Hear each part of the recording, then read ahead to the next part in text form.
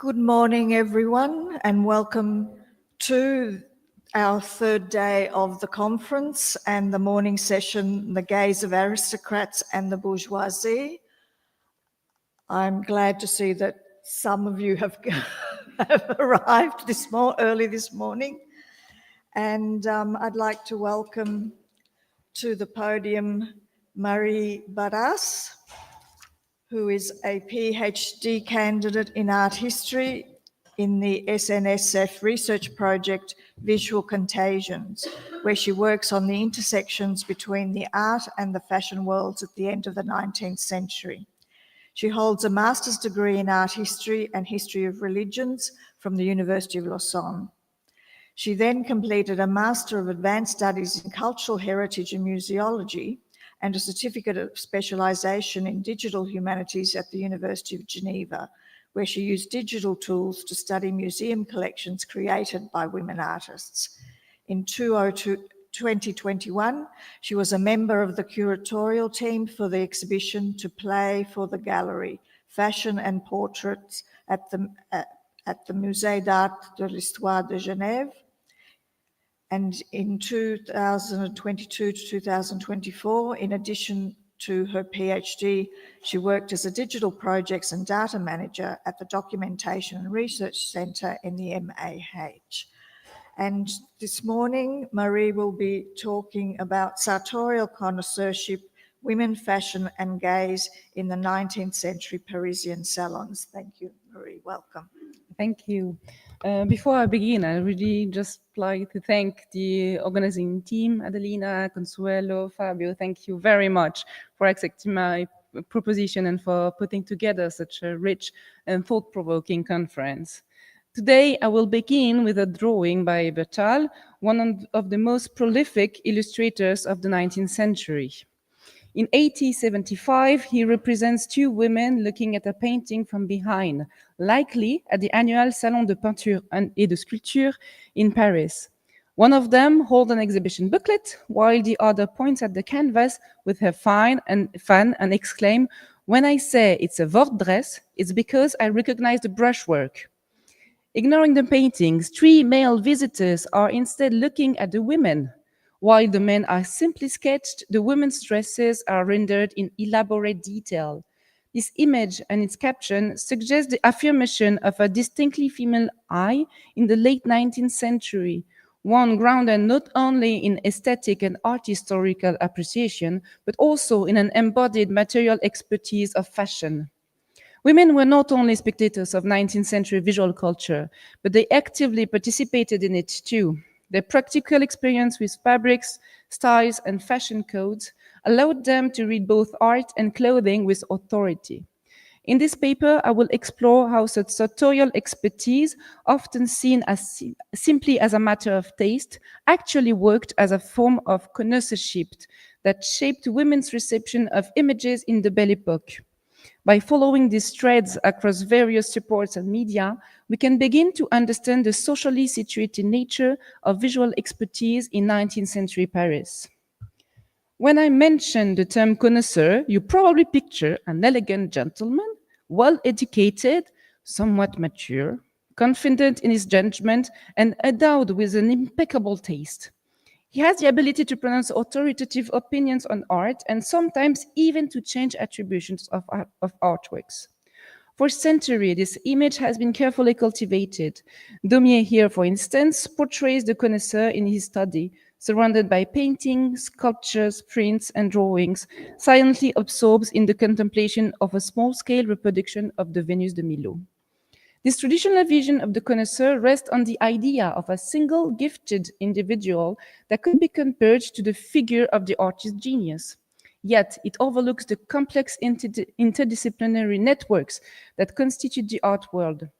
In this paper, I would like to approach connoisseurship as, and I quote, a disseminated discipline, following the definition proposed by Megan Clark and Francisco Ventrella, who emphasize the culture of connoisseurship as a web of expertise and professional networks. Thanks to this methodological shift, we find that Women, and I quote again, find that women's involvement was never marginal. Connoisseurship was both an experimental and empirical practice, relying widely on the collaboration of many women among collectors, dealers, translators, editors, archivists, and assistants. And I think this conference has already shown the veracity of this quote. Indeed, there have also been, and perhaps more rare, visual representation of female connoisseurs. And by the end of the 19th century, some painters responded to this changing visual culture by depicting women in domestic interiors, surrounded by art objects and gazing at them. These women become part of the decor themselves, dressed in the latest fashions and sometimes using a magnifying glass to underscore the act of looking. In her book on Berthe Morisot, Anne Higonnet examines what she calls the feminine visual culture in the age of mechanical reproduction. She offers a framework for understanding mass-produced print culture while focusing on images conceived as artworks, those produced by both professional and amateur women artists, as well as prints comprising photographs, lithographs, the illustrated press, and of course, fashion plates. These fashion plates, as popular images made for women and often made by women, played a decisive commercial and cultural role. They explicitly turned women into consumers of images and thereby help construct their own visual culture. To Higonet's analysis, we must add another dimension, a visual culture shaped by activities that took place outside of the domestic sphere. Outings such as promenades in the Bois de Boulogne, attending the horse races at Longchamp, or going to the theatre or opera have been widely studied. Yet, other mundane and highly visual spaces remain understudied, like art exhibition, here the exit of the Salons, and to a lesser extent, shopping experience, here the famous Rue de la Paix in Paris. Perhaps this is because both spaces were very rarely represented in modern and impressionist painting. Still, these were social environments that women could inhabit, spaces constructed around the act of looking. The two worlds of art and fashion intertwine particularly vividly in illustrated magazines, for example here in L'Art et la Mode, where engravings of fashionable women quickly came to incorporate scenes of exhibition going and or shopping, thus merging sartorial imagery with acts of looking and display. Here, on the right, the engravings show Wortel dresses and artworks both seen at the Salon. On the left, the composition reflects more the exhibition spaces and the visitors themselves, with a zoom effect on hats and how the paintings were hung. The fashion plates, too, reflect the importance of the two activities in the social calendar, showing explicitly which outfit is appropriate for the occasion. These feminine practices of looking, shopping, and exhibiting themselves within fashionable public spaces also bring us closer to another key arena where art and commerce met, the Parisian Salon. And one question maybe, could the Salon be in fact seen as a kind of department store for images? Department stores and art exhibition spaces may seem unrelated, but since the late 1970s, scholars such as Neil Harris and Tony Bennett have underlined the similarities with museums, and I think some of their considerations are applicable to modern art exhibitions too. Let me give you just a brief overview of some of them. Art spaces and department stores expanded almost simultaneously, opening access to objects that had once been reserved for the elite, whether artworks or consumer goods. Frequented mainly by the bourgeoisie, they helped shape visitors' visual culture and material experience, participated in a broader dynamic of social spectacularization. As you can see here on the right, some department stores, such as Le Bon Marché, even hosted art galleries. Satirical images provide a valuable entry point for understanding the social codes and cultural perception of these spaces. They capture, often more sharply than official accounts, how contemporaries perceive the blurring boundaries between art and commerce. On the cover of the journal La Caricature, two elegantly dressed figures walk through the salon, figured as a wallpaper of paintings behind them. The caption reads, and all translation from French are mine that follow. Spring grand exhibition of novelties in painted canvases or in marble, bronze, or plaster. Consult the floor plan, follow the authorized critics' itineraries to know exactly what you should be looking at. The pun on painted canvases equates the Salons painting with the merchandise of a fashion store, reducing the aesthetic experience to a form of shopping guided by critics as sale advisors. Following the trend of visual and satirical salon reviews, Le Grelot published in 1872 a drawing comparing artists to textile merchants. The foreground shows a patterned carpet draped in a gigantic fold, reminiscent of the way fabrics are displayed in department stores. In the background, artists are reduced to disembodied heads emerging from a sea of fabrics, their mouths open as if calling potential buyers. The caption ironically congratulates the French artists for their exhibition in the novelties department, noting that the figure became mere accessories. Consumers are invited to make their purchases as soon as possible. The use of the word exhibition is not accidental. At the time, it referred equally to art exhibitions and to seasonal displays of novelties in store here au printemps, and both indeed published catalogues. At the 1869 Salon, Bertal underlined his proximity to a satirical drawing titled Le Magasin des Demoiselles, a wordplay evoking both department stores and the popular women's magazine of the same name. The caption marks the repetitive, almost industrial nature of Auguste Toulmouche's painting, calling him the inventor of the honest girl reading a letter and the one knocking discreetly at a door. That year, according to the caricature, he produced 77 girls knocking at doors and 43 reading letters, linking him to the growing industrialization of fashion. Toulmouche no longer appears as a painter closely involved with his canvases, but rather as a factory manager, and he is commissioned by the administration to inspect all these young girls. At his feet, a man and two cherubs scatter flowers from a cone labeled engraving, lithography, photography, all techniques of mechanical reproduction. Toulmouche works towards them, fully integrated into the industrial process of image production. If caricatures equated the salon with a department store, they also revealed something more profound, the increasingly commercial and performative nature of looking itself. Within these spectacular spaces of display, women were no longer confined to the role of passive viewers. They became active participants in the visual economy of modernity. Ruth Iskin, for instance, highlights how fashionable bourgeois women exercise their gaze through the use of binoculars, an object that signaled their active engagement with looking. We can think, for example, here of Mary Cassatt's and Degas' paintings set respectively at the opera or at the horse races, where binoculars mediate the act of seeing and being seen. The same object appeared in the art spaces in the hands of the visitors. This active gaze was informed and constructed both in the contemporary visual culture and in heritage institutions. As Maud Bad-Kruger has shown, while clothing was gradually being patrimonialized at the end of the 19th century, it also became part of a broader vogue for historicism, particularly within fashion. Inspiration thus took an erudite dimension, and alongside with museums, libraries too became spaces of inspiration. François Courboin, both artist and art historian, depicted fashionable women consulting prints at the Cabinet des Estampes of the Bibliothèque Nationale. His first gouache on this theme, dating from 1906, was later published in 1902 in Les Reines de l'Aiguille by the collector and journalist Arsène Alexandre.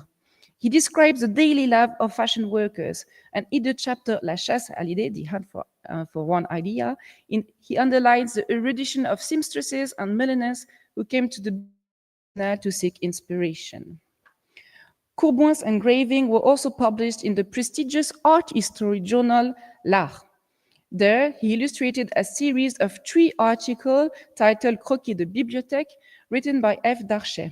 Each article portrays a category of women frequenting the library: seamstresses, milliners, and in Cicerone for Ladies, American tourists accompanied the historian acting as a guide to Cicerone. Darchet describes the guide as a little thin lady whose outfit evoked both Burne-Jones and the Salvation Army in a somewhat daring harmony of green and violet. She is soon joined by an eruption of plumes, furs, and blonde hair occurring in a rustle of silk. The cicerone then presents the American tourists with reproductions of Giotto, Botticelli, Goya, and Rembrandt. Unlike his other articles on seamstresses and milliners, this one focuses on describing women's clothing. The narrator observed the art historian dress, raising an eyebrow at her apparent indifference to fashion codes. He is equally amused by the American visitors whose exuberance betrayed their foreignness. One even removes her hat, an act that he knows seems to be at the library the exclusive privilege of foreign women. Moreover, the direct reference to Burne-Jones for the guide's clothing is revealing. As one of the key pre-Raphaelite artists, he was an inspiration for the aesthetic dress movement that emerged in the second half of the 19th century. So very quickly, it's a style inspired by the past reduction and tight lacing and bustles, emphasizing the quality of fabrics, often in long flowing gowns. Historicist fashion could also be expressed in other way. Here on the left, a Louis XV dress whose silhouette is typical of the 1880s, but whose color, trim, and buttons evoke an 18th century officer's jacket. Similarly, here on the right, certain 18th century vests were reinterpreted in fashion between the 1880s and early 1900s. These examples show that feminine connoisseurship did not develop in isolation. It was built through historical knowledge, allowing women to create new garments which embodied two epochs at once. The same cultivated gaze that guided women through libraries and museums extended into spaces of modern art display, the Salons. Female authors often found ways to enter the male-dominated field of art criticism, sometimes thanks to male patronage or under masculine pseudonyms, or even by diverting a society column and writing about art instead. Journals aimed at female readership also devoted spaces to the Salon, which became a relatively accessible arena for women writers. Likewise, in art journals, women could gain access to writing through the decorative art. In an article published in La Revue des Arts Décoratifs in 1887, its author, Louise de C., is writing under the guise of offering just gift buying advice, while actually discussing about jewelry, the craftsmanship, the shapes, the values, the stones, and their provenance. In doing so, she approaches art criticism from a distinct angle. Her writing blurs the boundary between aesthetic or scholarly judgment and consumer knowledge. At the Salon, this particular approach to art seems to surprise men. In one caricature by Cham, a fashionable woman stands before a painting, conversing with a man in a top hat who looks at her in utter disbelief. "So, you women understand painting well enough to admire Eugène Lamy?" And she responds, "You know perfectly well that I adore jewels." Here, the woman's answer transforms aesthetic judgment into a statement of both taste and expertise. Her familiarity with jewelry, its material, craftsmanship shapes, becomes a legitimate framework for evaluating painting. Thanks to this expertise, women quite literally found a voice at the Salon, as underlined by another caricature titled "The Women's Voice." The image shows a woman leaning forward, closely examining a painting while a man stands behind her. The caption reads, "Say what you will, Monsieur Degoff's painting is a jewel box. His cherries are rubies, his grapes emerald, his fabrics precious stones. If my Egyptian offers me a Degoff, I would not be embarrassed to pawn it at my jeweler's." Degoff was known for his still life painting depicting precious art objects from the Louvre collection. His precise rendering magnified their material brilliance and the surface textures.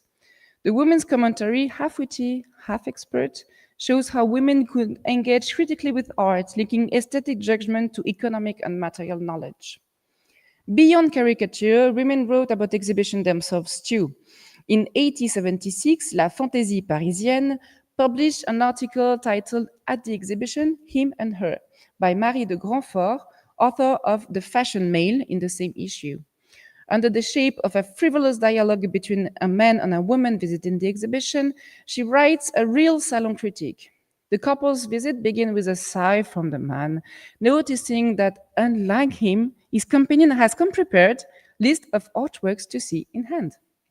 In front of a portrait by Carolus Durand, she asks for her companion's opinion. He remarks on the sitter's makeup, to which she sharply replies, "Yes, but look at the dress. How beautifully it's painted.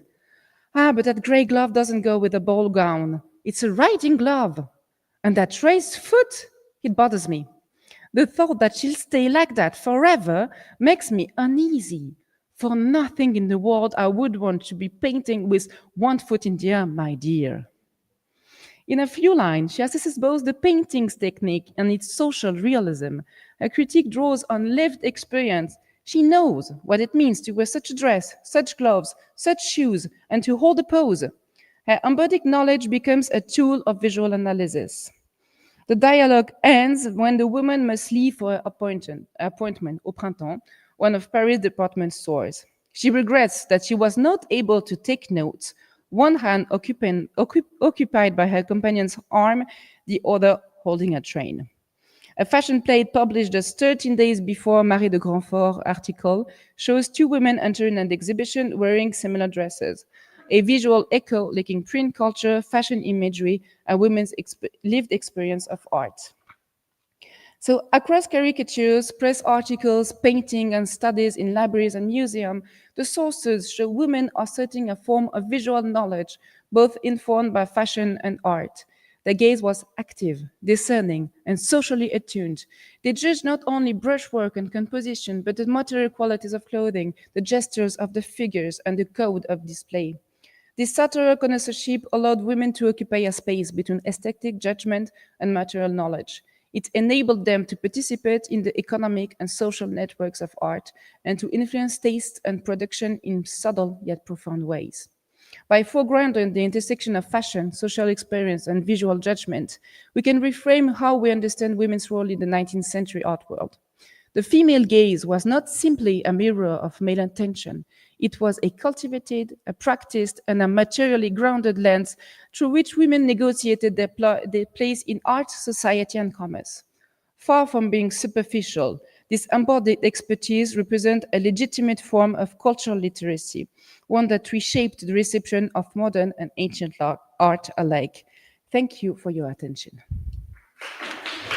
Thank you.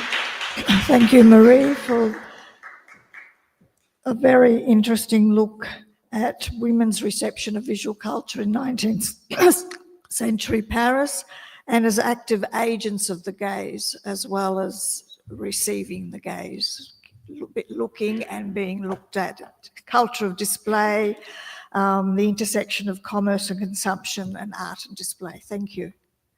Our next speaker is Julie Ruegger.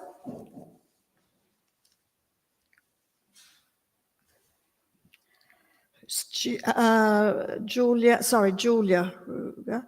She studied creative writing, theatre and philosophy at the University of Hildesheim and the Swiss Literature Institute with a bachelor's in 2017, followed by a master's degree in philosophy, arts, intercultural.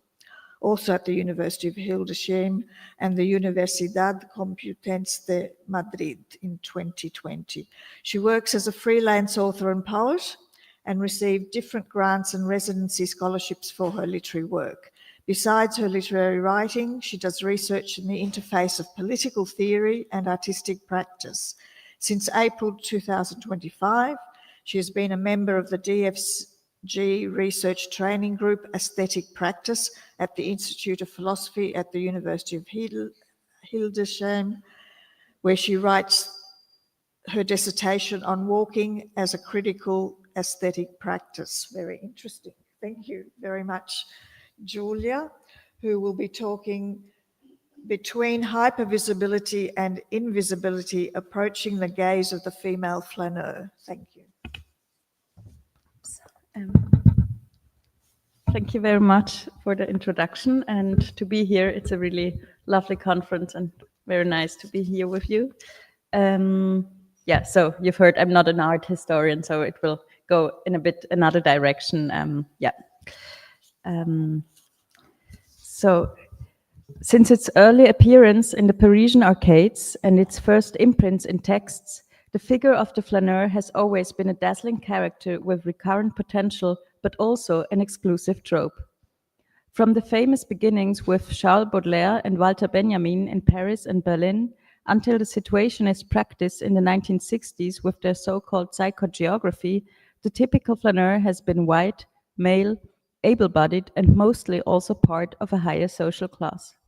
Virginia Woolf, reflecting her flaneur experience in the essay Street Haunting, was a bright exception, at least in terms of the gender aspect.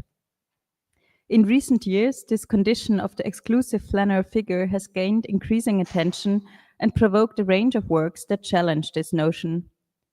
If we tunnel back, I quote, "We find there always was a flaneuse passing Baudelaire in the street," writes Lauren Elkin in her much-noticed book, Flaneuse. Oops. Oh, yeah. Flaneuse, Women Walk the City in Paris, New York, Tokyo, Venice, and London, published in 2018 and translated into many languages. Also, the extensive book Wanderlust by American philosopher and essayist Rebecca Solnit, already published in the year 2000, gathers insightful reflections on the political, economical, and gendered implications of walking. These books and other texts, as well as contemporary walking performances that address and cultivate flaneurism from an anti-racist, decolonial, and queer feminist perspective, all contribute to an ongoing rewriting of the flaneur history. Much more could be said about these contexts, but my aim for this presentation is to speak about a very specific aspect of the female walker. I namely want to explore the female gaze that comes into play when looking at the flaneuse, or rather just women taking space in the street and public places. Domains that have always been a main scene to disciplining the female body and restricting the freedom of women to move and linger as they wish.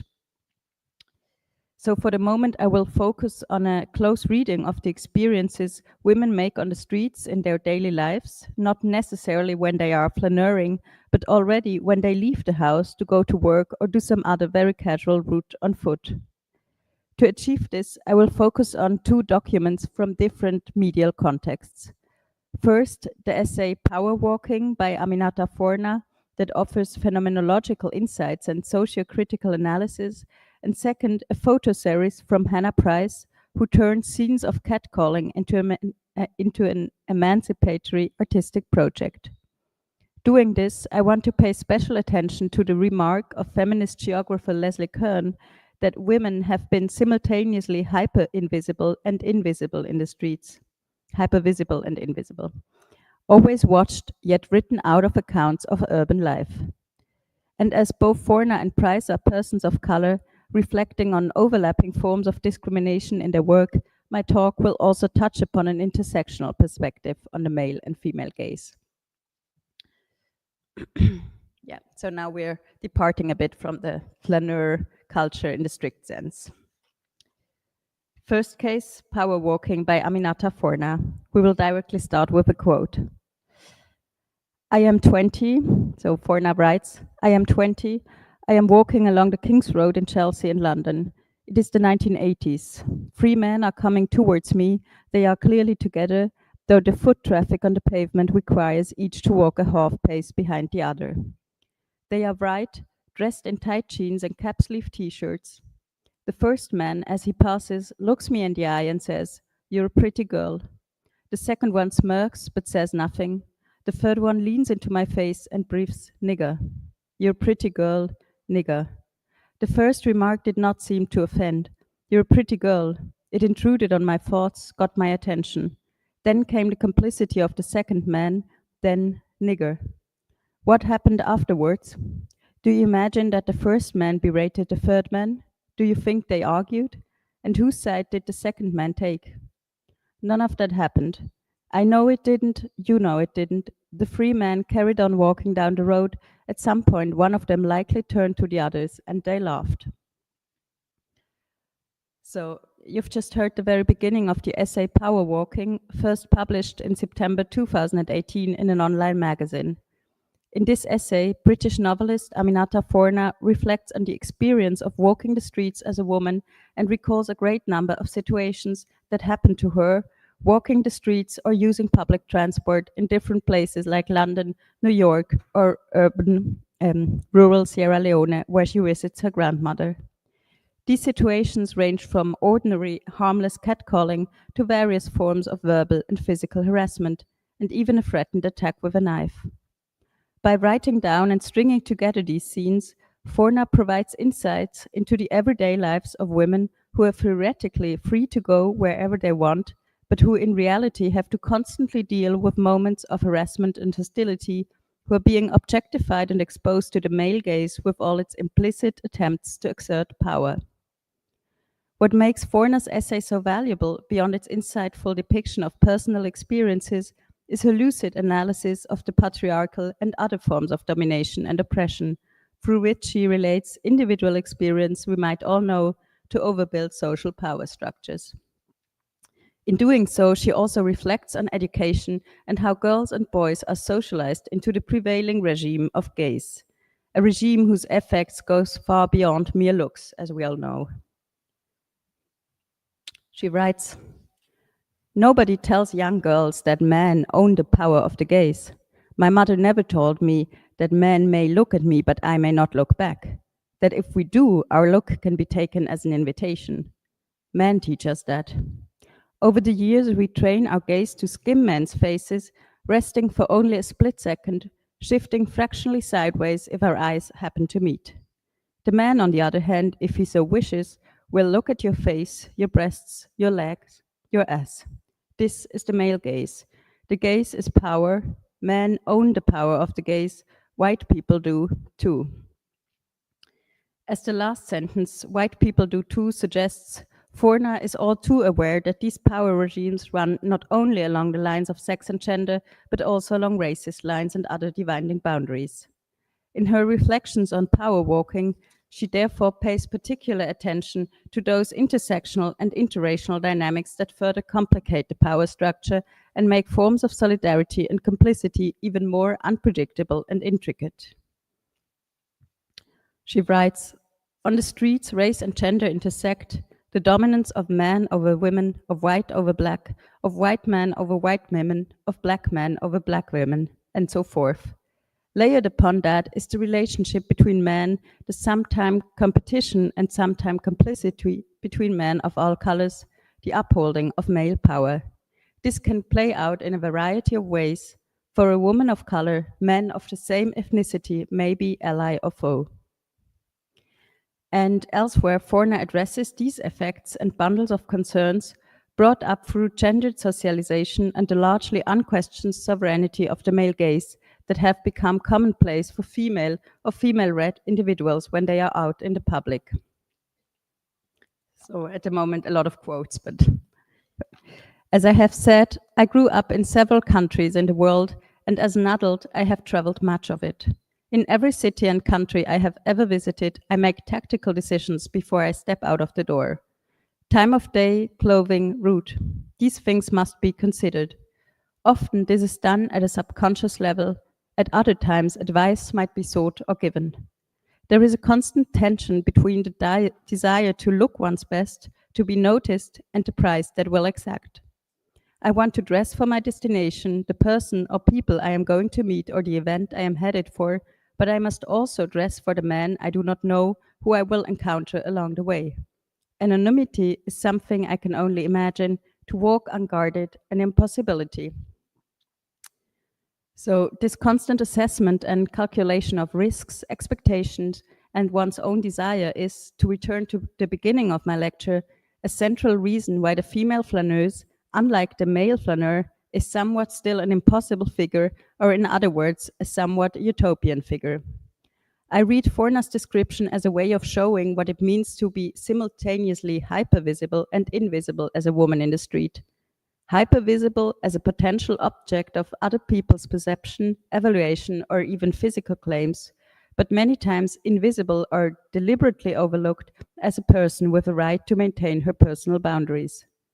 To put it bluntly, one could say that a female walker is too often denied her right to exist and move through public space untroubled as most men do. Towards the end of her essay, Forna comes to the realization that the experiences she's made on the street all her life are not merely a byproduct of a patriarchal, sexist, and racist society, but rather play a significant role in perpetuating this very system.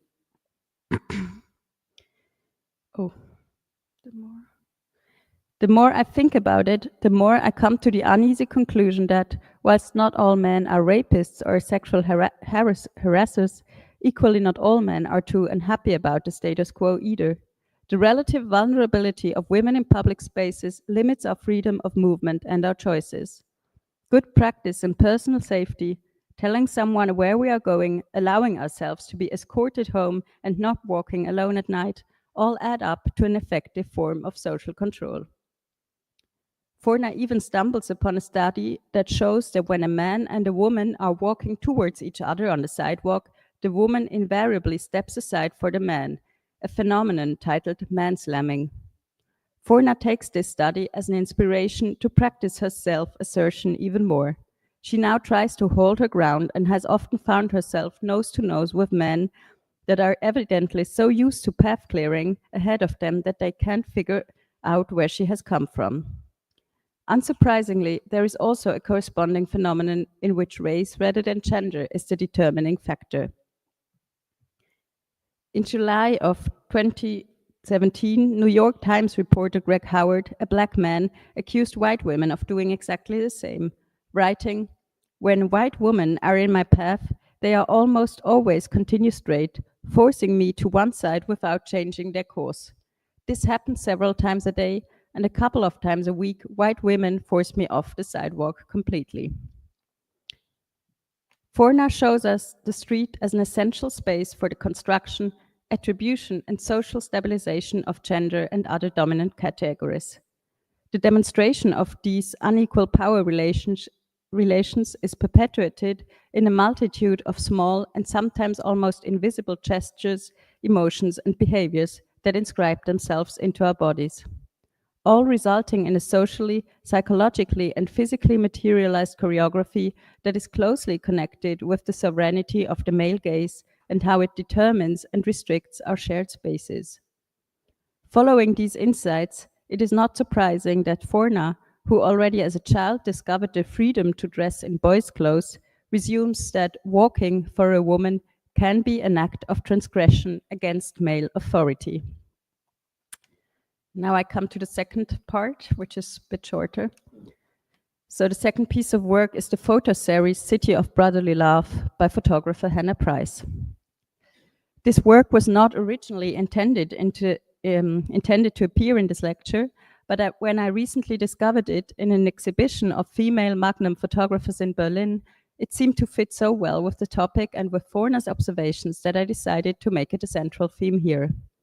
Hannah Price is a photographer born in the US in 1986 and based in Philadelphia, whose primary interest lies in documenting relationships, race politics, and the dynamics of social perception and misperception.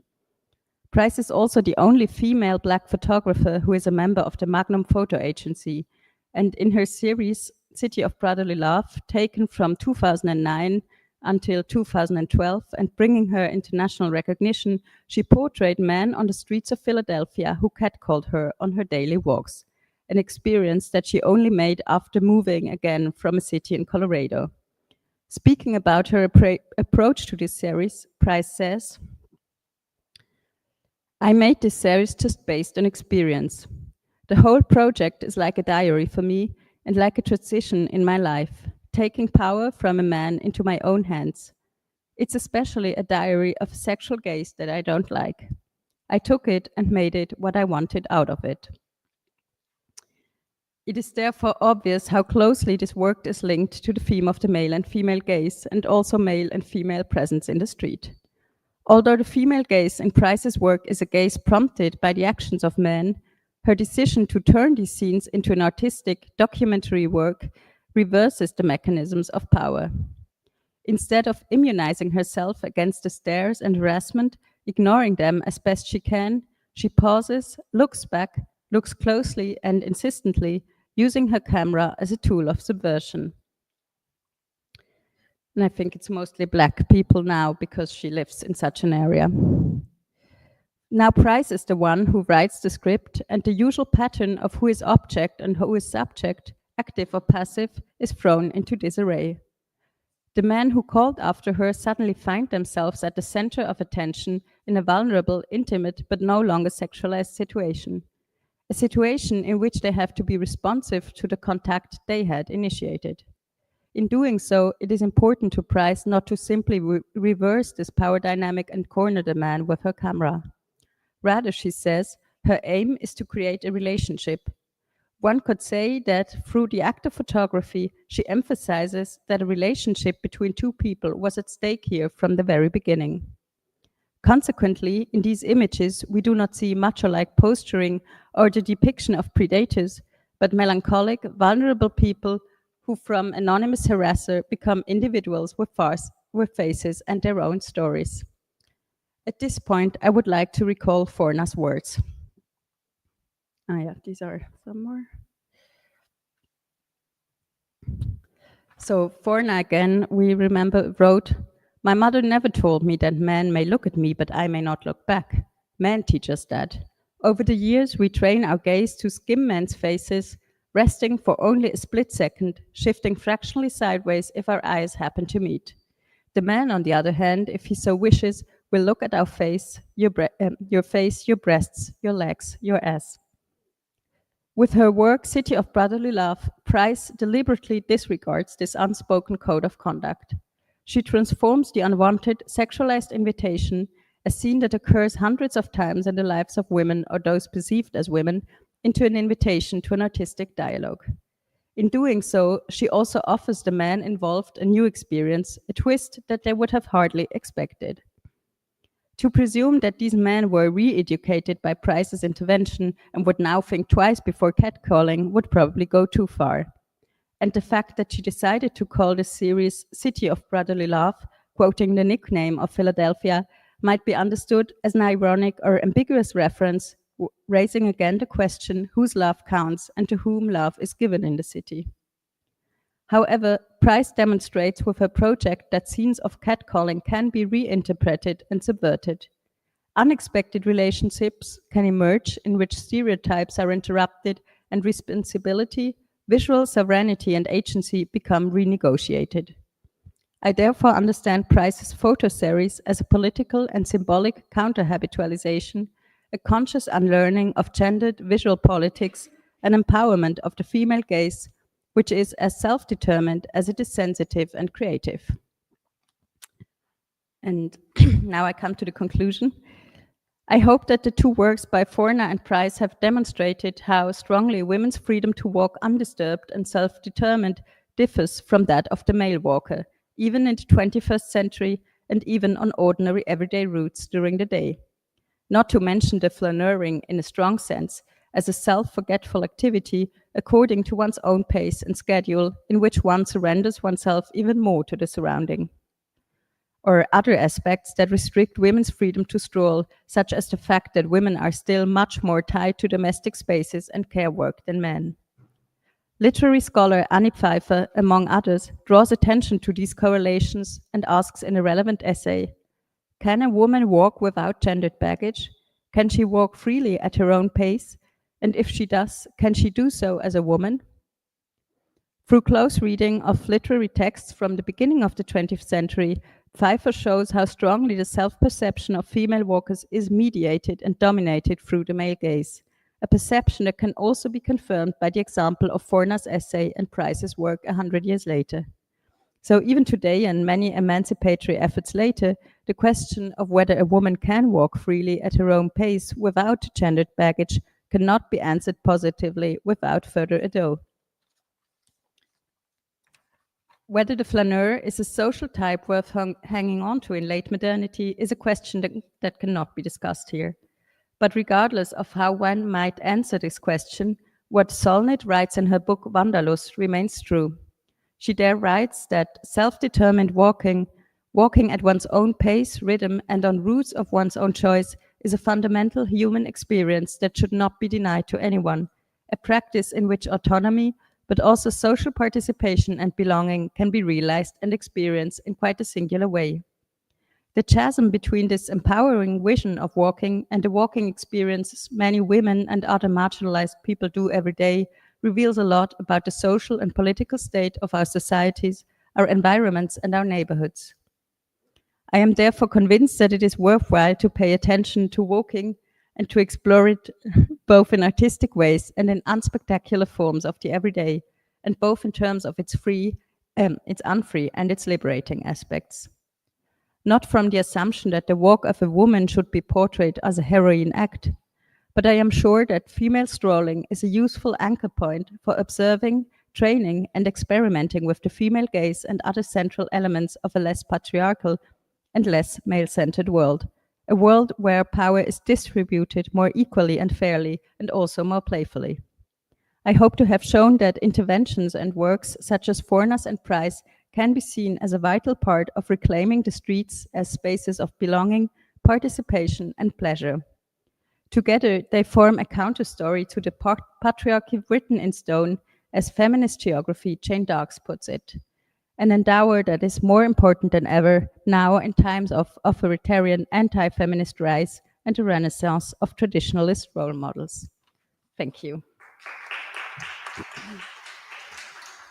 Thank you, Julia, for showing how the male gaze determines our use of public space. That walking can be seen as a political act, can be so politically loaded, and that it can be a form of resistance if power relations were different from what they are at the moment. Okay, thank you very much, Julia. No, non c'è. Okay. Our next, Jay? Okay. Bene, grazie. Our next speaker is online. Gonzalo Munoz-Vera is an assistant professor in the School of Architecture at Virginia Tech and PhD candidate at McGill University School of Architecture. Since 2005, he has studied the influence of images as a globalizing tool for shaping cultures and cities through aesthetics and appearances. His doctoral research studies the role of visuals in the construal of cities and culture in the 19th century Western visuality, installing the foundations of current seeing conventions. He has previously taught in architecture schools in Chile, Colombia, and Canada. And he will be talking on An Overlooked Gaze, Mary Stewart's 1823 Panorama of Edinburgh. Thank you. Thank you very much. I don't know if you can hear me over there. And okay, gonna start with my presentation.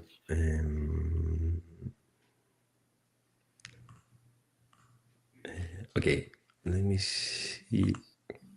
Right, thank you very much for the introduction. And good morning, everybody. Thank you for the opportunity as well to present my paper online. The title is An Overlooked Gaze, Mary Stewart's 1823 Panorama of Edinburgh. To begin with my presentation, I will first briefly introduce the panorama paintings as a significant cultural phenomenon that emerged at the turn of the 19th century in England. Panoramas were popular art and education exhibitions whose venues populated most of the major European capitals, particularly London and Paris, during the 19th century. Panoramas displayed various picture themes, including biblical accounts, current war episodes, landscapes, cityscapes from around the world, and even historical events, such as public appearances. Before the advent of photography and cinema, panoramas attracted a multitude of spectators, mainly because no specific background knowledge was required to appreciate the artworks, and also because they were affordable compared to other art and entertainment venues. The extent of these artworks and the immersive experience demanded a specific kind of architecture that the Panorama rotundas. The first ever built rotunda was located in Leicester Square, London, and designed by architect Robert Mitchell, as seen on the screen. The rotunda in Leicester Square had a diameter of 30 meters, and the wall from floor to ceiling was 20 meters. The Leicester Square Panorama in London also served as the principal venue for these immersive exhibitions, showcasing panoramic views of various locales, including Edinburgh, which was featured in London in 1805, 1825, and 1843. Panoramas were invented by Irish portrait painter Robert Ruegger in 1787, when he reproduced a 360-degree picture of Edinburgh from the top of the Calton Hill. The original idea of the panorama, and therefore the first panorama painting ever displayed, emerged from Edinburgh when Barker produced and exhibited the panorama of Edinburgh from the Calton Hill in 1788, after patenting his invention the year before, which is the image that we are looking at the screen at this moment. In 1805, Barker displayed a fitted and updated version based on the original view in the upper room of the Leicester Square Rotunda in London. Later, in 1825, the area was surveyed and painted by John and Robert Burford. Edinburgh represented the nearest inland and national location depicted throughout the following 36 remaining years of the Leicester Square Rotunda, with a second exhibit in 1843 that included the same view with updated landmarks. In addition to its advantageous location in relation to Edinburgh's urban fabric and rural surroundings, the Calton Hill was evidenced as the artist's most recurrent spot for representing the Athens of the North, as the city of Edinburgh was known. Likewise, other artists were attracted to representing Edinburgh by looking towards Calton Hill, corroborating its relevance as a seat of picturesqueness and creativity.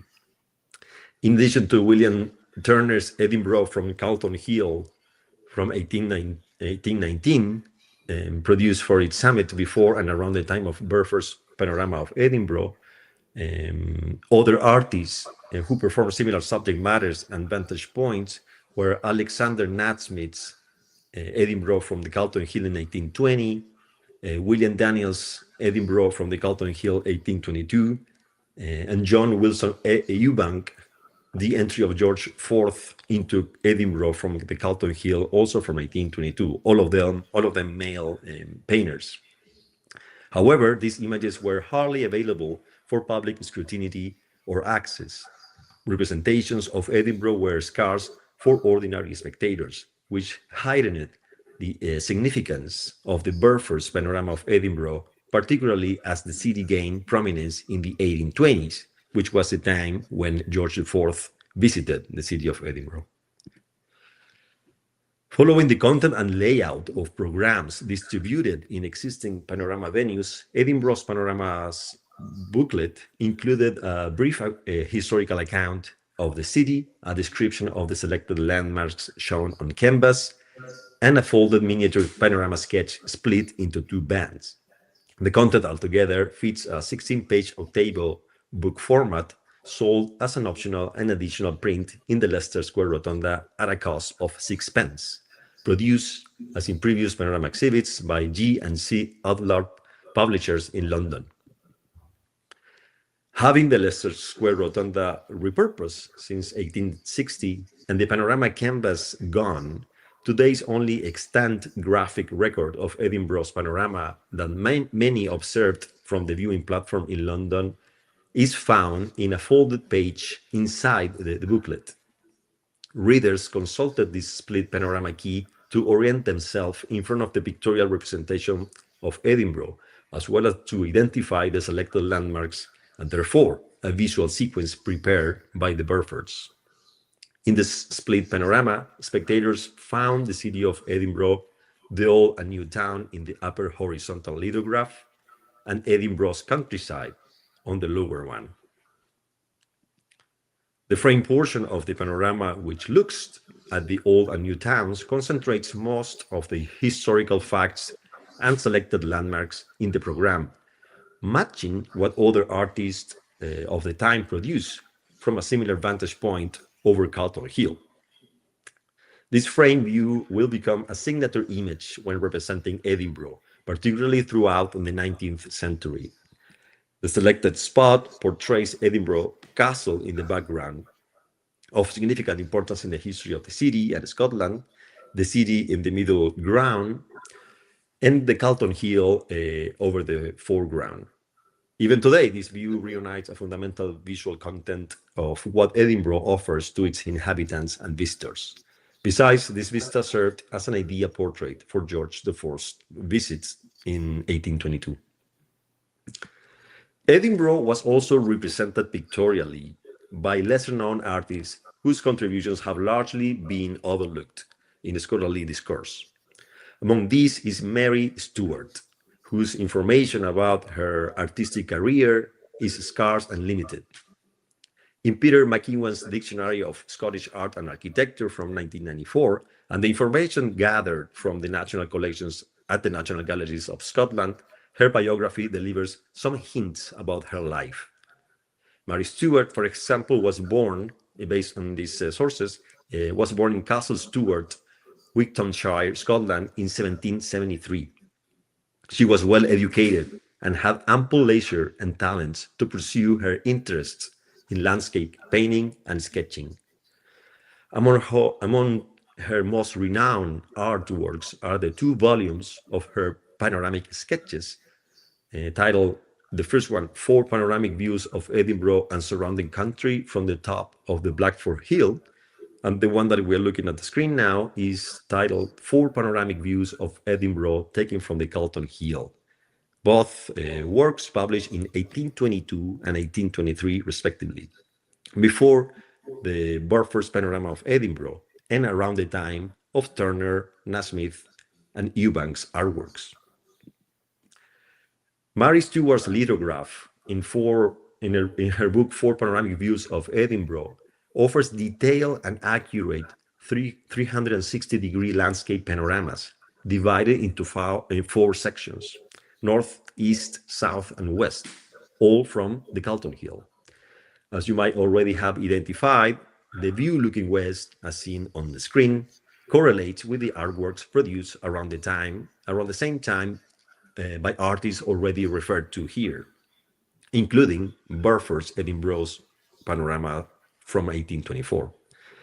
Produced 2 years before the Burfords visited Edinburgh, the set of 4 panoramas gives a closer look at the summer hues that panorama goers once saw within the London Rotunda. Mary Stewart's panoramic views of Edinburgh reveal the shapes and volumes in the view and function as a substitute for what audiences gazed at in full color at the Rotunda. The view from the top of Carlton Hill looking north, as seen on the screen at this moment, has particular historical significance as it records the Royal Squadron anchor at Leith during George IV's visit to Scotland in August 1822. This event did not appear in the Burford's Panorama of Edinburgh sketch in the summer of 1824. Likewise, the view looking to the east registers the military encampment on top of the Carlton Hill, seen here in these white tents, which was also present during George IV's visits and was not depicted in the Panorama of Edinburgh either. The view looking to the south, which completes the 360-degree panoramic prospect of Edinburgh, also register artillery and tents related to George IV's visit over the Salisbury Craigs. This latter, another geographical feature present in several representations of Edinburgh. Shortly after these sketches were published in 1823, at the age of 50, Mary Stewart married and became the second wife of the 5th Baronet, the Reverend Sir Abraham Elton. From then on, her name changed to Lady Elton. She and Sir Abraham moved to Clevedon in Somerset, England. Mary sketched numerous churches and buildings of note in the area, and had them engraved for lithographs. Many were included as prints in the clipped-down guidebooks of the time. Her philanthropy was evident in the village. She had the first parish school built in 1834, and in 1846 she had an infant school built, and it remained in operation for 150 years. 4 panoramic views of Edinburgh taken from the Calton Hill was drawn on stone and engraved by William Westall, a skilled topographical illustrator of the time, and also printed by Charles Hulmandel in London in 1823, who was one of the foremost lithographic printers of the time as well. Lithography was still in its infancy in Scotland, with the first example using this method not being printed until 1821, just 1 or 2 years after the Mary Stuart's books. It was also published jointly by Rodolph Ackermann with an engraved dedication to George IV. The Calton Hill panoramas combine Mary Stuart's interest in landscape and philanthropy, being published for the benefit of the Deaf and Dumb Institution of Edinburgh, having a number of surviving copies, both in the original state and as loose collections of plates, as you can see in the screen. Both the vantage point and the subject matter manifest a predilection for where and what to represent Edinburgh in the work of several artists at the time. As we're making the same comparison with the panorama of Edinburgh made by the Burfors, here we can see that the view made by Mary Stewart coincide with other artists here related to. The Encyclopedia Britannica in 1824 actually referred to this hill, to this vantage point, as follows.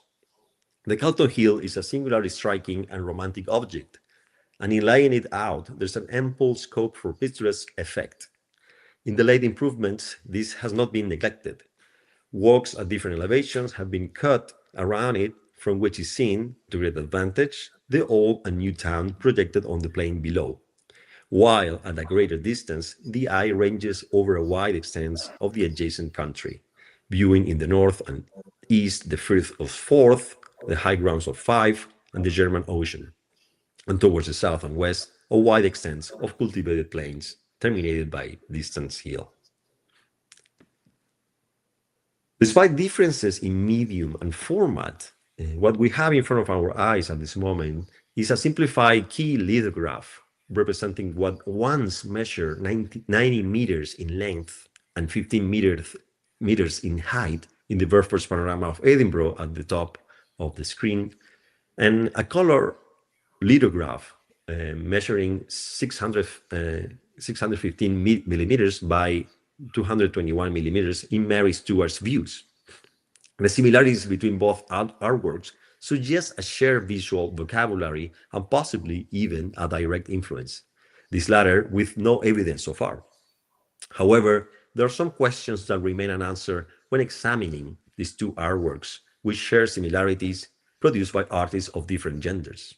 For example, although some female artists were exhibited at the Royal Academy of Arts and the Somerset House in London at the turn of the 19th century, there's no evidence in the available catalogs of any artwork by Mary Stuart being presented in these venues. Differences existed between art institutions and education in Scotland and England, which might explain the overlooked interest in Stuart's work. The reception of both the Burford's panorama of Edinburgh and Mary Stuart's views of Edinburgh drastically differ. While both were available in London, the price of 1 shilling that the ordinary spectator paid to enter and immerse him or herself in the panorama of Edinburgh offer an unrivaled experience compared to the 1.5 guineas price that privileged customers paid to acquire Stuart's publication. 2 years after her publication and already a year from the Panorama of Edinburgh exhibition, her work was still not mentioned when critics of the time referred to Edinburgh's representation. In the Fine Arts section of the Literary Chronicle from April 9, 1825, an article mentions, quote, "While we have still our pen in our hand, let us be permitted to express a wish that, year long, some able artists will give us a complete series of views of the principal architectural objects in Edinburgh. For, strange to say, such a work still remains most unaccountably a desideratum. With the exception of Store's views, which are anything but satisfactory, and of which it is difficult to say whether they were made to tack to the book or the book written to tack to them, we are not aware that any work of the kind is yet in existence. And yet there are surely some very interesting and certainly not hackneyed subjects for the pencil, both of the landscape and architectural draftsman, end quote. Finally, the conditions available to emerging female artists such as Stewart in representing cityscapes and landscapes at the time disclose at least two possible scenarios. First, standing up by herself during a considerable amount of time, most likely through several days, in order to register numerous details of the all-encompassing view from the top of the Calton Hill, might have defied the rules and social conventions of the time in terms of the female presence in the public space. Calton Hill, while providing an excellent vantage point for picturesque representations of Edinburgh, also hid the conditions unfolding over this spot at the time. For example, in 1855, Charles Dickens, when referring to Calton Hill, stated that, quote, "The Calton Hill, littered over with waste fancies, a rubbish heap of the imaginative architecture, a hill to be looked from with an elevation of the spirit, but to be looked at with an elevation of the nose," end quote. And the other possibility is that Mary Stewart might have registered her views in the company of her possible circle of artist colleagues or even political figures in order to accurately depict the city of Edinburgh from Calton Hill. Besides, these connections might have led her to reach out to William Westall, the engraver, and Charles Holmandel, the lithographer, for her two pictorial books published in 1822 and 1823, before her marriage to Sir Abraham Elton. As a conclusion, this brief comparative visual analysis aimed to demonstrate Mary Stewart's authorship and artistic significance, arguing that her panoramic views were of similar or higher relevance within the artistic circle of the time, and may also have informed, influenced, or paralleled the Werfer's later production. With no evidence of the Werfers visiting Edinburgh in 1824, other than the lines written in the Panorama program, the possible influence of Mary Stewart's work in the Panorama of Edinburgh gains momentum, particularly when the Werfers based some of the subsequent Panorama exhibitions on the works of other travelers, surveyors, or artists. For example, the Panorama of the City of Mexico, displayed in the upper room above the Panorama of Edinburgh in 1825 at the Leicester Square Rotunda, was created based on sketches drawn on site by William Bullock, a British collector and owner of the Egyptian Hall in London. The same happened with the Panorama of Lima, Peru, surveyed in the city by Lieutenant William Smith. Both male figures of renown, with a presence in the public sphere, were mentioned in these panorama programs as the original sources from which these panoramas were produced. However, in the case of Mary Stewart, if there was any influence for her views of Edinburgh's book, the references were never disclosed. Finally, this visual encounter between two similar artworks produced almost at the same time highlights the importance of the female gaze in the visual culture of 19th century Edinburgh, offering a nuanced perspective on the city's representation during a formative period in its urban and cultural history. Stewart's work, though historically overlooked, provides a valuable visual record of Edinburgh and contributes to a broader understanding of gender, authorship, and artistic production in the panorama tradition. Thank you. Thank you, Gonzalo.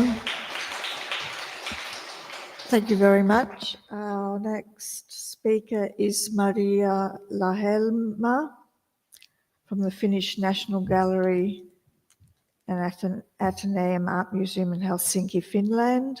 She's an art historian and chief curator at the Ateneum Art Museum. Her research focuses on Nordic art of the 19th and early 20th centuries, with particular expertise in symbolism, national romanticism, esotericism, and the intersections of art, spirituality, and modernity.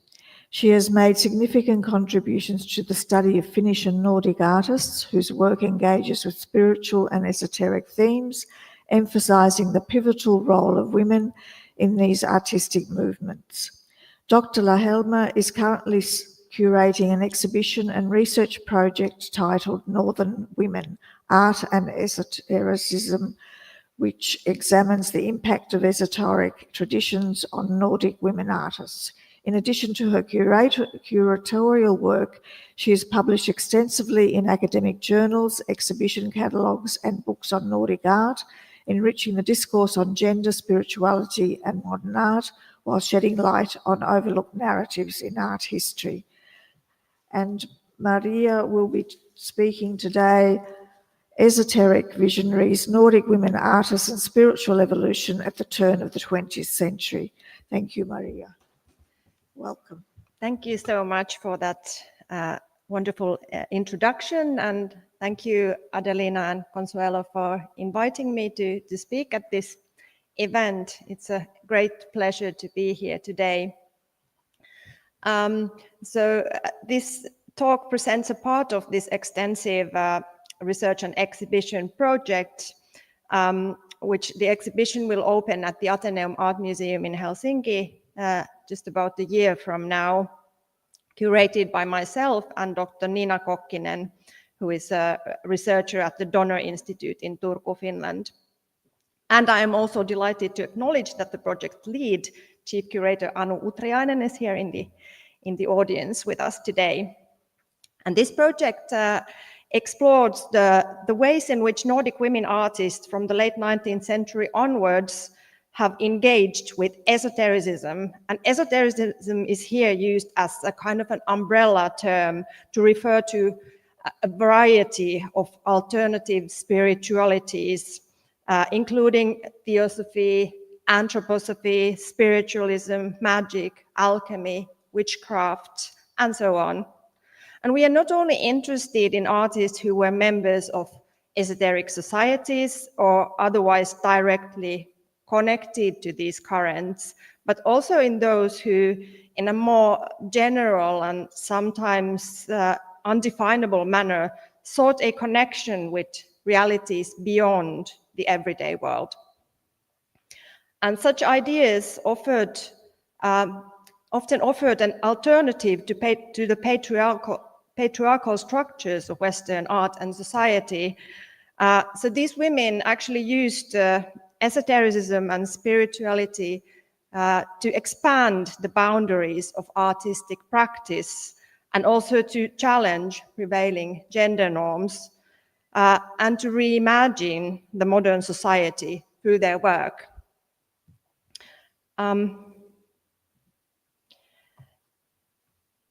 So the theme of this conference is the female gaze.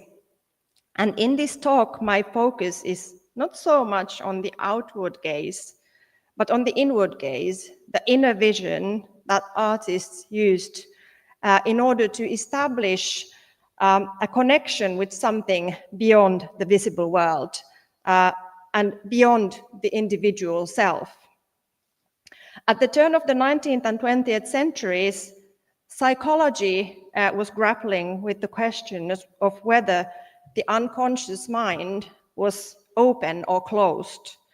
In other words, did it contain only personal memories and emotions, or could it provide access to something beyond the individual self?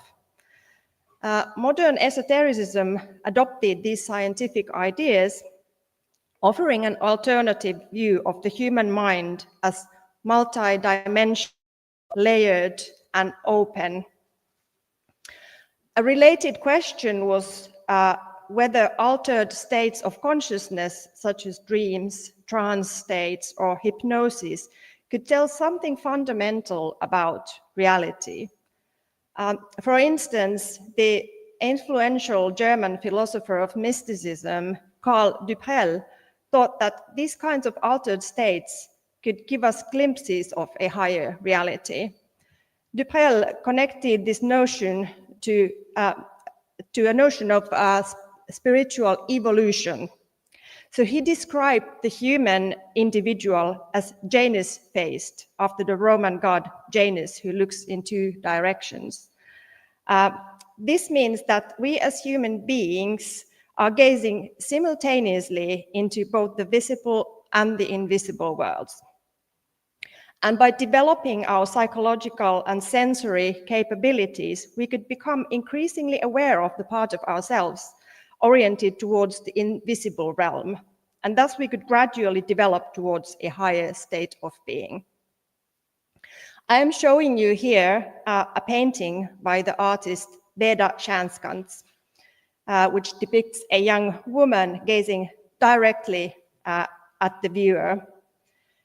In its previous state, this painting included a second figure. So we heard yesterday about pentimenti, so that's the case here. It included a second figure standing behind the woman's back, and the second figure was like a very ethereal material being with long loose hair, closed eyes, and a kind of upward turned face.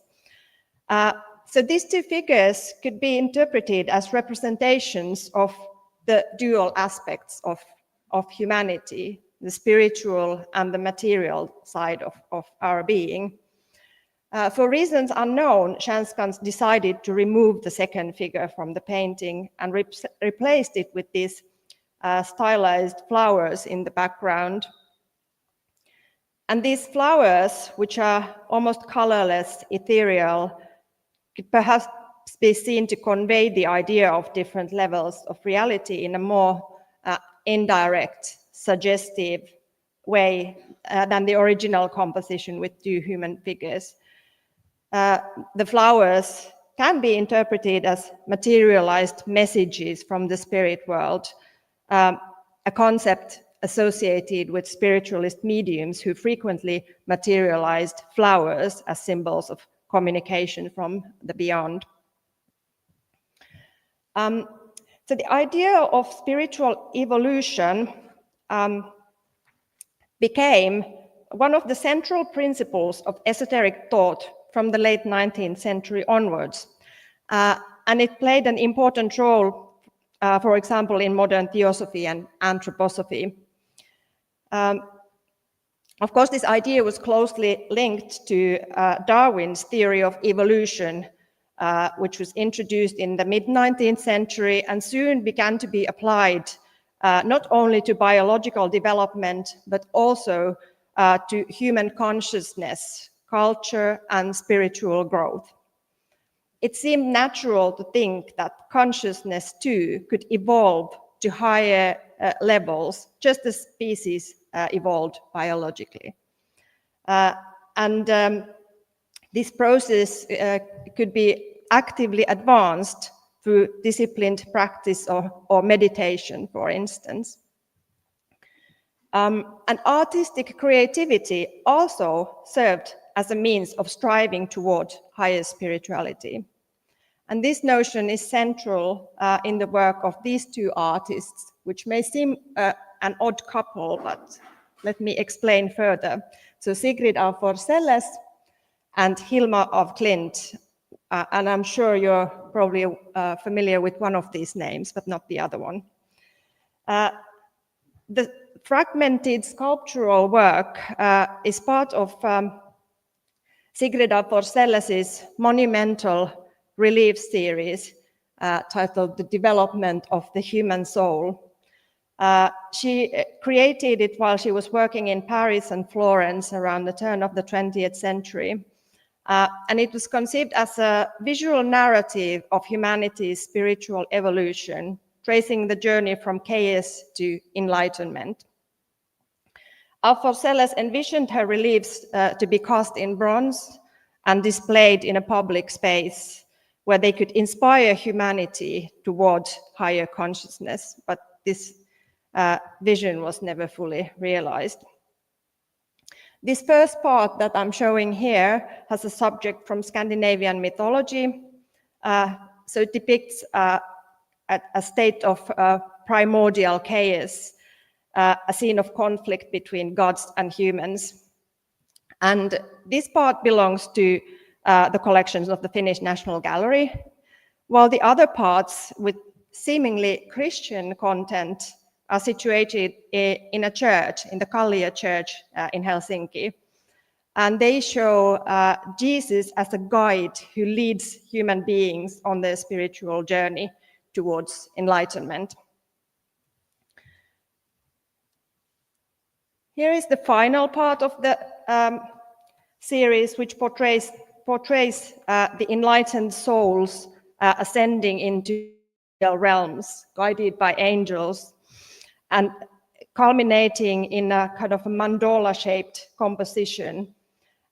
Central to Aphorseles' vision is Jesus, depicted here as a kind of androgynous, serene figure, welcoming the souls into divine unity. And my apologies for the photo, which is a bit tilted, but you can take it as a visual proof that the placement of these reliefs in the church is far from ideal. It's very difficult to even see them properly, and even more difficult to take pictures. And also the fact that the first part has been separated from the rest has made the whole series quite incomprehensible. The timeless and elevated visual language of these reliefs clearly evokes the sculpture of the Italian Renaissance, which served as an important source of inspiration for the artist. In particular, she was inspired by Lorenzo Ghiberti's Gates of Paradise. And by the way, this was the very same artwork that had given the spark to Rodin's famous Gates of Hell.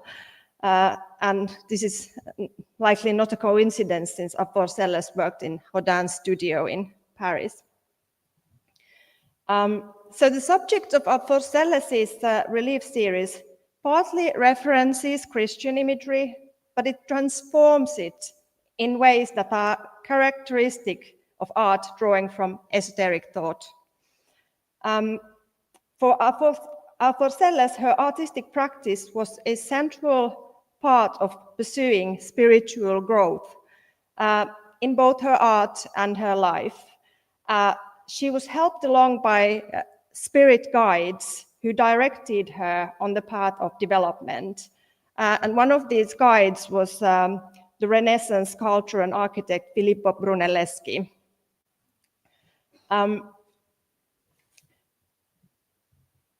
Around the same time that Sigrid Aphorseles was working on her series under the guidance of spirits, Hilma of Klint was also receiving messages from the spirit world.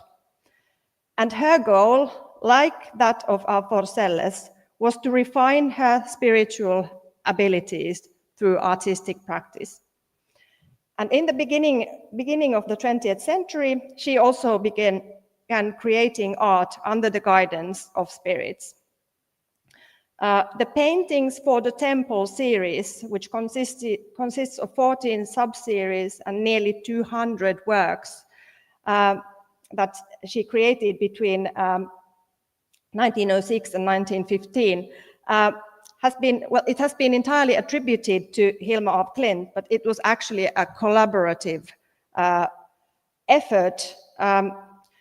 It is impossible, at least at the moment, to definitively determine the division of labor or the specific roles of the women involved, but it is clear that their process was fundamentally collective. And this collaborative aspect, which only recently has been acknowledged in scholarship, is not a trivial detail, but actually a central element of this process. Women's collectives created space for this kind of active agency and offered opportunities for liberation, and even had radical potential. And esoteric communities could provide a model for this kind of collective working, where the development of individuals supported a shared spiritual goal. And when extended to artistic practice, this approach clearly challenged the established notion of the artist as an isolated genius. For Sellers' The Development of the Human Soul and Hilma af Klint's paintings for the temple both utilize a serial working method to depict a progress toward enlightenment.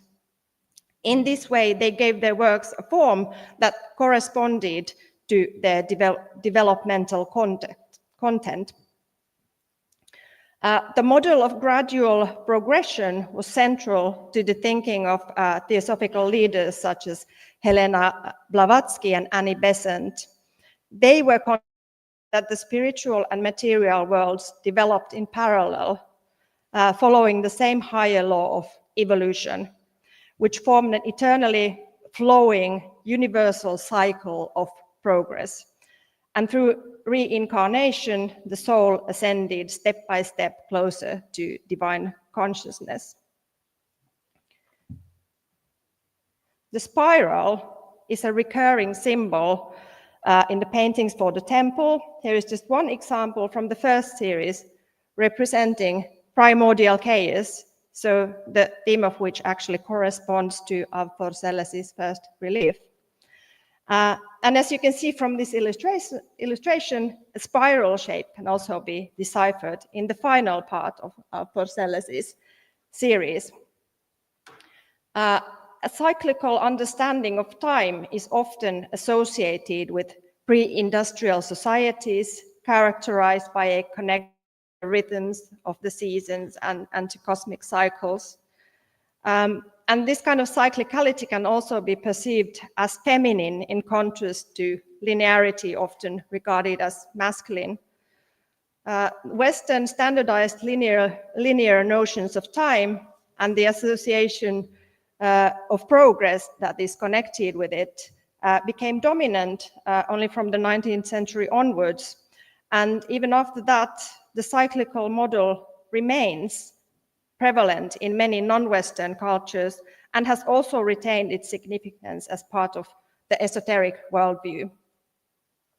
In art, the spiral serves as an abstract or semi-abstract symbol with universal associations evoking archaic myths and beliefs, as well as ideas about the fundamental nature of reality that extend beyond modern Western thought.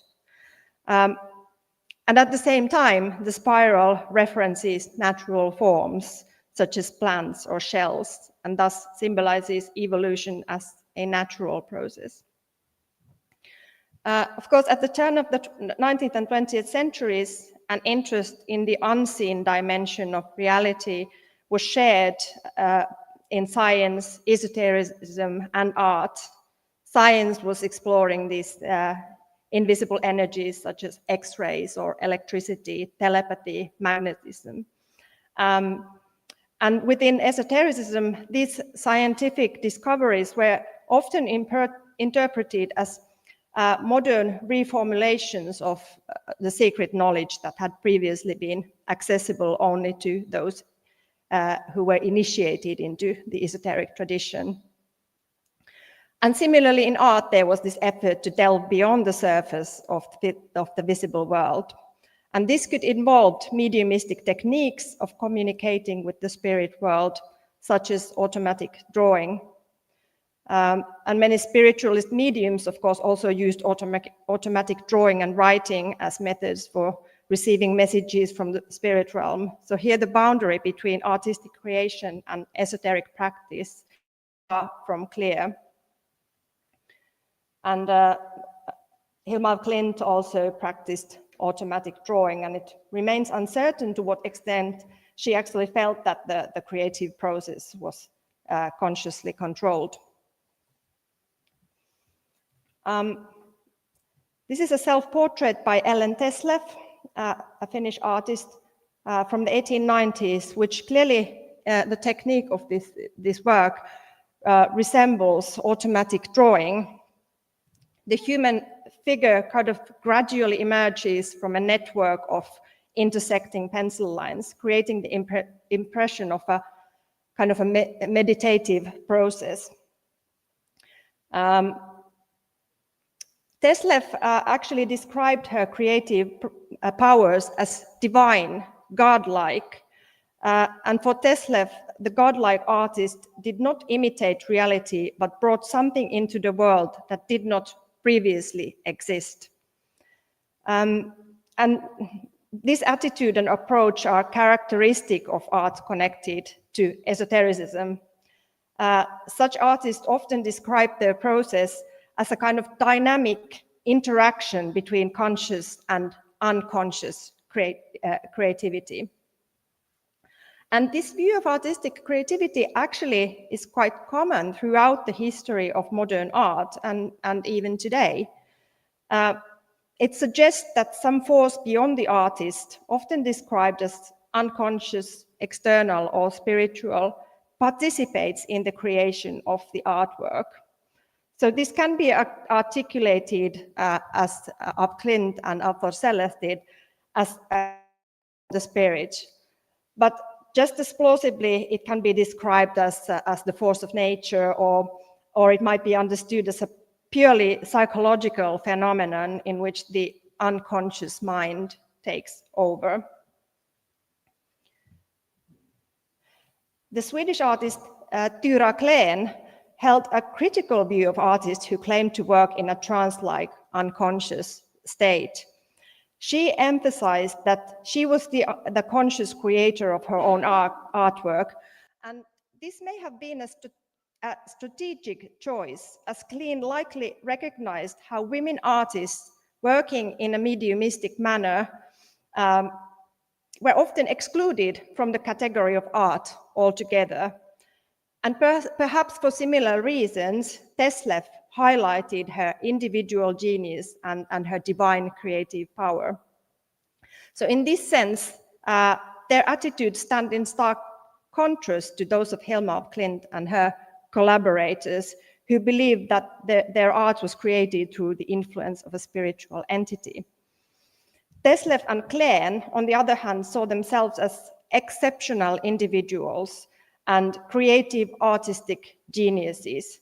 So any external element that was involved in their artistic process was fully integrated into their own being.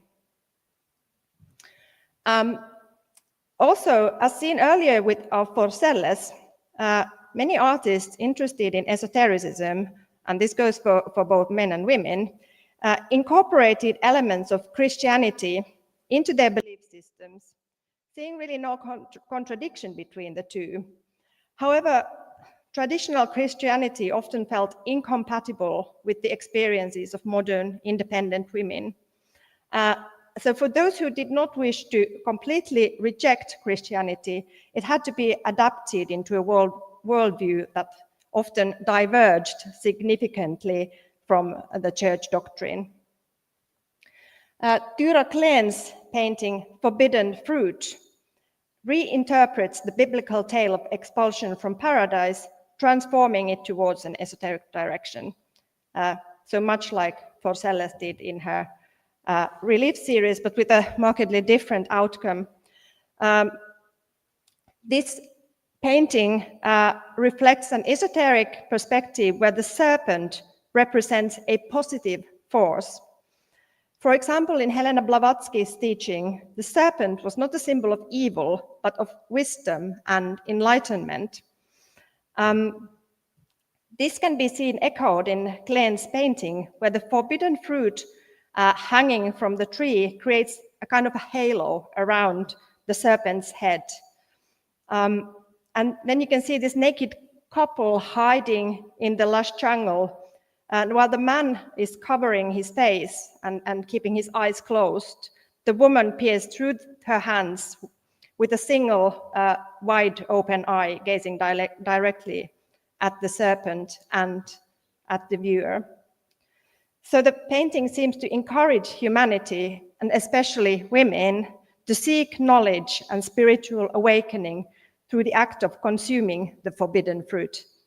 According to Blavatsky, this act of rebellion against divine law was a necessary step in humanity's evolution toward higher spirituality. As a conclusion of sorts, I will very briefly discuss a literary work by Tyra Kleen, in which she revisited the theme of the painting Forbidden Fruit. And this is an illustrated story titled En Psyke-saga, A Tale of Psyche. And in this story, Eve defends herself against the accusation of having caused humanity's suffering by saying that anyone in her position would have done the same. If humans were given back their lost paradise, she argues, they would grow bored and abandon it, as it is human nature to break boundaries and explore the unknown. Thus, the secret of paradise must be revealed, allowing humanity, if only briefly, to feel like gods. En Psyke-saga is an allegorical tale of the soul breaking free of its chains and embarking on a journey from chaos toward life and truth. Its premise parallels Alforcelles's narrative of development, but it takes a much more pessimistic and ironic tone. Psyche's journey is riddled with disappointments. She finds out that philosophers bicker and debate endlessly. Eros provides fleeting ecstasy but takes away one's freedom, and Christianity is revealed as mere fiction. And the story actually has a spiral-like structure, reflecting the cyclical nature of existence, which is also echoed in the words of the goddess of memory, Mnemosyne, who states, "Everything is circular and cyclical, thus all returns eventually to its origin." And at the end of the tale, Psyche returns to her home in chaos, where she encounters her cold, stone-like mother, the Sphinx. And according to Eve, the Sphinx is the only being who can be content with reality as it is. The Sphinx symbolizes humanity's origin, which is identical to its ultimate destination. It embodies the principle of and the secret of happiness. It is a self-sufficient being, encompassing humanity and divinity, spirit and matter, male and female. So it has no need to strive towards anything or to seek anything. Psyke-saga, the Sphinx's riddle remains unsolved for Psyche, that is, for the soul that seeks the truth. Ultimately, Psyche forgets her experiences and descends into unconsciousness. The only hint of potential future development through reincarnation comes in the form of a fleeting vision at the very end of the tale, where countless small Psyche infants grow within the chaos. So perhaps each will one day begin their own journey towards truth, and after many cycles, the Sphinx may finally reveal its secret. Thank you.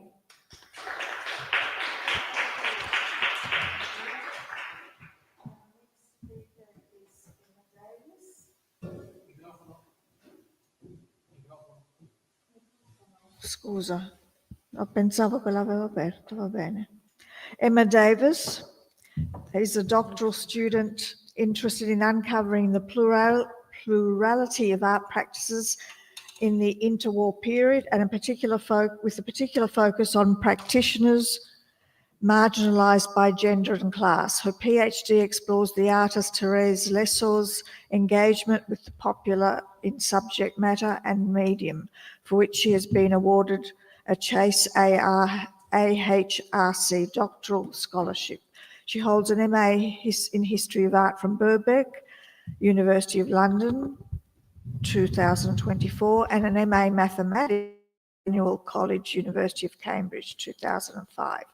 She's presented on Lessore and the role of women as makers, curators and conveners at the Association for Art History Annual Conference, the Decorative Art Society Annual Symposium and the University of Bristol Women and the Visual Arts International Research Symposium. Additionally, she has been the recipient of research and travel grants from the London Art History Society and the Decorative Art Society. Emma will be speaking today on the female gaze on female leisure, to raise Lessore and the depiction of interwar popular pleasure. Thank you, Emma. Thank you, and sorry for giving you such a tongue twister of an intro. So many thanks, Consuelo and Adelina, for the invitation to speak in really wonderful company this morning. So I'm going to move us into the early 20th century now, and British artist Thérèse Lessore, who over the course of a made spectatorship her primary site of artistic inquiry. She surveyed music halls, circuses, and fairgrounds, much like her more canonical male predecessors, if you think of Edgar Degas, Toulouse-Lautrec, and Walter Sickert. However, Lessore radically departs from their treatment of these spaces, as we'll go on to look at, in subject matter, medium, and strategies of display. Instead of reveling in the depiction of bawdy male crowds, she draws attention to the presence of women and children in audiences. And her venues are not bohemian enclaves, but sites of working class pleasure. In fact, exactly the commercialized pursuits derided by the critical elite. And whilst her paintings collapse the divide between high culture art and low culture entertainment, her ceramics undermine hierarchies of medium. So here her audiences appear in lustre on porcelain as well as oil on canvas. Over the course of her 40-year career, Lessore observed spectatorship in its widest sense, from organized spectacle to markets, fairgrounds, and parks. Today, however, I'm going to focus on a particular site, the music hall, whose audiences dominated her practice between 1918 and 1921. And I'll argue that these works, through visual, material, and performative means, acted to decenter the gaze of what was for her a predominantly male art viewing elite. So given I have selected a theatrical motif, I should perhaps begin by setting the scene, not least since Lessore today appears largely as a footnote in other artists' lives. You might have encountered her in relation to one of these, or more likely, if you have heard of her, as the third wife of Walter Sickert. However, my research so far, piecing together catalogues and reviews, reveals that by the time of their marriage in 1926, she had already enjoyed a 20-year career, attracted international acclaim, and played an active part in the most progressive exhibition societies. And here's just a little of what was going on in these years. She was already established when Sickert encountered her paintings, which reportedly left him bubbling over with excitement. Now, she did not take a linear route to the avant-garde of British art.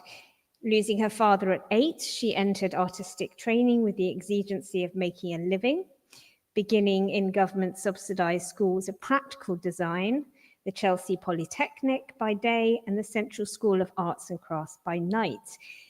She excelled in needlework, and her first press praise came for this embroidery. Yet, in parallel, she had enrolled at London's most progressive fine art school, the Slade, and she funded 5 years of study through teaching, graduating in 1909 with a Melville Nettership Prize for figure composition. So if pragmatism and empathy with working class lives might be inferred from her beginnings, her subsequent career decisions announce a certain defiance. She declined to seek membership of established groups such as the Royal Academy or its main competitor, the New English Arts Club, and instead exhibited with the Experimental Allied Artists Association before co-founding the London group in 1913.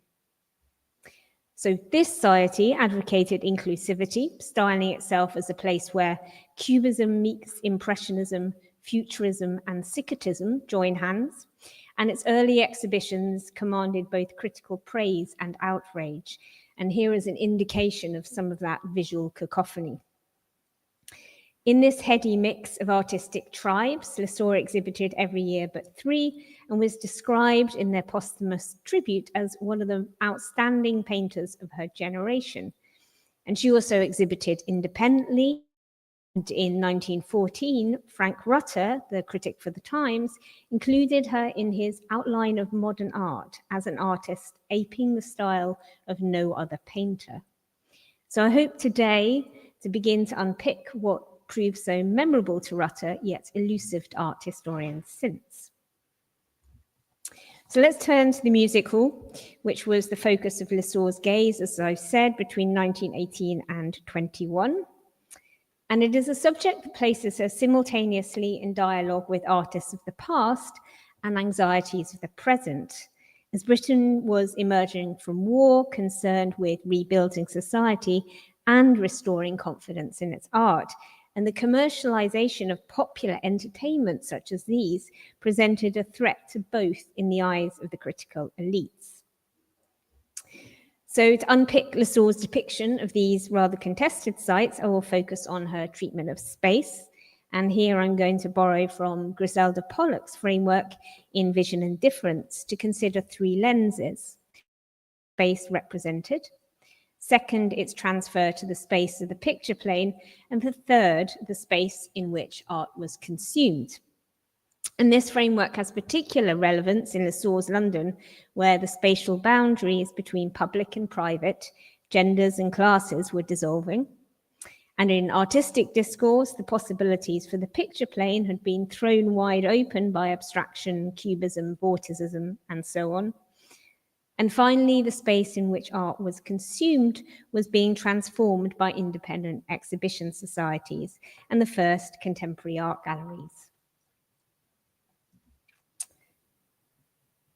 Now, Lessore names music halls in 18 of the 55 works in her 1918 solo show, and over a third of those exhibited in the next 3 years. And her titling is so precise that we can map her path as she crisscrosses the city. The venues Lessore surveyed bore little resemblance to 19th century halls like these, where Sickert had immortalized male walkers' crowds. By 1914, alcohol had been banned and programs evolved into variety shows, which might feature choirs alongside ventriloquists and belly dancers. And so it is this new version that Lessore depicts, and she draws attention to the changing nature of the audience. Here she captures a child sleeping on a woman's lap, and on another visit, prominently cropped, a man's hand rests alongside its female partner. Proprietors grasped the opportunity of the new demographic, reducing prices and completing elaborate refits. And one of the most dramatic was at the New Bedford, where Lessore delighted in this print in the visual echo between spectator and carotid. These refits discouraged participation, though, and Lessore's audiences are notably muted and stilled, their clenched fists and open mouths picked out in highlights. Other London group artists follow her gaze. William Roberts, for example, painted cinemas in 1920 filled with couples and a woman juggling a child. However, his figures sway and tumble with an energy that is absent from Lessore's rapt and altogether more uncomfortable, I would suggest, images of spectatorship. So did her attention to scenes of working class leisure gratify or trouble the critics? Reviews suggest the latter, with the Ateneum lamenting her choice of a proletariat audience clad in dingy clothes.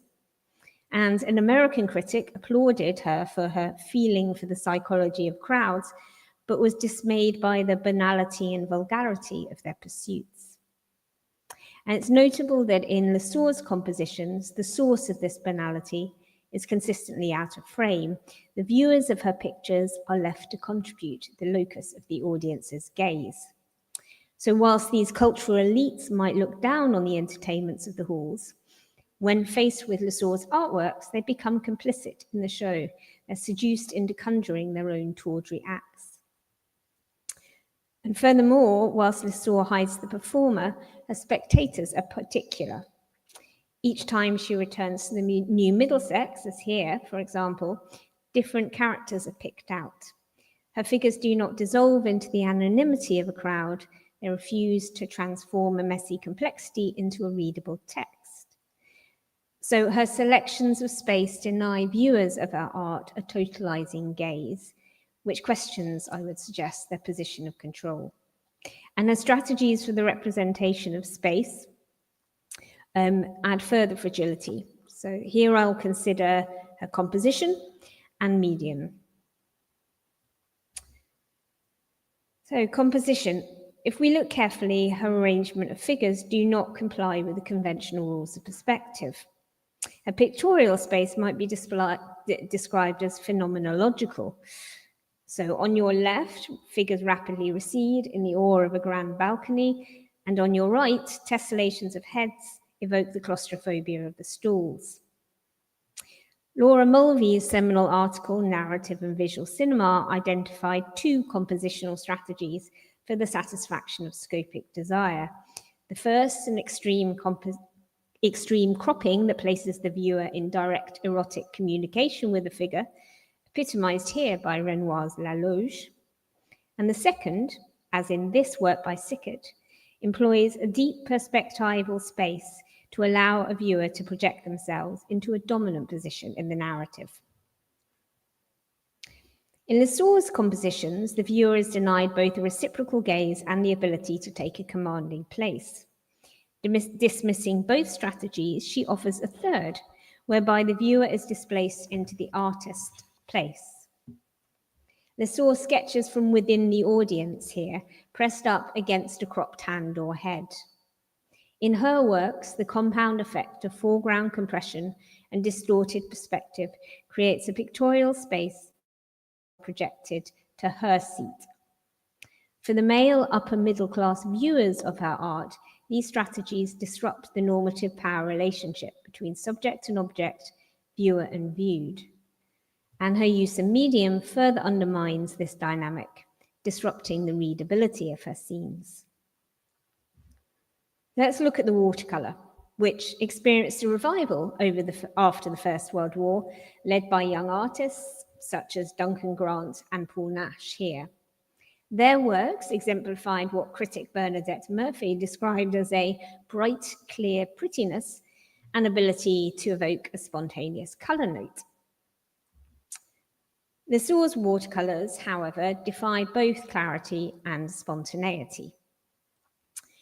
On your left, layered chalks obscure watercolor tones, and a lime green crayon suggests harsh electric lighting. And on the right, enjoying the accident of blurred and granulating paint, she draws attention to the surface over narrative. Where line is used, it is in straight rather than descriptive contours, hardening features, or on the top right here, creating passages of ambiguous space. And her ceramics exploited similar effects. Rather than follow the conventions of the time for calligraphic design, she applied layered washes of pigment, which, on the fusing of clay and glaze, formed unpredictable droplets and rivulets. After firing, she added touches of luster, which act to both dazzle and disguise. So like her watercolors, Lessore's ceramics resist legibility, adding to a sense of instability and unease. The audiences she depicts might be stilled. However, the viewers of her art, I would suggest, are denied the tranquility of easy readability. So finally, how did these artworks interact with the spaces in which art was viewed? My focus here will be on Lessore's ceramics, through which, I argue, she performatively inserted her scenes of spectatorship into London's fledgling market for art. This was a period in which, in the hands of studio potters such as Bernard Leach, clay vessels were hailed as abstract sculpture. Lessore's ceramics, however, are determinedly figurative, and rather than seek purity of form, she chose shapes that were the epitome of chinoiserie cliché. Her vessels thus manifested both working-class subject matter and old-fashioned design. Yet, when she exhibited them alongside paintings at the London group, they became a much-to-be-coveted exhibit, with Frank Rutter praising the manner in which she applies motives from real life to the tea table. She perhaps exploited her position as an important member of the modern school in paint to effect this sequence of wrong footings of the critical elite. And furthermore, whilst Leech's vessels remained on gallery plinths, Lessore's tableware took critics into a domestic environment. Newspapers excitedly reported on home studio sales in which she emphasized the utility of her wares. Cake was sliced and sugar spoon from vessels arrayed with audiences and stars of the music hall and café concert. And she perhaps delighted in the collapse of the cultural divide, as critics sipped from cups decorated with sights they'd otherwise derided. The visual wit of Lessore's work arguably does away with the need for rhetoric. Virginia Woolf summed it up when she wrote that Lessore had a rare and curious power to comment on a scene as a great comic writer does, but silently. And Lessore's ceramics extend this commentary into her viewers' time and space. When this jug is lifted, we are presented with a portly gentleman at a café concert. I'll ask, do our sympathies lie with him or his rather resigned-looking partner? When we perform the act of passing another jug, we can choose whether to present the back or the front of a girl undressing by a stream. In the words of Woolf, the effect of this art is that we laugh, but not with the muscles we use in reading. 60 years on, the artist Grayson Perry explained that he was attracted to pottery precisely because it was an area of discomfort for the art world. Lessore's embrace of narrative over abstraction, of the mass-produced over handmade, perhaps makes a similar provocation. Her vessels invaded the tea tables of high culture critics with both low culture subjects and derided decorative cliches. Their performative utility transformed her operating space into one in which spectatorship became part of the show. So what might we conclude from this whistle-stop tour of Lessore's spaces of spectatorship? In simple terms, her works observe the pursuit of pleasure, a preoccupation of art for millennia. Yet by turning her attention to the music hall, she addressed a site of contemporary concern. Whilst the commercialization of low culture leisure was denigrated by high culture critics, Lessore's artworks actively resist their attempts to ridicule. Rather than offer a vision of control, her compositional strategies deny us the satisfaction of a returning gaze and the ability to project ourselves into the narrative. And instead, we're cast into the artist's place, pressed up against a hand or head. The effect is to disarm rather than please, disrupting the normative power relationship between viewer and viewed. They descend to the gaze of what at the time was a predominantly male art viewing elite. And when transferred to tableware, they performatively collapse the distance between critic and critiqued.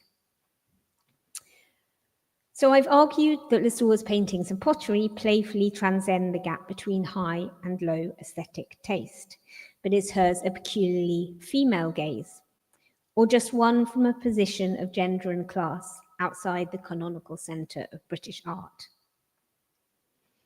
I hope I've shown that her works present more than just a view from these margins, and instead offer a path to inhabit that space. Tea sets invite us to participate in a game, and paintings displace us into her seat. In 1914, Sickert wrote of Lessore, "I cannot see her pictures going out of date," and art history has thus far proven him correct. I hope I've given you a glimpse of the potential through Lessore to recover further diversity of gaze in this vibrant period of British art. Many thanks. Thank you, Emma. Consuelo, given that we're running late, shall we start the keynote half an hour? Désolé. a mezzogiorno. Sì, facciamo a 10-minute question and answer and then we start the keynote a little bit later. Yeah, okay. All right, I'll open the floor to questions or any comments.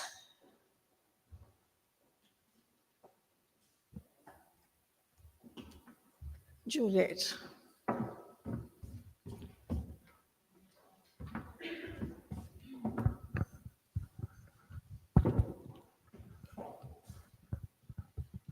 So thank you very much to all speakers this morning. It's fascinating. I have been virtualized temporarily, but believe you, I was here and listening to every word of it. So I just wanted to ask Marja a question, actually.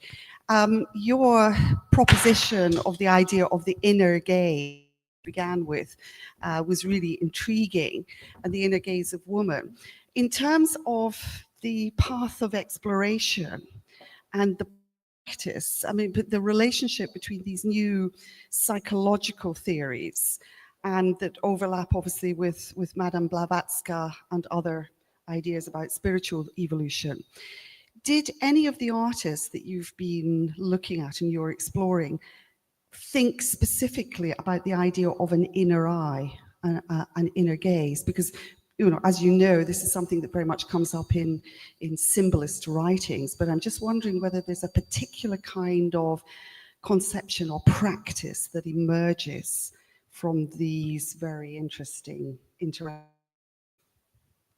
Thank you, Juliet. That's a very good question, and there is clearly a link to symbolism, and you know, Beda Shanskans and Ellen Teslev have been considered also as symbolist artists, but also coming like closer to today and during the 20th century, you quite often do actually encounter in the writing by these women the actual term, the inner eye, or something related to that. But there's also this other aspect that it's not just visionary art, but there's a very clear connection to the process and the practice of. So there's like the bodily dimension of it as well. Of course, the eye is also a part of the body, but also the material aspect and engaging with the paint, with the materials is very strong. So we've been thinking a lot about this notion of visionary art and how we relate to it in our own research. It's a useful term, and it is about this inner gaze, for sure, but that's not the whole story. And also this the notion of like unconscious creativity, but it's never entirely unconscious. So there are these acts, conscious acts, that alternate with this kind of alternative state, yes, where the consciousness is kind of momentarily given up. Yeah, and it's tantalizingly sort of intersectional as well, in the sense that there is also this positioning that it's not necessarily specifically being gendered, no, as female or about women. No. Yeah. Yeah. This is something that is also, yeah, you could just as easily find examples of male artists who were working in a very similar manner, but specifically for women, it seems that there is this very strong risk of being then marginalized or cast outside the realm of art. Whereas for male artists like Kandinsky or August Strindberg, for example, they really used this engagement with these esoteric ideas and techniques to prove that they were like avant-garde artists. Yeah. But for women, it didn't necessarily work that way. Yes. Yeah, very interesting, but also another very interesting proposition of reclamation as well, reclaiming this from the territory of, you know, the masculine possession of that power. Yeah. Thank you. Thanks.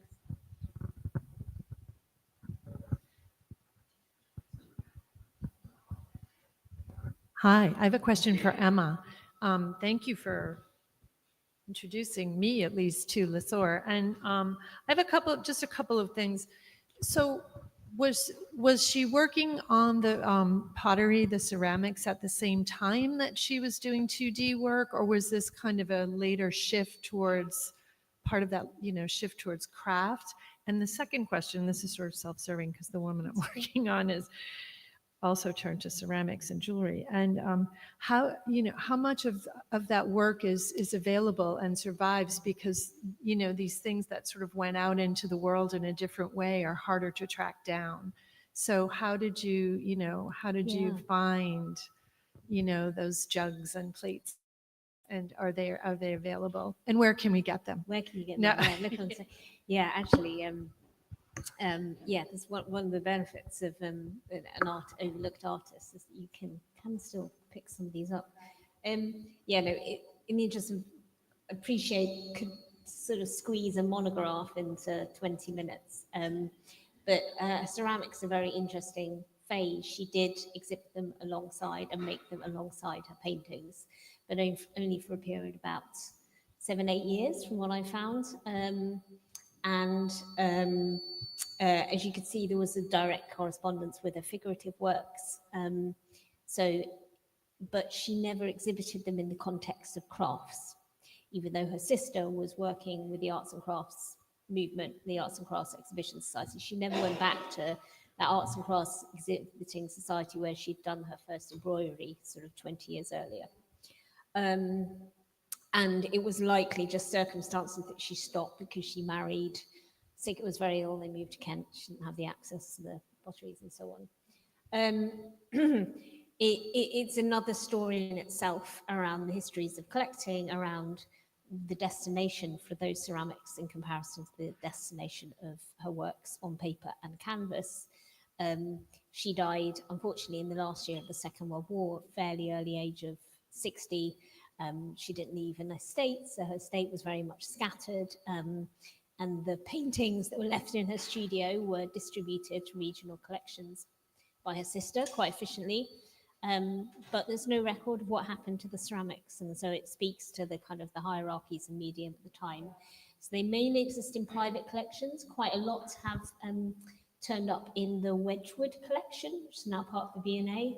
And that again is a connection through her sister and brother-in-law, which I won't go into here. And quite a lot are in private collections. She used Wedgwood blanks largely, although she never was employed, or she was one of the artists that could order blanks, and there's no record of her doing so in the account book. So it's a little bit of a mystery. So still more digging to do in archives for those. So you'll have seen from the quality of some of the pictures I put up, some of those pictures aren't museum quality. Partly that's because ceramics don't get digitized as quickly as paintings and works on paper, although that's happening slowly. And partly that's because some of those were in private hands. So it's interesting, it's not through Art History Society, it's through Decorative Art Society that I've met collectors of ceramics. Thank you. Very long answer, but it's an expansive question. No, it's great. Yeah, thank you.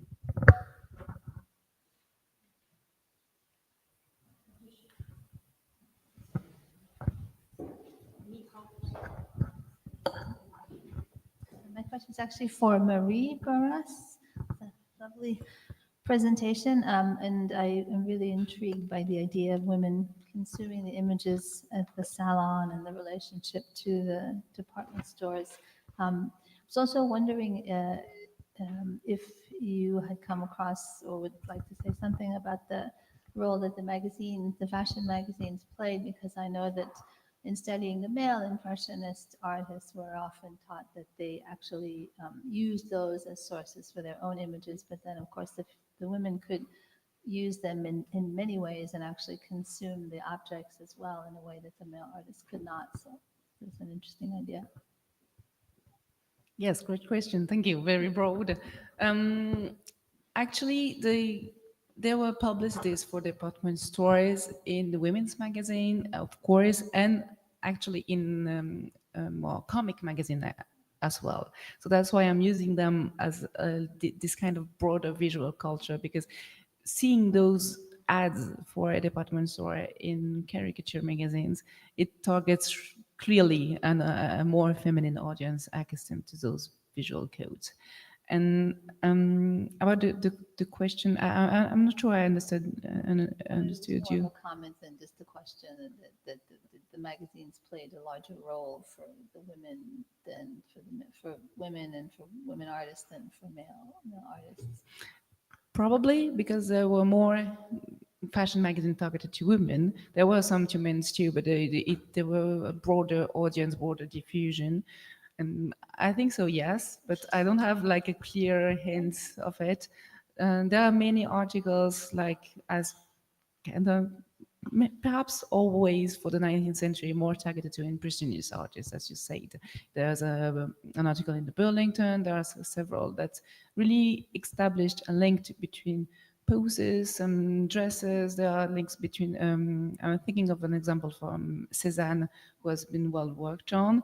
Berthe Morisot too, there are some works linking her to fashion magazines, but for other things it's a bit more complicated yet. No work has been done yet, or I'm not aware of it. If you know any, please tell me. But there is a small category of painter that I'm trying to investigate that appear in those categories. They're called les peintres de jolies femmes. And that's actually a part that disappeared of my presentation, so I'm really happy I can speak a bit about it. They are opposed clearly to the more realist painters and then later to the impressionist ones. And they are clearly portrait painter for women. And they are caricatures and represented with like makeup, pomades in their hands, and there's some like opposition and battle between them and the other one. So I think there's a clear iconography linked to fashion picture, fashion magazines, and some more commercial paintings going on. But we dismiss them now. We're more used to dismiss them because they're not impressionistic, they're not in the border art market now. And I'm trying to grasp a bit more about them. So maybe I can answer you more precisely later. Thank you. That's great. Thank you.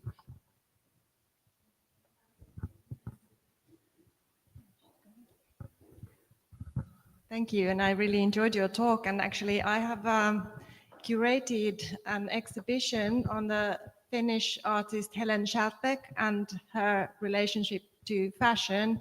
And well, she began her career in the late 19th century Paris from the 1870s onwards, but then continued to work well into the 20th century.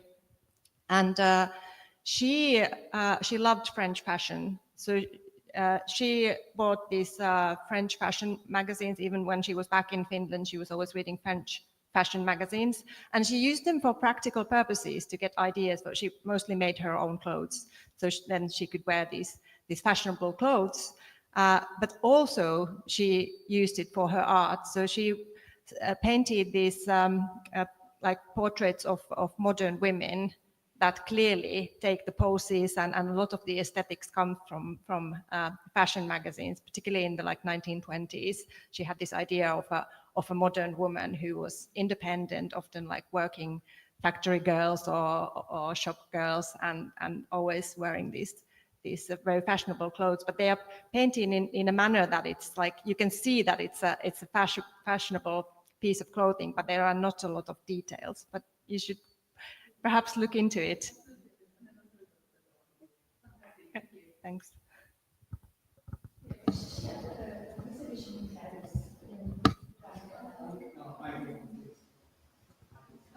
I said she had an exhibition in Paris in the Museum of Modern Art, I think, Schärtbeck, in a few years ago. In London at the Royal Academy, there was an exhibition a few years.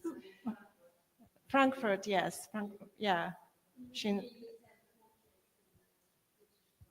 Yeah. But for the Scherenkunsthalle exhibition, I wrote an article in the catalog. So, and that's available in English. So if you want to look into it. May I ask a question? Yeah. To Julia, it's a comment and a question. I liked the fact that it was a very contemporary view, and it is saying that we are not out of this male gaze. And I wanted to add that we had videos made by women, and in Paris, maybe in the suburbs or quarter in the north, and women are in the videos. They are just filming what men are doing, what they are saying, and they put it on the internet. It has a huge audience because everybody is recognizing what happened every day. Then yes, I didn't know the name of this writer, but it's the same with the video, with filming and hearing what people are doing, and then you can really recognize, or when your man discover how people are acting in the streets. And yes, I think we have a lot of connections with visual arts. Quick follow-on question for Julia. I found it really tantalizing and very, very rich.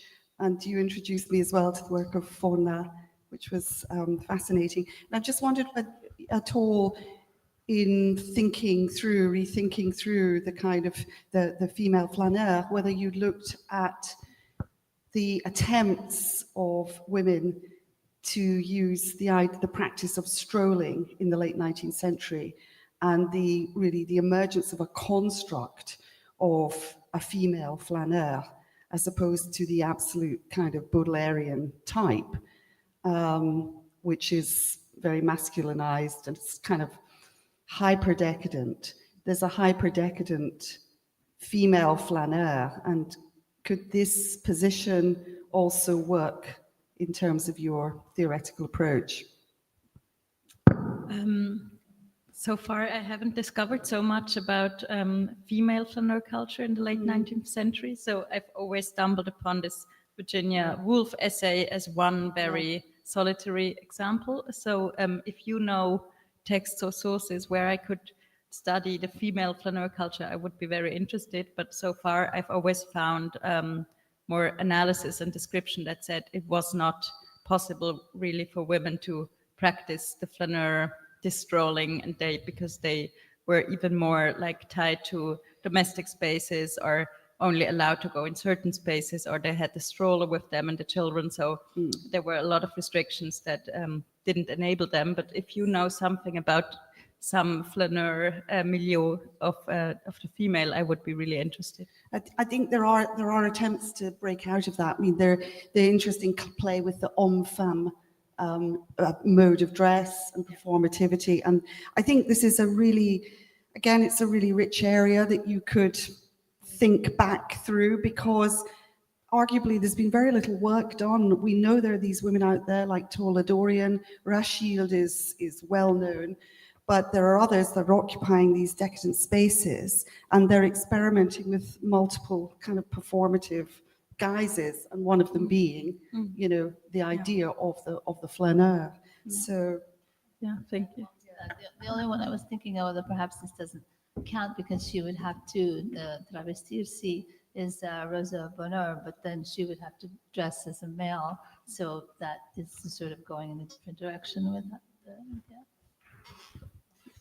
I just wanted to say, I think also in the book by Lauren Elkin, she really shows also George Sand and others. So of course there are some figures, but I wouldn't call it a whole maybe flaneur culture in the same sense, but it's very important to look at these figures. So thank you. Yeah. I don't have any titles to offer you right now, but I think it would be useful to look under flaneurs, and there are studies written, and you'll read that term.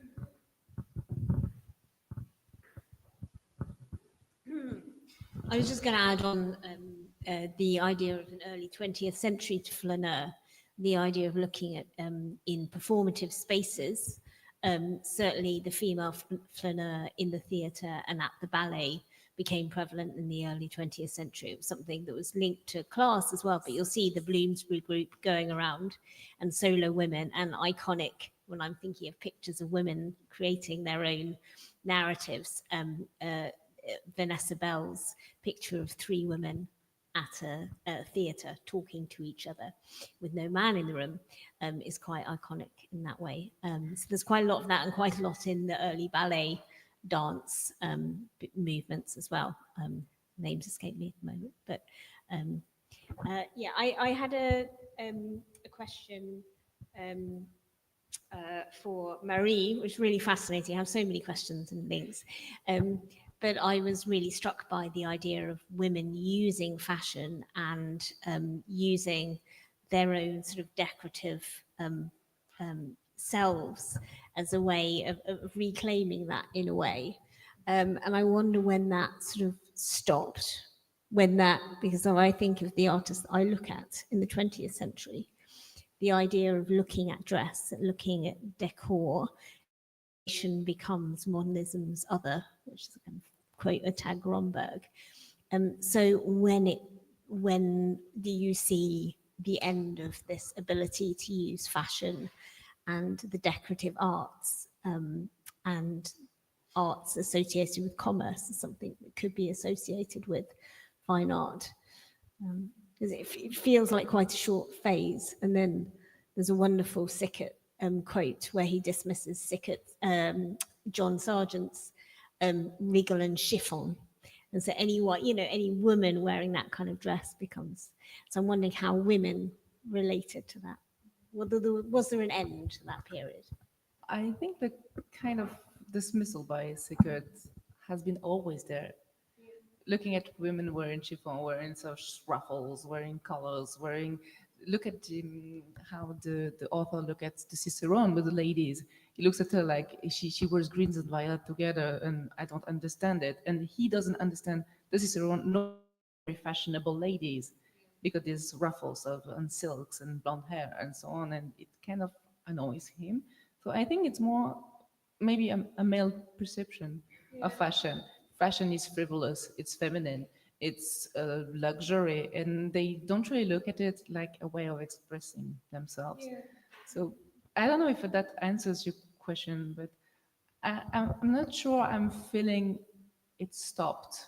I felt that the idea that you brought out really nicely was the idea that there was an autonomous visual culture that women were able to create because they were creating commercial products in terms of the artworks that they created, even though it's not necessarily in traditional oil painting and a salon wall, they're fashion posters or fashion. So I thought that was very interesting. Thank you. Don't see enough of it in Britain though, so it's quite a Parisian thing maybe. Somewhere where I recently saw that this male gaze on fashion didn't end it is about the recent robbery of the Louvre. And I read a lot of comments from male art historian colleagues saying, but well, don't do a crisis, they're just jewels.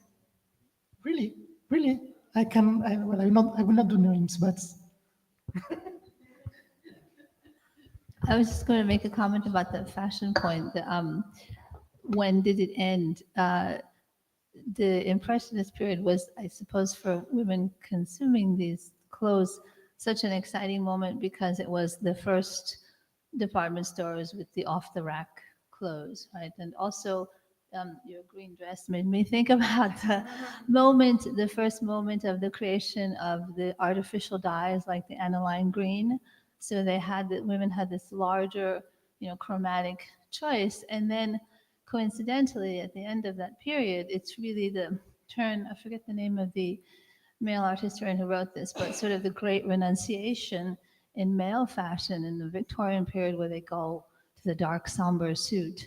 So, there was a period when men had the same access to those clothes in the 18th century, all the colors, but then it went over to the women and the men went in the other direction. So that might have something to do with the time period. George Moss. Already George Moss was writing about the creation of the masculinity, virility after the revolution as a moment of change, also with fashion. I have a question for Gonzalo. Is he still online? No. I just wanted to clarify whether Mary Stewart, I mean, in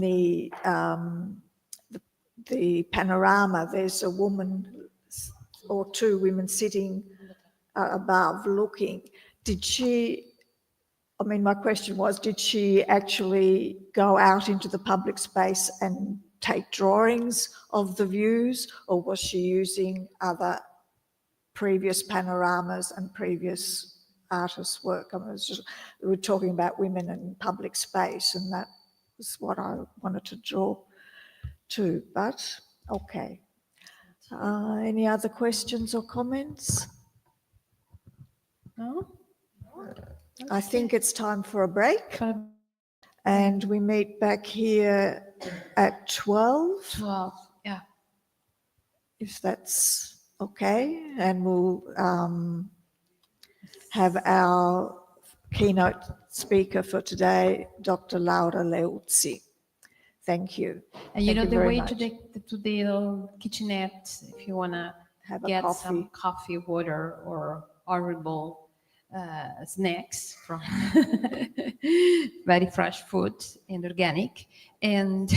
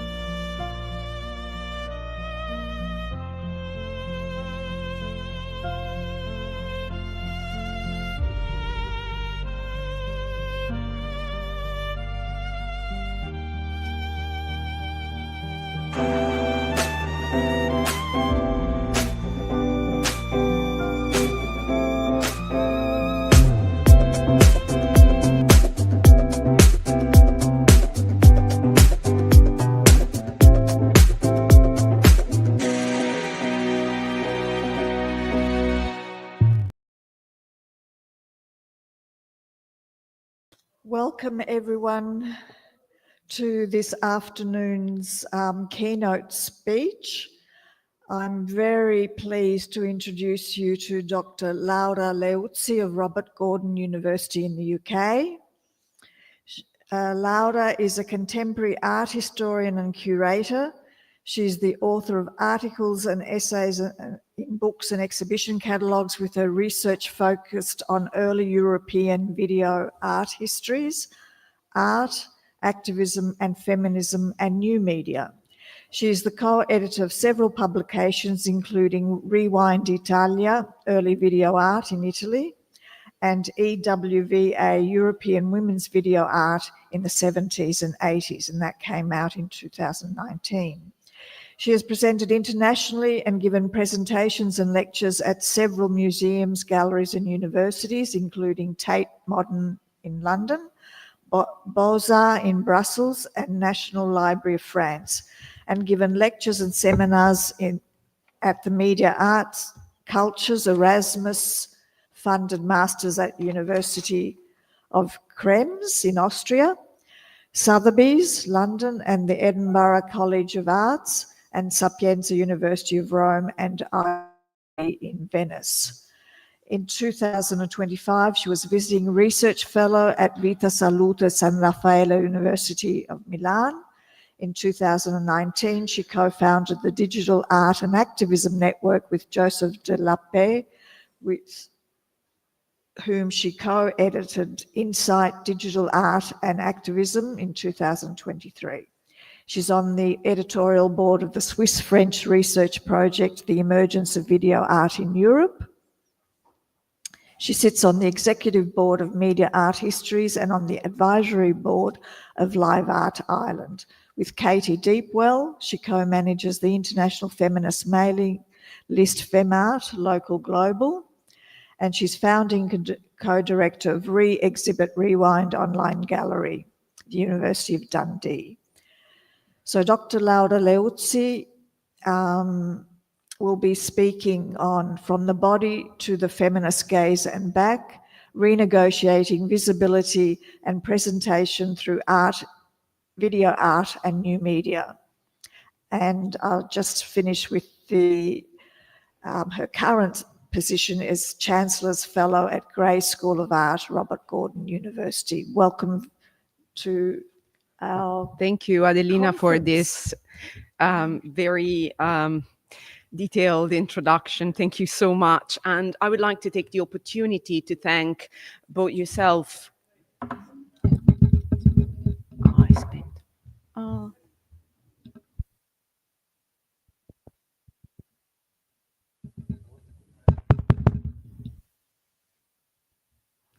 Hello?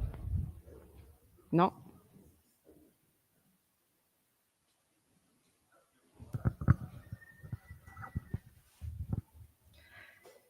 Can you hear me now? Oh, yeah. That's nice. Well, I was thanking Adelina for her very detailed introduction, and I would like to take the opportunity to thank both Adelina Modesti and Consuelo Lollobrigida for this very kind invitation to share my research with you today. I would like also to congratulate them for this incredible conference and for putting together such a lively, sort of like-minded and sort of insightful community around this AIWAC. And I wish that this have many more editions celebrating its 5th one. So without further ado, I promise I will be brief. So my story begins when I joined the Art and Humanities Research Council funded project, Rewind Italia, in 2011. It was led by one of the pioneers of British video art, Stephen Partridge, and it was looking at Italian video art. While having a look at archival history of Italian video art, we also interviewed and looked at many artists that were active in the period. Interviewing people, we realized that although there was a lot about Italian video art, there was not so much about women's video. in the 70s and 80s. Now, some of the artists who were active with video at the time were quite renowned already, but they were not in the histories of video art. They have not entered yet the canon. One good example is Getty La Rocca, that nowadays is very well attentioned by both research and museum sector. AIWAC, the famous feminist exhibition, had already included La Rocca in the overview of feminist art, contemporary art. But their stories have not yet been researched in new media and video art histories in Italy. And we wondered why. It looked like a very male-dominated sector. And actually, I realized it really much at the end of the project. So much so that as I am a little sort of constant bee asking for sort of like, can we do this? Can we do this? Can we do this? We actually I convinced the group, the team, to apply for a new project. The title was European Women's Video Art in the 70s and 80s, looking at Europe as a center of production, but also looking at the profound imbalance that we could witness in all the histories of media art. What actually was very interesting for me is that there was an incredible sort of echo looking at these works. And with echo, I mean that although these women artists didn't know each other, the works really resonated. There was something in the air. Was it just a tale of second wave feminism? Possibly. Was it actually the link to feminist collectives? Sometimes. But what was happening is that there was something to investigate and research, and actually it had not yet been done.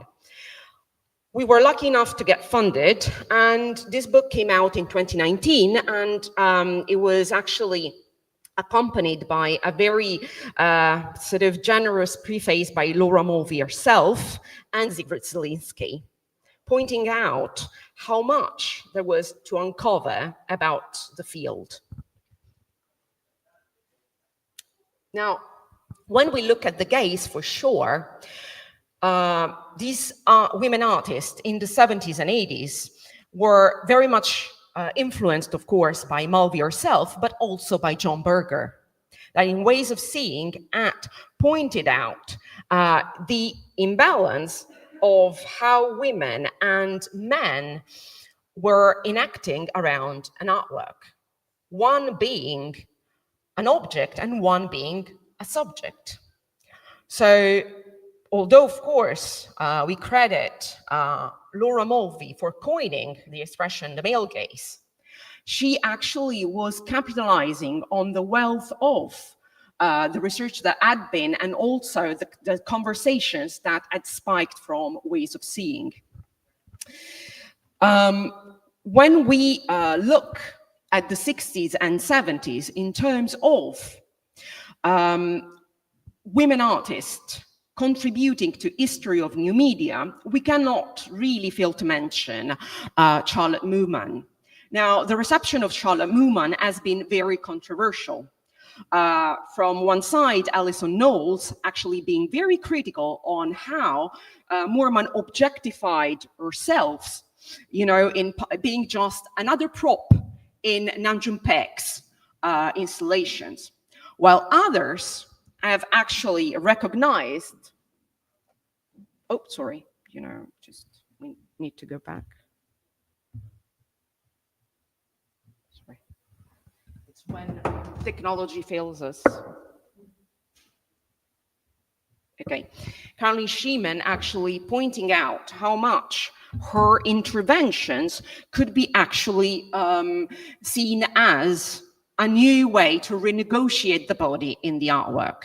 Now, if you look at mail and messages in the Fluxus group, you will notice that Moorman is criticized for seeking attention, visibility through the use of her own body. But at the same time, as Schneemann credited, her way of conducting herself was quite courageous and actually disrupting not only the context of visual arts, but also of contemporary music, which was very, and is very male dominated. And others like Yoko Ono were doing the same at the time. So it tells you that although when Knowles says that, she was always, I'm quoting, this girl from Arkansas, this wonderful child in a dress holding flowers. So when someone tells her to take off her clothes, she takes off her clothes. And when someone tells her to go naked in the water, she'll do it. This is quite ungenerous, possibly. This is not crediting somebody who was actually a full collaborator in the development of the AIWACs, and also somebody who was actually renegotiating her visibility in a sense. Now, when, we always wonder when we can pin down the birth of video art. Some might actually sort of argue that it was with the Café Agogo by Nanchun Peck, but for sure, a key element in development of video art was the commercial availability of the Sony Rover Portapack in 1967. It is quite interesting to look at the advertisement from Sony. It is a fashion item. It's so light that even a girl can actually sport it with possibly a pair of heels. It was actually lighter and more portable than a film camera, but it was still very heavy. So quoting artists such as British artist Kate Elwes, you wouldn't really run with it. But it is true that, video gave an incredible opportunity to many women artists, because it gave that not only portability, but also the fact that it was actually not so expensive as film. It allowed a certain intimacy because it didn't need a wide crew to be operated. And also, it was a very interesting tool that didn't have the heavy male-dominated tradition of film at the time.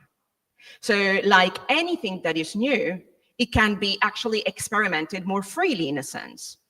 Now, if we look at Laura Mulvey's definition of male gaze, although it was actually developing from an analysis of Hollywood movies, of course, seemed to apply to many other elements, and for sure, video art of the time. There was a major problem for many women artists at the time: disappearing or appearing in front of the camera, utilizing their naked body or not. And that was actually something that didn't have really a straightforward answer. It has never had one. At the same time, there were feminists who criticized those artists who were utilizing their own body, but at the same time, the disappearing of that body could be perceived as censorship. I brought here and sort of like one of the key pieces of theory that I have been utilizing in the past 10 years to unpack the what really sort of video art meant for many women artists at the time. The idea that it could be a tool to renegotiate ways of visibilities, ways of seeing. And in a sense, being in front of the camera or not in front of the camera was a political statement, a feminist statement, but it could actually expose them to ferocious criticism at all times. So it was a brave and courageous act per se. Now, I brought you an example that actually is sort of like brought by Elwes herself. She explains that One of the examples is Louis' show that, in a way, is very straightforward. When we look at this work, we have simply the artist looking at the camera saying, "Because of you, I learned a martial art. You sit opposite me on trains and try to make polite conversation. And when I answer, you think I want to fuck." Now, just queuing up on the comments that we were making before on flaneurs and flaneurs, inhabiting a space where there is a confrontation between the male and the female gaze becomes for this artist an element to expose in these artworks. The idea that, being in front of the camera, just proposing a new form of gaze that was looking straight forward to the camera could be a way of, as feminists, pointing out the imbalance and inequality of the relationship, the imbalance in power and hierarchical, relationship, but at the same time exposing how the male gaze was actually affecting everyday life, as we were saying, just stepping off a curb, for example, or changing, the way that we inhabit a space. Now, when we look at this work, you notice that the performer is looking at an invisible audience, in a sense. They're speaking to us. But as who? Who is looking at these works in the 80s and 70s? Possibly either feminist collectives or the few people who attended video art shows and video art festivals. So it was a very, very specific audience they were looking at. They were actually talking to people where the feminists were already sort of on board. So paradoxically, these works that were actually sort of trying to subvert the idea of being just a subject of the gaze and were actually sort of flipping the coin and actually sort of looking at us, enacting a new feminist gaze, were possibly not making waves as much as they're doing today. If I show these works to my feminist students, they will actually respond immediately because they will actually see the problem in their everyday life, being sort of on a train, talking politely in a conversation with a male counterpart, and actually sort of their conversation is misconstrued as an attempt to pick them up. But at the same time, at the time, those messages were received and were actually sort of debated, still just in feminist enclaves. And that, of course, gives us a little bit the idea of how these messages are at an incredible impact today, but had a limited impact, unfortunately, at the time. Now, we have been reflecting a lot about, the traditional role of women displayed on major Hollywood films, as well as in other art forms, and the idea of displaying the women as sexual objects for the erotic spectacles. Now, that was a risk, a pitfall of much video art. So feminist artists had to engage with the idea of how they could subvert the male gaze and use the camera in a different way. Now, Catherine Elwes has pinpointed some of the strategies that were enacted. But if you look at the works, you can find many more. And it tells you how much research needs to be done yet to actually look at these works in a critical way. A good example that she makes is Landscape by Nan Uwe, which actually is utilizing one part of the body to sort of create sort of like a landscape, an imaginary landscape. And in this way, she shifts the body from a sexualized to an object that actually sort of become an enticing, evocative, metaphorical element. But the end of the artist is something more than actually just a body part. We know it's a symbol of the practice. It's a synecdoche of the artists themselves. We know how much, the ends which paints, the ends which makes, is an evocative body parts that not only sort of escape the sexualized gaze, but also sort of propose another element that is the professionalism of women that still in the 70s was questioned. If you look at art schools in the 70s in the UK and in many other countries, there was still a profound imbalance in the numbers of staff and in the numbers of students in terms of gender. Most students were women, while most staff and tutors were men. So the idea of actually establish and sort of reproposing the idea of the women as professional artists through the use of the hand, I find it very interesting. Another element that can be also said about this work, which was made in 1976 for the Motovun encounters, organized in a small Istrian village by the local gallery and Cavallino Gallery in Venice, is that the artist Giva Kraus, who is a painter and a gallerist today, started this Motovun tape with a close-up of her belly button. During the editing phase, it was cut out. Of course, the belly button was actually a symbol of generative feminine power. And in this video, in which the artist caresses the walls of the small city of Motovun, it is linking the memory of the Istrian city to her new home in Venice and a personal and a collective memory.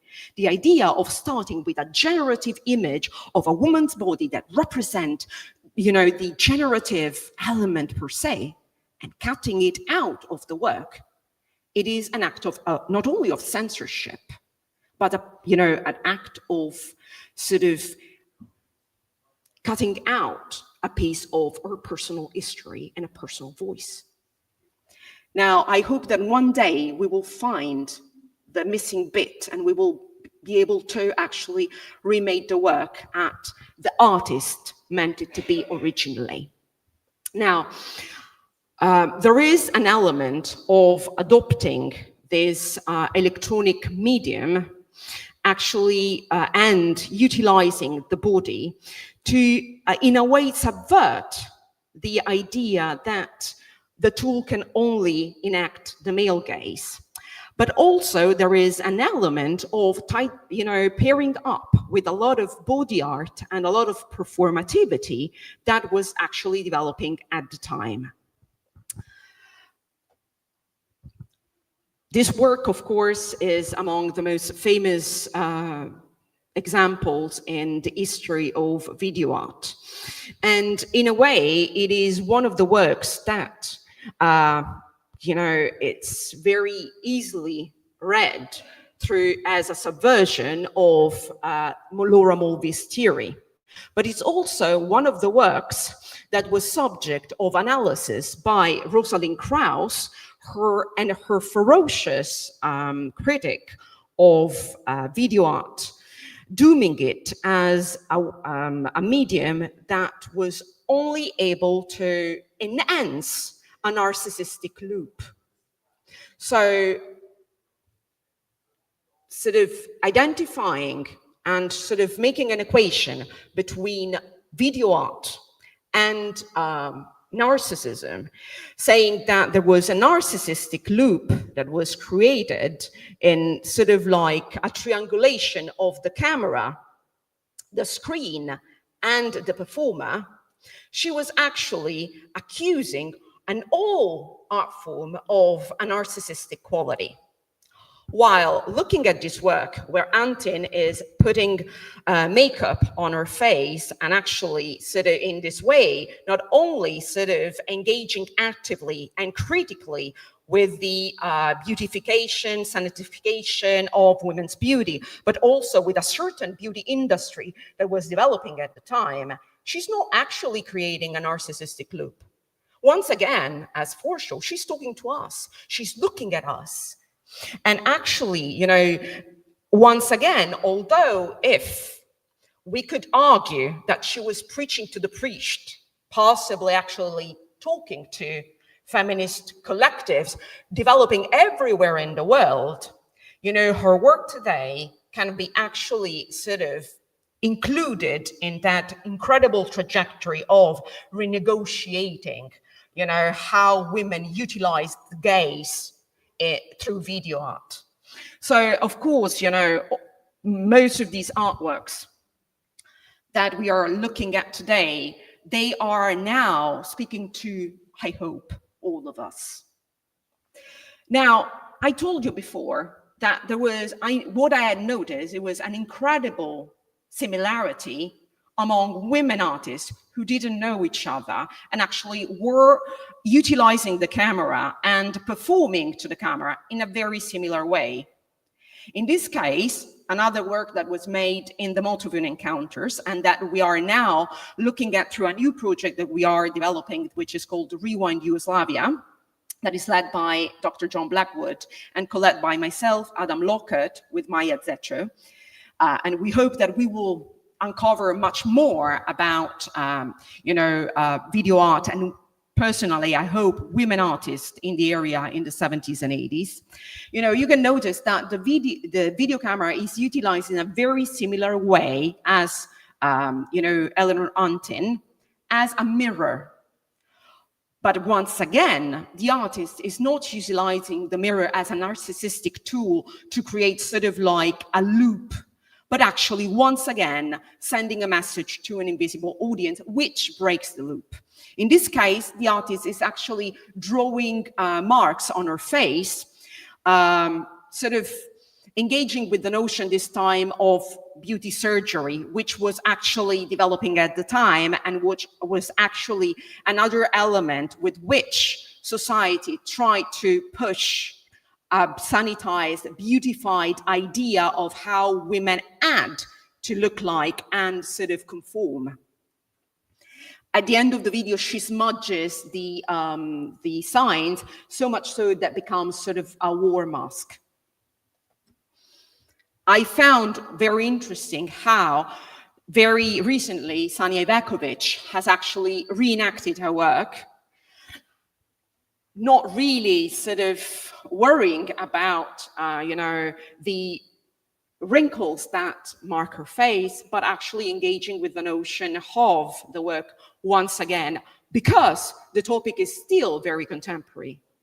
We feel that actually see women aging on Hollywood movies, or if they do it in a certain way.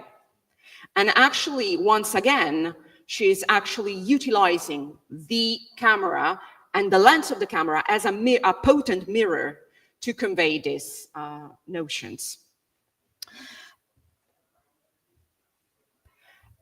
This work is possibly one of the most famous that I'm presenting today.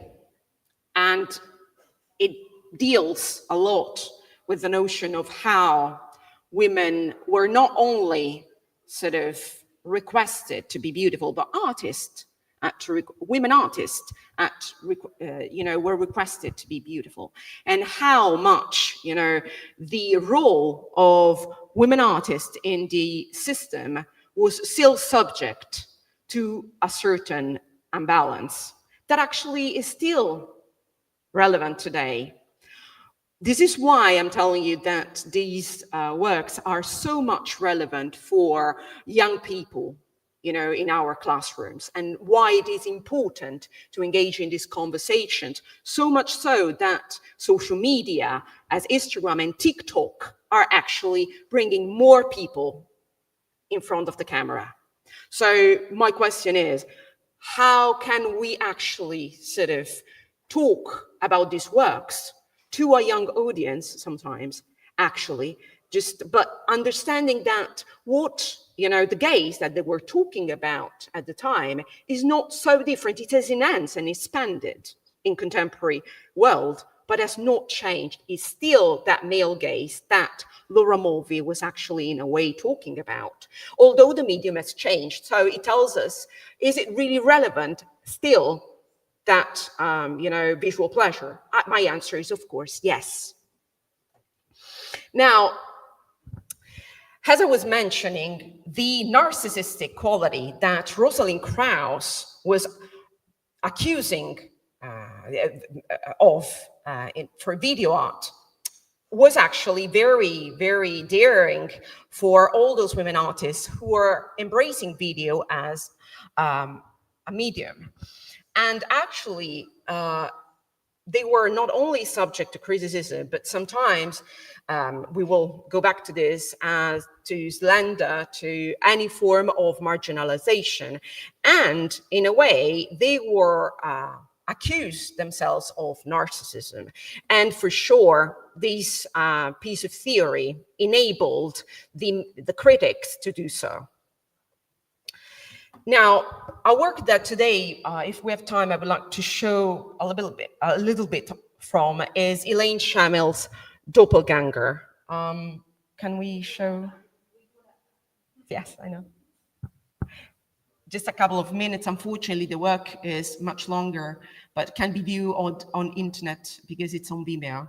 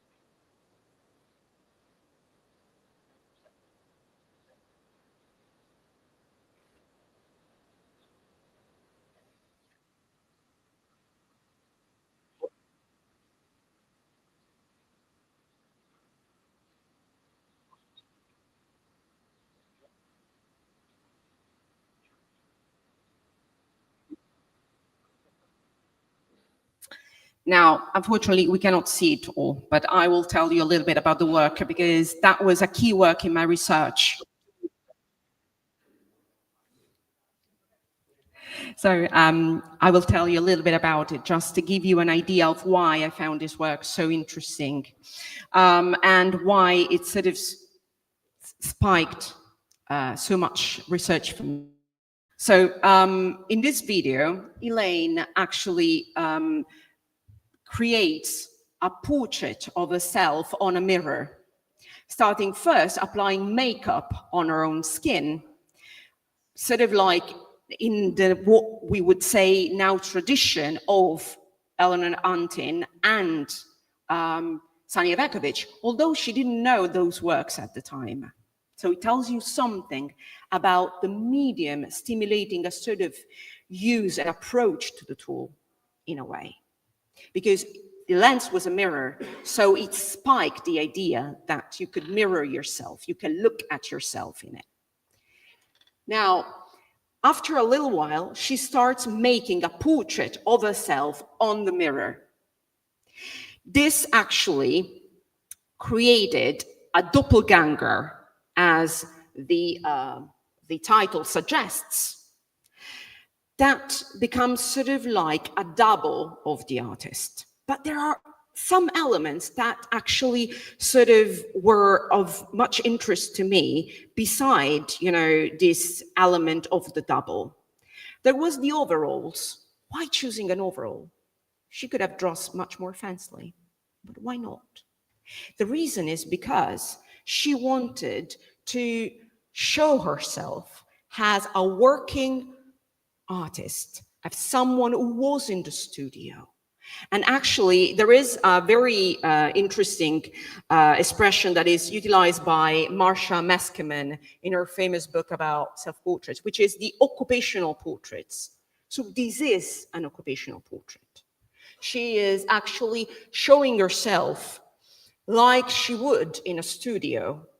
Studios that were very male-dominated, because Elaine reports that at the Winchester School of Art, like in many others, there was a profound imbalance.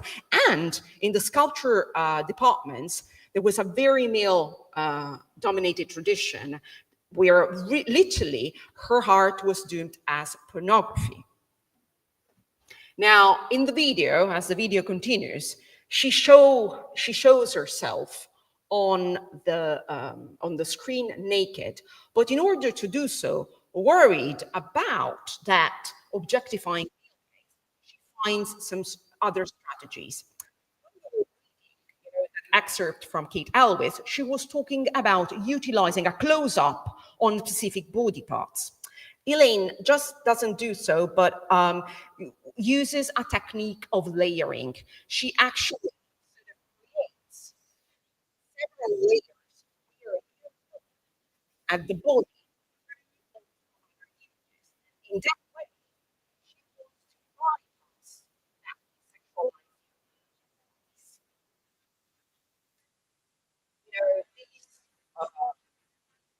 These also speak to an interior place that she's trying to connect. The camera is not but also a gateway to her interior world. And in this layered image, we have an idea of that. And also, you notice there are two sound streams, and they are actually referring to psychoanalysis. So that is another reference. So how to utilize the camera as a tool for introspective research. Now, we did a reenactment of that as well. And once again, we renegotiated, because it was a worry. We as I was curating this piece, we were wondering about doing a close-up of the face on a large screen. But in a way, Elaine said, I have actually conquered all my wrinkles. These are a sign of time, and a sign of how far I have become. I've become a professor. I've become actually a professional artist that has been exhibited worldwide. So in a way, sort of bringing this to a young audience at the Nunnery Gallery, that was not only a way to sort of show an historic work, but also engage from an intergenerational point of view on issues of gaze. There was also another little technical element that gave me really sort of like a shock, because when I was analyzing the work, I had not realized. You can see there is a monitor that is close to the mirror. The monitor was utilized by the artist to look at herself through the feedback of the video camera, so that the portrait that she makes on the mirror is not a reflection, but is literally a double. And that helped not only from a technical point of view, but also from a metaphorical point of view to create a double. I brought you this example of a performance that I created last year by Australian artist Dich Fabik, who's now in Ireland. And I wanted to show you this work. This performance was about the menopausal body. And actually here, to sort of like renegotiate her appearance and her representation, she utilized a pair of tights to create a filter. This is a very easy tool, but very effective. And I thought it was so incredibly engaging with this idea of layering the image that we saw in historic video art, but on live. Dich is a genius. there are so many works from the 70s and 80s actually that engage with this mirror stage, what I call the mirror stage setting. This is another artist that I have been looking at in the past few years, that's Marine Urch. And once again, in the performance, she put makeup on her face, and the screen gets covered of these images that you can recognize from the Vanity Fair and Marie Claire's of this world that actually will occupy all screen, just to show visually how this beautified, sanitized approach to women's appearance is actually, in a way, overwhelming the real portraiture of women. Of course, when we talk about these works, we cannot really sort of bypass that point that Krauss was making. Is it really narcissism? Is there a narcissistic loop? Well, I still believe that, it was not only not actually there for in the making, but also, that in a way, the communication was completely open. And even when there was a loop, that was broken by the way that these women renegotiated the way they appeared. In this way, in this example, it is another British artist, Tamara Krikorian, who unfortunately passed away before I actually, the Rewind project was made, and I never got the chance to interview. But in this case, for example, she engaged with a work that is in the Ashmolean in Oxford, and it's one of the many examples of vanitas.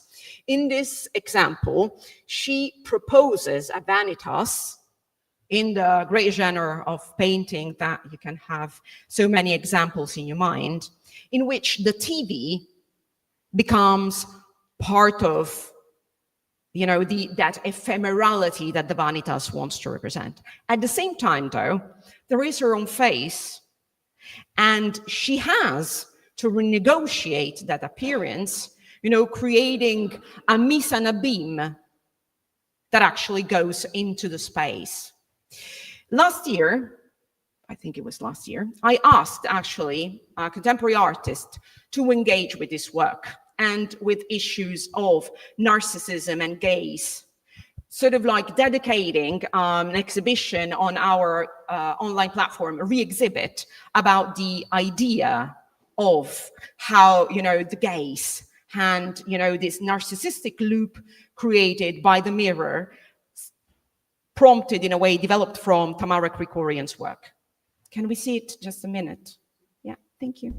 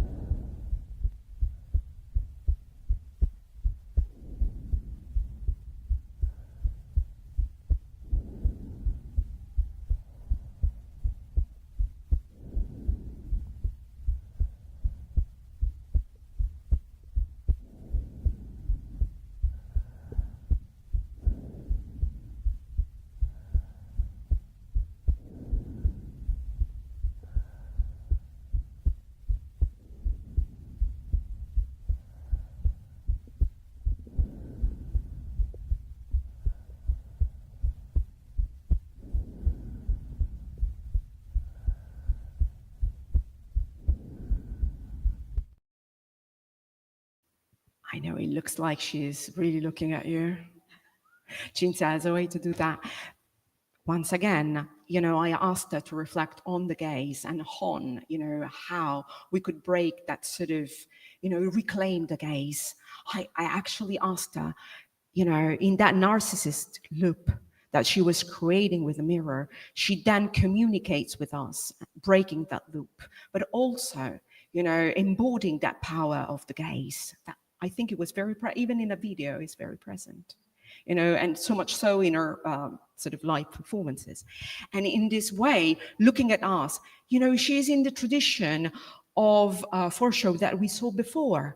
She's looking at us, reclaiming the gaze, reclaiming the agent looker instead of the object. And I think that actually, in a way, although, these bodies are very evident, are very present, they are no way objectified. They are no way objects. And I think that we all felt it at the moment. It was beautiful. I will tell Cinzia, she will be very happy about that.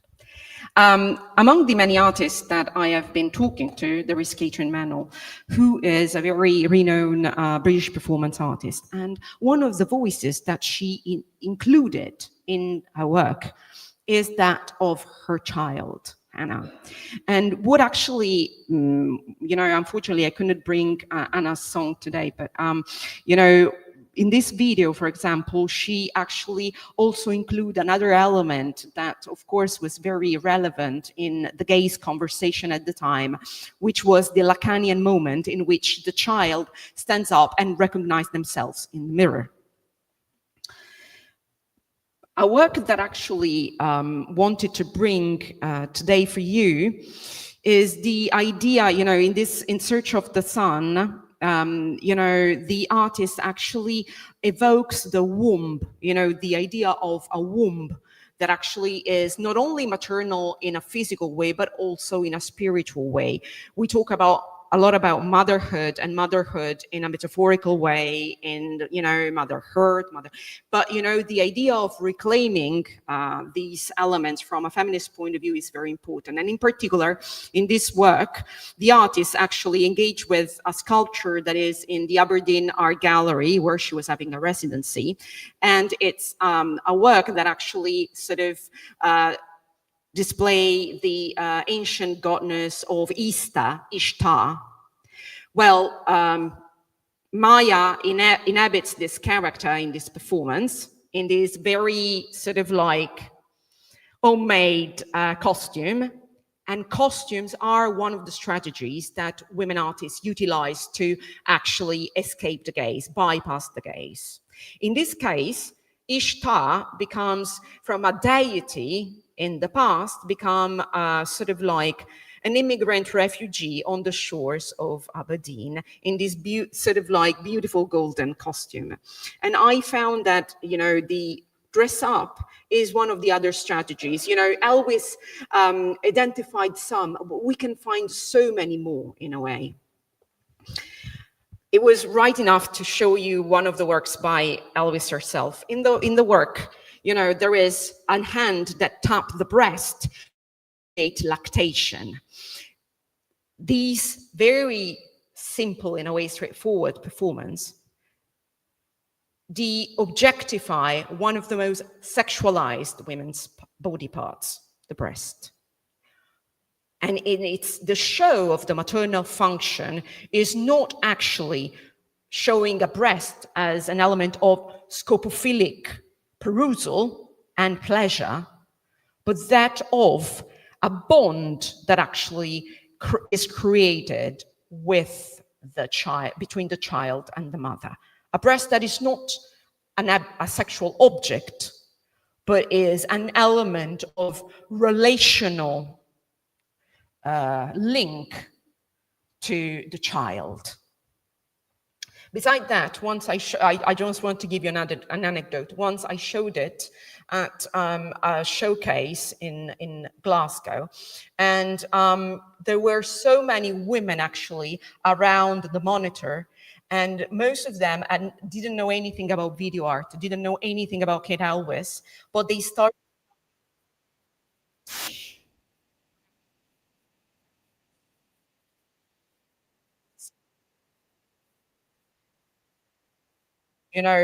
this visual work didn't entail any male gaze, but was actually a feminist gaze to spike a conversation and actually become a way of reviving a collective memory.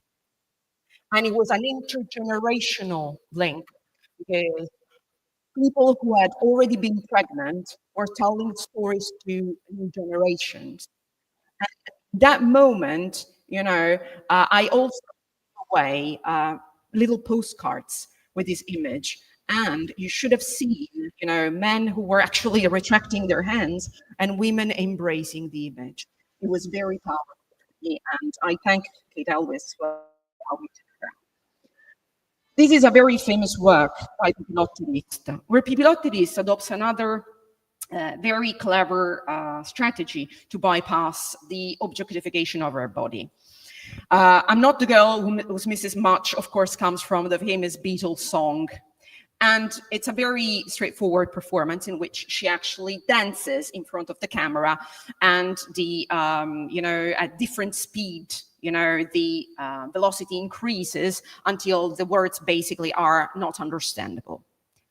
In this manipulation of the image that actually has the vertical roll and has, the layering of the image, basically the image of the breast naked becomes unrecognizable, and so forth, de-objectified and deterritorialized.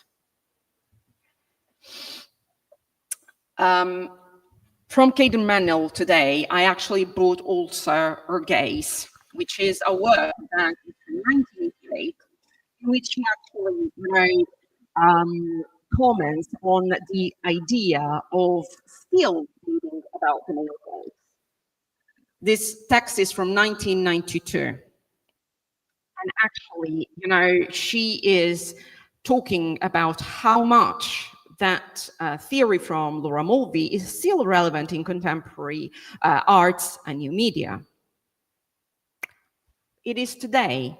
And she's surprised, in a sense, that it's still relevant, that things don't change in a way. And so it tells us something about the work that we still need to do and how much this work will be still relevant, possibly, in the next 10 and 20 years. Can we show...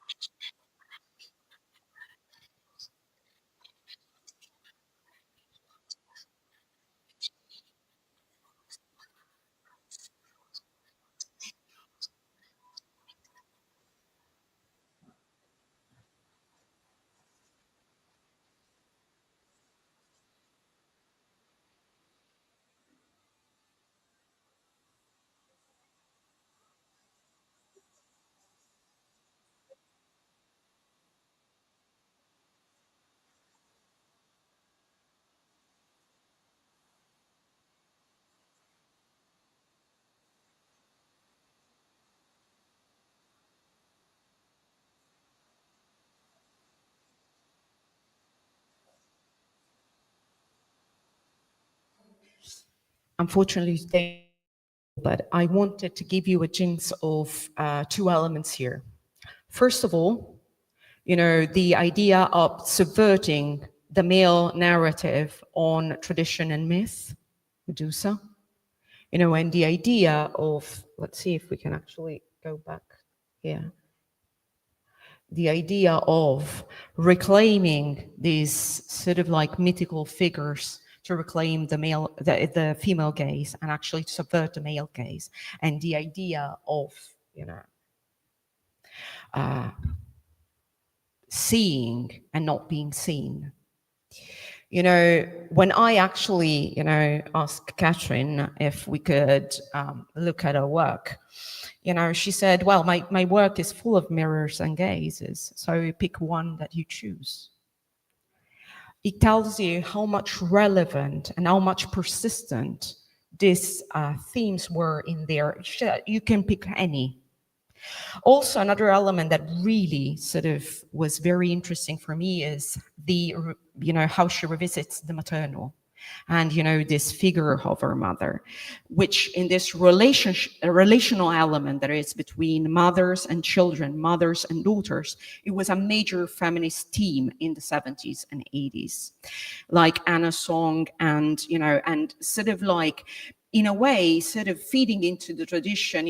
I feel that, all the talks that I've been listening to in these 2 days have been resonating, Vigée Lebrun, the idea of showing another kind of maternity and another kind of relational element between the two, and in a way, sort of like spiking an intergenerational discourse. Now, I will conclude with a couple of different contemporary works. This was a reenactment of a restaging of an historic work that is actually coming from a very traditional example. Arnolfini and his young wife, Giovanni Arnolfini and his young wife by Jeannie Vos, she's from Amsterdam. It's a work that actually puts a small monitor where, the concavous mirror should be. And in a way, we are witnesses of the work. And we are witnesses of the marriage ourselves. But in a way, we are also active participants. And the artist creating a camera that look at us and actually sort of like it's the gaze of the artist through the camera that makes us being in the work. So it is all strategies to actually empower the power of the, re-empower ourselves with the power of the tool.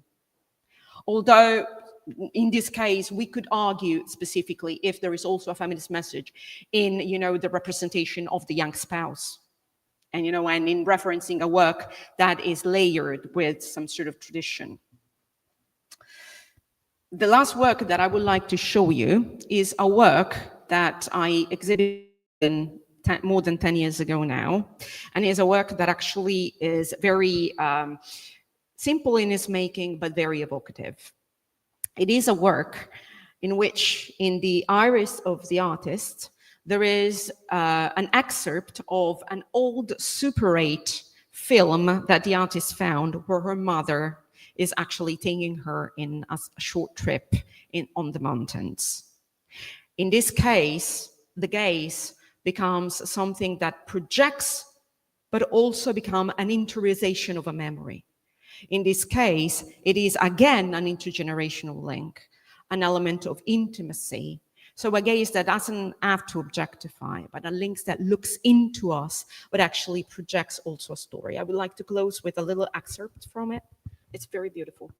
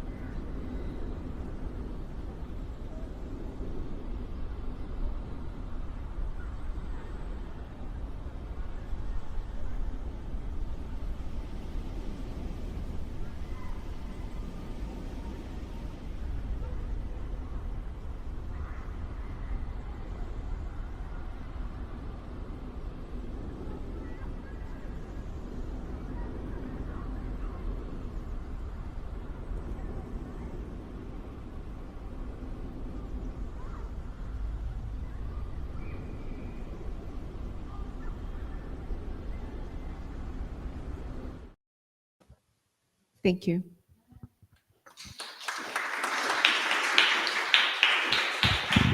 Thank you very much. I've forgotten il nome. Laura, scusami, Laura, ma mi è venuto un lapsus. You mentioned the word, you mentioned mise on a beam, and I think your lecture today really illustrated a mise on a beam of female gazes, which really captured our gaze as well. Thank you very, very much, Laura. And I open the floor to questions for Laura, if there are any questions or comments. I'm sure that it would have sparked lots of ideas running through.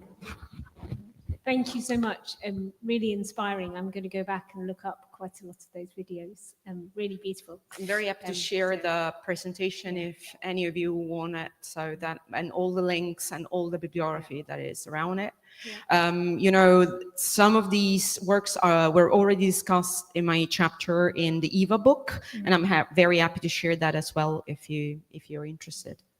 My question was about the continuity with women in women's use of photography, and particularly photography from a self-portraiture point of view. And I'm thinking it's quite pertinent because there's an exhibition of Lee Miller's work just opened in London. And I also think your highlighting of the mirror device was revelatory to me. And I couldn't help but think of Claude Cahun and the way she used a mirror and that doubling. So I wondered if there's a continuity there, or if there's something, you feel there's something particular about the moving image and that ability to control. For sure, and I'm sure that most of you might lecture much more than myself in the use of mirror for portraiture in the 16th and 17th century. It is for sure a tool that has always been used actually to create self-portraitures. Now, I think the key element here is that the reflective element of the lens, of course, stimulate further this metaphor. And for sure, you know, most of the artists that we have seen were not exclusively video artists, but they were using film, they were using photography, also because some of the performances that were actually ephemeral had to be documented and had also to be in a way also made into a work that could be sold, commodified, shown in a gallery. So it was either video, which didn't really have a market at the time, or a photo that didn't have much of a market either, but a little bit more. So I think that photography stayed as an incredible companion because of, you know, the relational element to the body itself. And mirror, for sure, it is, you know, here the metaphor was very spiked and also stimulated also by this feedback, which was a monitor where you could see in real life what was captured by the camera. So you had this monitor, the camera, and hereby the triangulation that Rosalind Krauss was mentioning, you know, that could create a narcissistic loop. But, you know, you had basically a double of yourself on the monitor at all time. Of course, this enhanced also your ability to sort of manipulate the image. You are, you know, in film, you shoot and then, you know, you send it to the workshops, they will print it. And if God helps, you will see it in a few days. You know, for video, you could see in that very moment what was happening, what was captured in the camera live. And that actually enhanced control. For women artists, it was an enhanced control on the gaze, on how you picture or you show yourself. And that was incredibly powerful, for sure. For the photography, of course, it continued. Last year, I'm sure that you saw the Women in Revolt exhibition, both in London, Manchester, and Edinburgh. And it was actually, the photography was possibly the main one of the main mediums represented with installation and a little bit of video, but that I think was one of the most prevalent medium. I'm not sure if I replied to your question, but you know, I tried.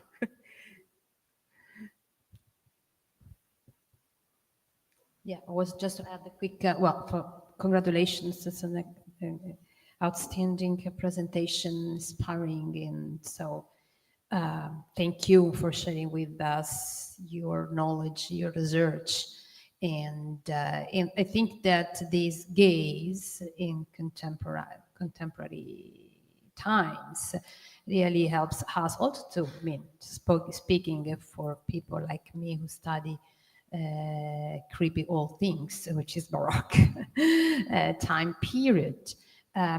It's kind of have shining over the past times too. So looking at Cinzia Cremona's things, and the way she shifts the gaze from herself and backwards, then coming towards us. And it's evident that there is, you know, the camera, and she's looking at us. But right away, I was thinking at Artemisia Gentileschi's self-portrait, Lavinia Fontana's self-portrait, and Stephanie Bagwissala's self-portrait. So how, no, it strengthened our idea that those self-portraits were done with an incredible degree of awareness. So just looking at things like the things you're making us see, it's nothing that reinforces our theoretical frameworks, because the point is, and I conclude that Juliet has just gone, but she was saying something interesting, and I hope she will coming back soon for the final conclusion later today, because what Juliet is saying, that we are really building up a new theoretical frameworks where we can move and we can just find new ideas and new new perspectives, and this is a perfect bridge from today's to back in we were mentioning yesterday the Amazons, and you're mentioning, you know, Medusa. So it's so the more we study and the more we, at least I'm speaking for myself at this point, and the more I'm convinced that the trajectory I've taken over 25 years ago, you is way younger than me, etc. But that's the trajectory where all of us are driven. Well, I think you're in a very important point. You know, the point that you're making is very important. You know, first of all, there is a trajectory that actually takes us from the Artemisias, and allow me the plural, the Lavinias and the Vigée, you know, to us. And actually, you know, that renegotiation, not only of portraiture, but of self-portraiture, is actually, in a way, sort of like an inter-century dialogue and discourse. But there is also a thing that some of these artists were aware of Artemisia and Lavinia at the time. And at the time, it was very much so an act of feminism researching that artistry, you know, in the 70s, before the mistresses of art, for example. So I think the key point here is actually sort of start looking at traditional art history to understand how much is feeding, you know, to today, and how much you wouldn't be surprised with how many of my feminist students actually look back to Artemisia for their own practice today. So it is understanding the legacies, understanding that it's still alive and very relevant, and also uncovering the other Artemisias. So it is a trajectory that will expand in two lines, I hope, you know, vertical, but also horizontal, to spread around. I wanted to reply to something that's really, it's kind of Adelina's business more than mine, but a recent book released on Elisabetta Sirani, it was not written by Adelina. One of the critics, the kind of constructive in bracket, critics was, oh, finally we have a book which is going just away from the feminist critics and has replaced Elizabeth Sirani in the proper historical context, which has nothing to do with the feminist movement. So I think that when we listen to such inspiring, again, insightful lecture as you have just taken to brought to our attention, that reinforces again the idea that the feminist point of view, if we want to call it the feminist approach or whatever else, is the exact point of view we are using it to better understand the past times. So I'm sorry, Adelina, it was just because it's something we discussed, me and you, no? That's Adelina Modeste has done a feminist monograph. Now she has done what had to do to be done. Thank you. I was interested in Laura, the fact that the female gaze seems to be a fragmented gaze and a multi-layered gaze. But because it's not hierarchical gaze. Yes, it's not. The fact that it's hierarchical can be multiple and can actually have several perspectives and points of view. The idea of a fragmented body is not only a body that in its unity sort of like bypass the pitfalls of the male gaze, but it's also the idea of fragmenting reality in ways that allow sort of like a multi-perspective gaze that is possibly also looking at different intersectional elements, the elements of the colonial, the elements of class, the elements of, coming from different contexts, race, ethnicity, also the idea of looking at, before we were talking about different art forms that actually sort of have the same authority and status, from ceramics to, a multiple gaze that being hierarchical doesn't have the arrogance to actually create hierarchical take on what art has to be about, if photography or ceramics or the crafts are less than the painting. So fashion. Well, we're talking of fashion as well. So as the spiral, and the spiral as being non-linear time, and you see that fragmentation in the feminist videos, don't you? So the multiple perspectives I think was played out very much by Elaine Schamilt, in her redux of Doppelganger, where you had the multiple screens, the multiple viewpoints, where there's no all-encompassing centralizing male gaze, that you had to shift. We thought about a demiurgic gaze, the idea that the audience at the same time could actually see how the work was made, so there was an humbleness of the artist to actually show us how the tricks, and actually it was shown to me, as I was saying, because I had no idea. And at the same time, the idea that it was a close-up and allow people for creating sort of an empathic relationship with the artist, with this closeness. Of course, yes, show course of time, but also showed her honest face, which is much more than can be said about a lot of sanitized images that we see on TV, on film, and on many other media. I just had a quick comment of appreciation about the work on the Medusa, because I had seen quite a bit of rewriting now, finally, of the Medusa myth, but always in literature. So to see it sort of born again in video format was amazing, because of course Medusa is sort of the perfect emblem for this sort of fractured female gaze. Yeah, and also the idea of a gaze that actually is sort of like freezing, and in a way that is damaging, that is daring. What is the gaze of the feminist artist that actually in this way is reclaimed?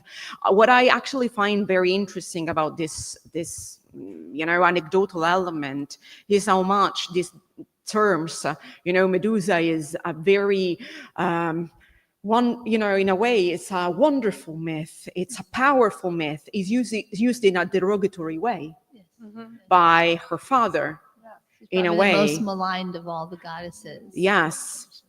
While actually, you know, flipping the narrative, we have a very character that is in charge, you know.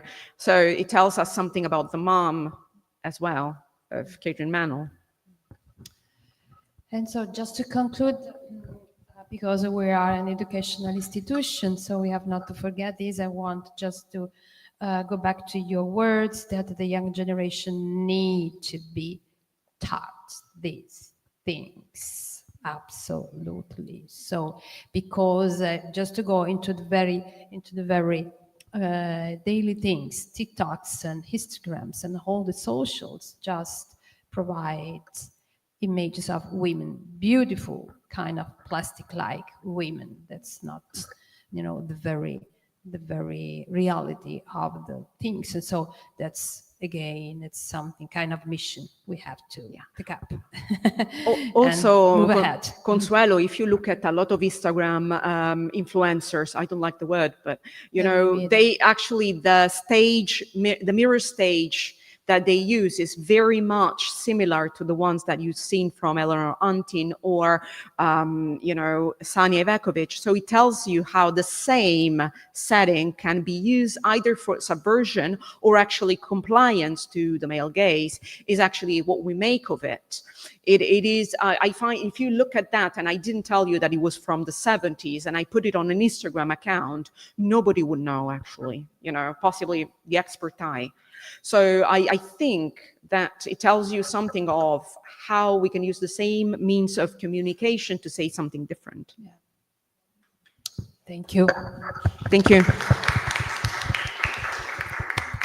I have lost the track of time, so. At 2:30? 2:30. So yes, library, you know the way. So and lunch served downstairs. Thank you very much, everybody, and thank you again, Laura and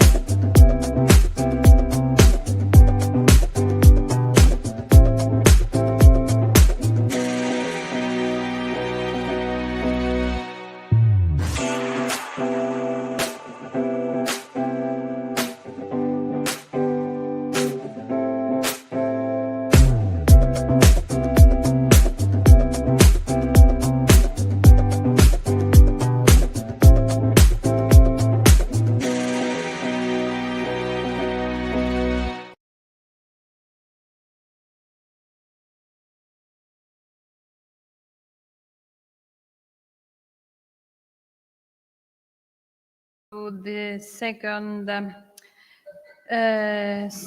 third actually session of our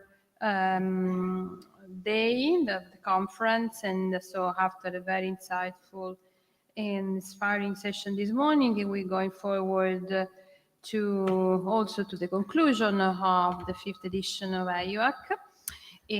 But we start now this first session, afternoon session, which is a gaze on the body. And we are very happy to have you here for the first time in person after being delivered her papers from home twice, if I remember well. Patricia Rocco, which is now faculty at John Cabot University in Rome, but she received her PhD from the Graduate Center CUNY in New York, and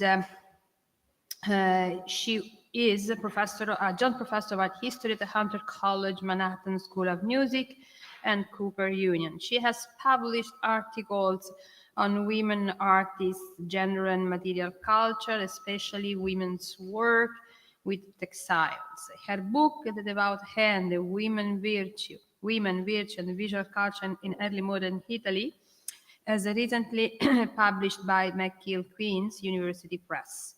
Rocco has also published 2 chapters on popular prints and games in the early modern world, Virtuous Vices, Giuseppe Maria Mitelli's Gambling Prints and the Social Mapping of Leisure, and the Gender Impost Trident in Bologna, in Playthings in Early Modernity, Party Games, Word Games, Mind Games, and The World Upside Down, Giuseppe Maria Mitelli's Games and the Performance of Identity in the Early Modern World in Games and Game Playing in Early Modern Art and Literature. So Patricia is delivering a paper, Female Spectators and Female Nude, Creation and Reception. Welcome, Patricia. Thank you. Thank you, Consuelo, for the wonderful introduction, and thank you to the University of Arkansas for hosting this, and for Adelina Modesti and Consuelo for your hard work on these wonderful conferences, and also Fabio, thank you. We couldn't do it without you too. Okay, so Lavinia Fontana's Minerva Dressing or Undressing, right? is a sophisticated and powerful nude in the tradition of Praxiteles and his Venus of Cnidos. Instead of depicting Minerva exclusively covered and bolstered by the strength of her armor, Minerva here has become a hybrid, part warrior queen and part goddess of love. Less armor and more amour. The Cnidos Venus was immortalized as the embodiment of desire of the moment that the female nude bursts onto the artistic scene in a grand entry, normally destined for the gaze of the male viewer. A true sex bomb, Fontana's version of the mythological goddess, was historically associated with a heterosexual male patron and cleric, Cardinal Scipione Borghese.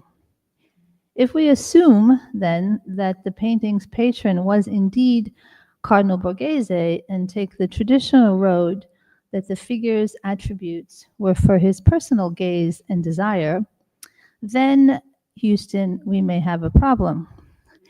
And it is not simply due to his clerical role. Apparently, based on the patron's particular sexual preferences, it would not necessarily need to be a sensual female nude simply for our patron's delight, as we have quite reliable evidence that Cardinal Scipione Borghese was indeed gay. Thus, we can safely assume with this revelation at least a potential preference for men's bodies to those of the female nude. Now, before I go any further down this path, I would like to clarify that my only interest in this potentially accurate piece of biographical detail regarding the cardinal's sex life is solely in regards to how it might relate to the question of spectatorship of the female nude by its creator, in this case, a female artist. Perhaps this small piece of evidence finally frees us up as scholars of these works to ask some new questions and draw some different conclusions, as tentative as they may be. Dare we assume that a successful, self-possessed female artist may have actually taken pleasure in this female nude herself? By pleasure, I intend a particular kind, the pleasure of having created it, of knowing that she was capable of such an artistic feat, a feat which had been established since antiquity as the true test of a successful artist, who, of course, it must be noted, was normally assumed to be male. It is also the pleasure or desire of Fontana to be known as the type of artist who could produce such a powerful female nude, as well as the pleasure of seeing the beauty of this final product and perhaps imagining it as a potential reflection of the goddess in all beautiful women, including herself. The evidence for this claim regarding, regarding Borghese's private life rests upon a series of extant comments from various period texts regarding slanders towards the cardinal's clerk and supposed lover, directly referencing the sexual preferences of the cardinal. For example, according to Gaetano Moroni, an official Catholic writer in the 1830s, apparently the cardinal was so fond of his intimate friend, Stefano Pignatelli, that he brought him to court when he became cardinal. Voices spread that Pignatelli was, quote, pieno di detestabili vizi, end quote, full of detestable vices, and so Pope Paul V Borghese sent him away.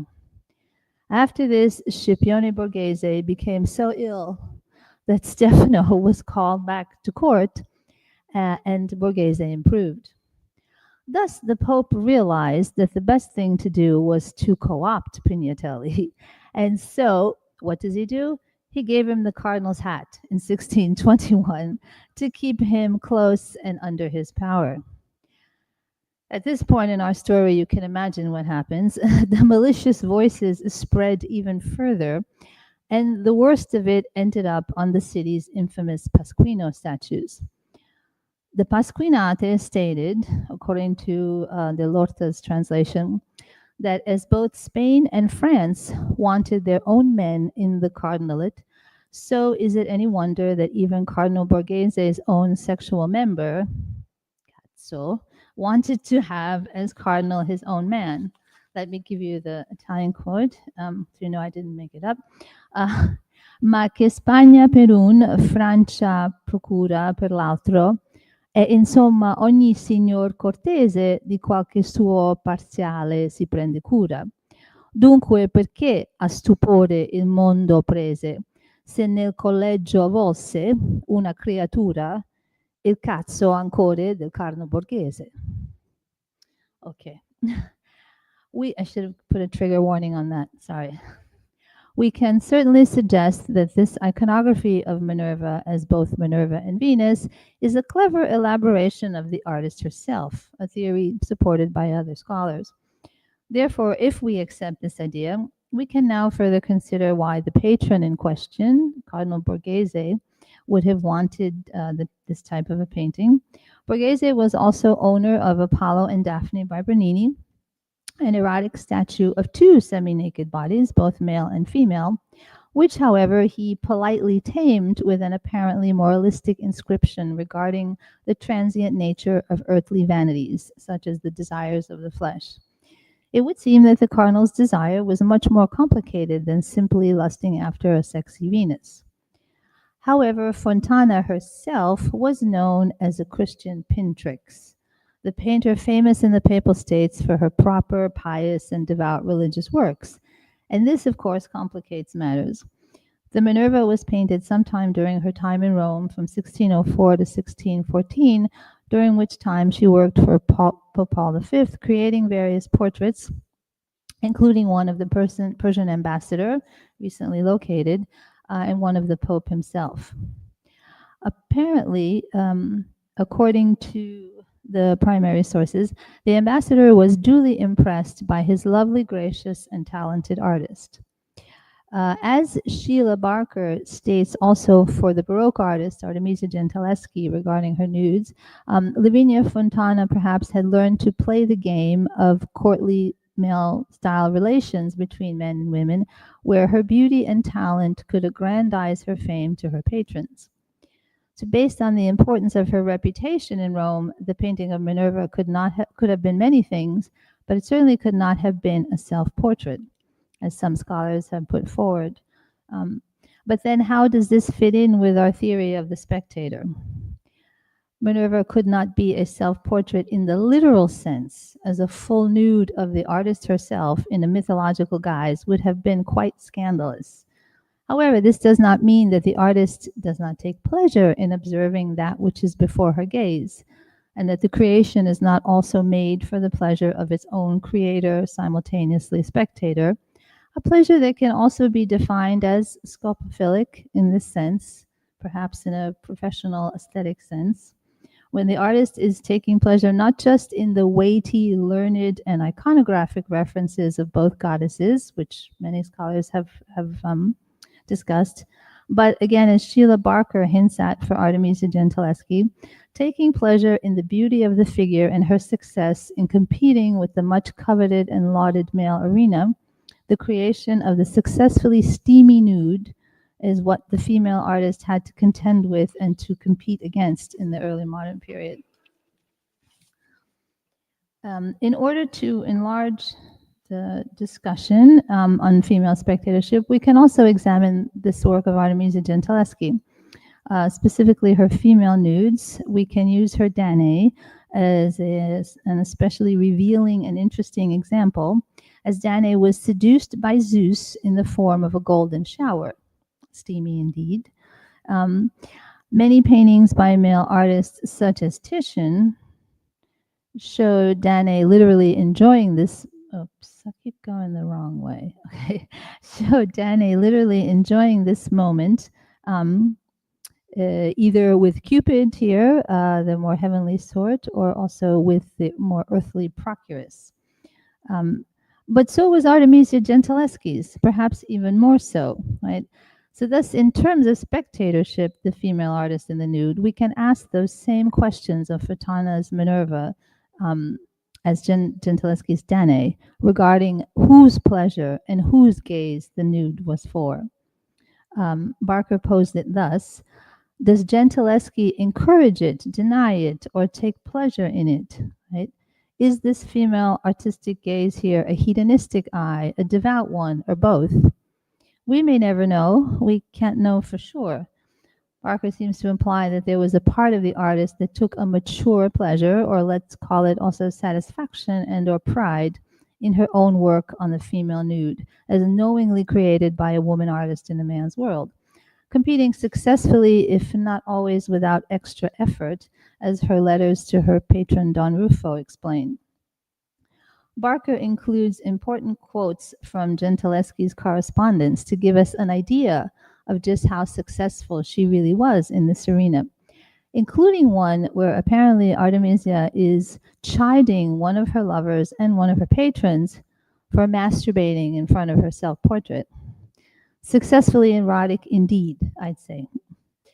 Yet, despite any allowances made for differences of time, period, style, patrons, biography between Gentileschi and Fontana, there are still points of intersection between them, more similarities than differences in this case, regarding their position as female artists of the day and in the creation and reception of the female nude in the early modern period. Another painting by Fontana that might shed more light on our discussion of the gaze is her striking work, Mars and Venus.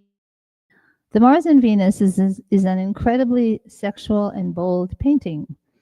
Having the two figures of Mars and Venus in an intimate bedroom setting was not an unusual theme per se, and was a theme often taken up by many male artists, especially the Venetian painters.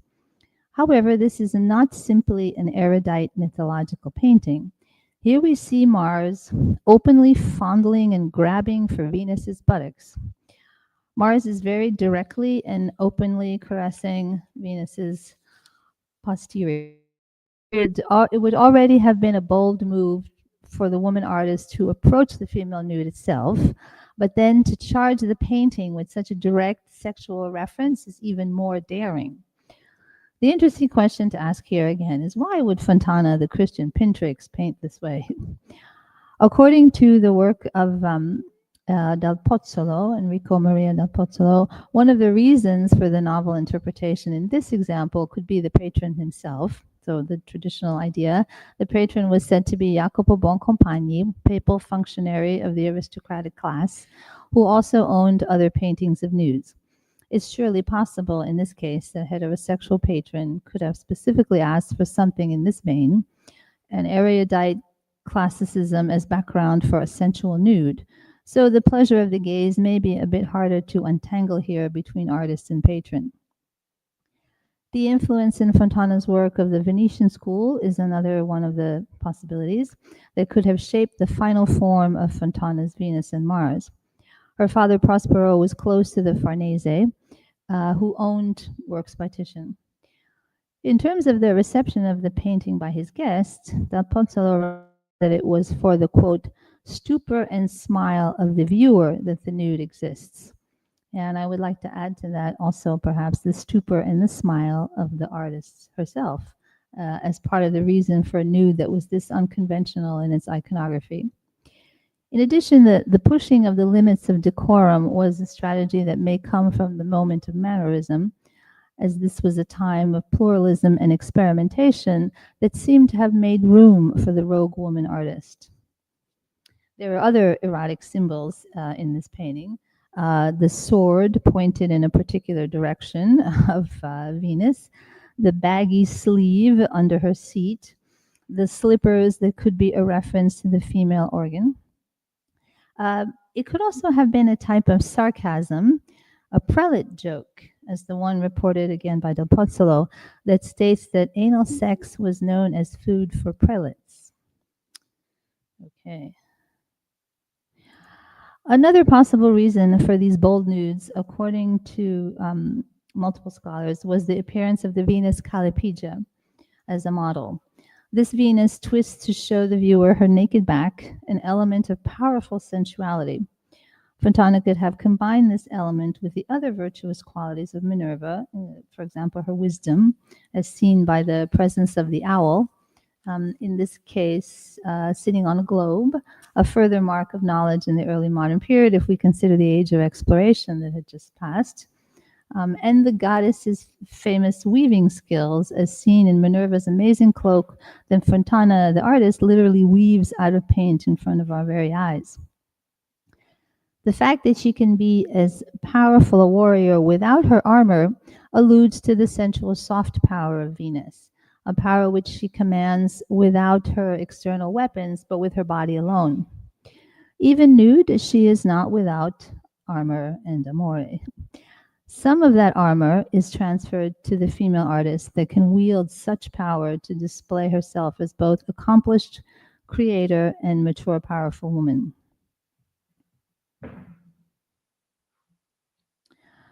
Fontana was also likely influenced for her Minerva by the work of her female colleague, the engraver Diana Scultori or Diana Mantovana.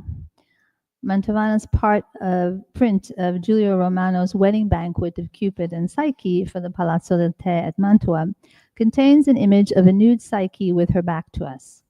The print would have been in circulation in Rome during the time that Fontana was living there. Mantovana died in Rome in 1612, 2 years before Fontana herself. It would not be their first collaboration, as Fontana's painting of Saint Jerome is also related to Mantovana's print. Finally, in terms of other possible interpretations, I must disagree with Fiore that the Minerva could be a historiated portrait of Fontana's recently deceased 14-year-old daughter, Laodomia. That would have been a bit too scandalous in the papal Rome of the 16th century and the Counter-Reformation, as would be a literal self-portrait of the artist, as mentioned earlier. It was one thing to revel in the power of Venus to charm the viewer with her nude body, a body that you as a female artist created with your intimate knowledge of the female form from the inside out, an active spectator and creator of this degree of sensuality. But it was quite another to identify oneself literally naked on the canvas for all to see. Cardinal Gabriele Paleotti of Bologna wrote an entire work, Discorso sopra le immagini sacre profane, in 1582, telling artists of the day exactly how to and how not to paint during the Counter-Reformation climate. His advice for artists included a dictate to avoid using recognizable historiated portraits in religious paintings. Cardinal Paleotti was certainly one of Fontana's mentors, as he had close contact with her father, and also as was also the naturalist Ulysses Aldrovandi. So to conclude, how do we then reconcile all of this with Cardinal Scipione Borghese's nude Minerva dressing or undressing? Certainly, simply because we can detect a preference for male bodies and male companionships in the archival sources doesn't mean that the patron has no interest at all in the aesthetic of the female nude. However, I would like to posit that it does perhaps open up the possibility, finally, that the painting was at least in part also for the enjoyment of, in addition to others, the female artist herself, based on her own skill in replicating this extremely important classical form, which has always been the apex of the male artist's virtuosity and power to move the viewer from the time of Praxiteles and that Vedance of Cneidos. Herein lies Pliny's proof. The ancient writer Pliny relates the wonderful tale to his audience that the statue of the Cneidos had such a powerful erotic pull on the viewer's senses that one day a young boy remained in the temple, he locked himself in, to be alone with her, and he left a trace of his presence. In the morning, a stain of love was found on the statue.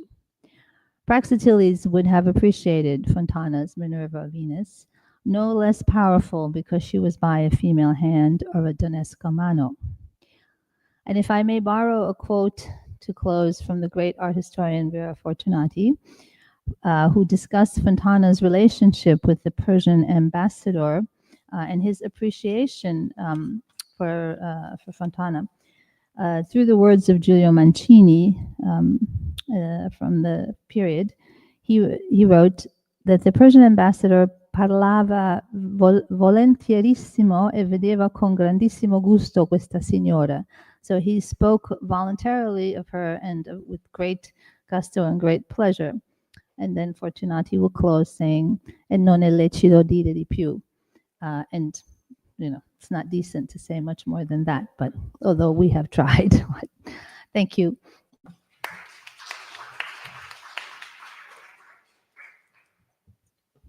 Thank you, Patricia. So next is Professor Juliet Simpson. Juliet Simpson is full professor of art history, Center for Arts, Memory and Communities, Coventry University in United Kingdom, and she has been following us since the beginning, and also as such she is part of the board, scientific board of the series Women and Gender in the Arts. The series report is been publishing for this conference, and Professor Simpson, and she has an endless curriculum, so it's really an honor and a pleasure to present you. I can say she is an internationally recognized expert in art and visual culture on the long 19th century and 20th centuries. Her research, teaching, and curatorial interests focus on how perceptions and meanings of art shape national and transnational cultural identities and values. She has published and lectured widely on the fin de siècle, art and cosmopolitan artistic exchange, French art, and art criticism of the long 19th and early 20th centuries. She has been also, just going to, the most important, if I can say, current works, explored how we image, retrieve, and reinvent personal and collective cultural memory, text, via object, text, sites, and monuments, and the reception and the reinvention of Northern Gothic and Renaissance visual cultures, including in collection, receptions, in transnational recreation and modern contemporary art. Professor Simpson is also director of Lancaster's Research Gallery, Coventry University. International awards and major collaboration include as visiting professor of art history and cultural memory, University of Amsterdam, visiting scholar in conjunction with the Leverhulme Research Fellowship, Wolfson College, University of Oxford. She is academic advisor, Department of Art, Philosophy and Cultural Heritage at Free University Berlin, principal advisor, partner, British Council, Venice Biennale Fellowships Program, a fellow of the Royal Society of Arts. Professor Simpson chairs an international research project on reception and identity of Northern Gothic art in the long 19th century. She is currently curating an international exhibition, Gothic Modern Munkt Kolowitz, as a senior guest curator and principal project lead with Berlin Alte Nationale Gallerie, Finnish National Gallery Ateneum, and international museum partners for an international touring exhibition 23-24. Thanks for coming here. And she has served also as keynote speaker for the conference 2 years ago. So she will be presenting a paper titled Nude Ambition in Man's World, Rietare and Reimagining the Artist's Gaze, 1880s and 1900s. Welcome. Thank you very much, Consuelo. Incredibly generous welcome. I would just say that Gothic Modern, our Berlin partner, went to Vienna. That was a good promotion, and we basically have Gothic Modern showing at Albertina at present, and it is there until the 11th of January. So if you happen to be there, it's well worth the trip. Thank you so much, Consuelo and Adelina, for this marvelous opportunity, for this invitation, for bringing us all together, this extremely potent and timely theme. So yet again, I feel honored and privileged to be here and to meet so many colleagues, both who we've known, but also new colleagues as well, as we grow this very important and network and all that is now stemming from it. So I'm going to be talking about nude ambition in a man's world, and Patricia, Rocco and I did not talk, but there is a remarkable relationship of continuity, which I can assure you was not planned. In 1889, A Woman's Life published an essay titled "How to Succeed as an Artist" by the successful, then very successful, woman artist Henrietta Ray. Her dates are 1859 to 1928. And it was subtitled "Miss Henrietta Ray Gives Some Valuable Advice." And the article opens with a pithy recommendation to women never to become artists at all. Contrary, however, to her advice, Ray not only pushed formidable barriers of gender, social, and professional status that faced women artists in the 19th century, she was one of very few women at that time to take on the prized subject of the male artistic tradition, that is, the female nude, and in doing so to take on the male dominance within that tradition. So what I'd like to do in this paper is shed some insights and new light on Ray and her contemporaries in their neglected efforts at this time as artist creators to re-own and more to re-see women through and beyond their mythological, biblical, and gendered frames.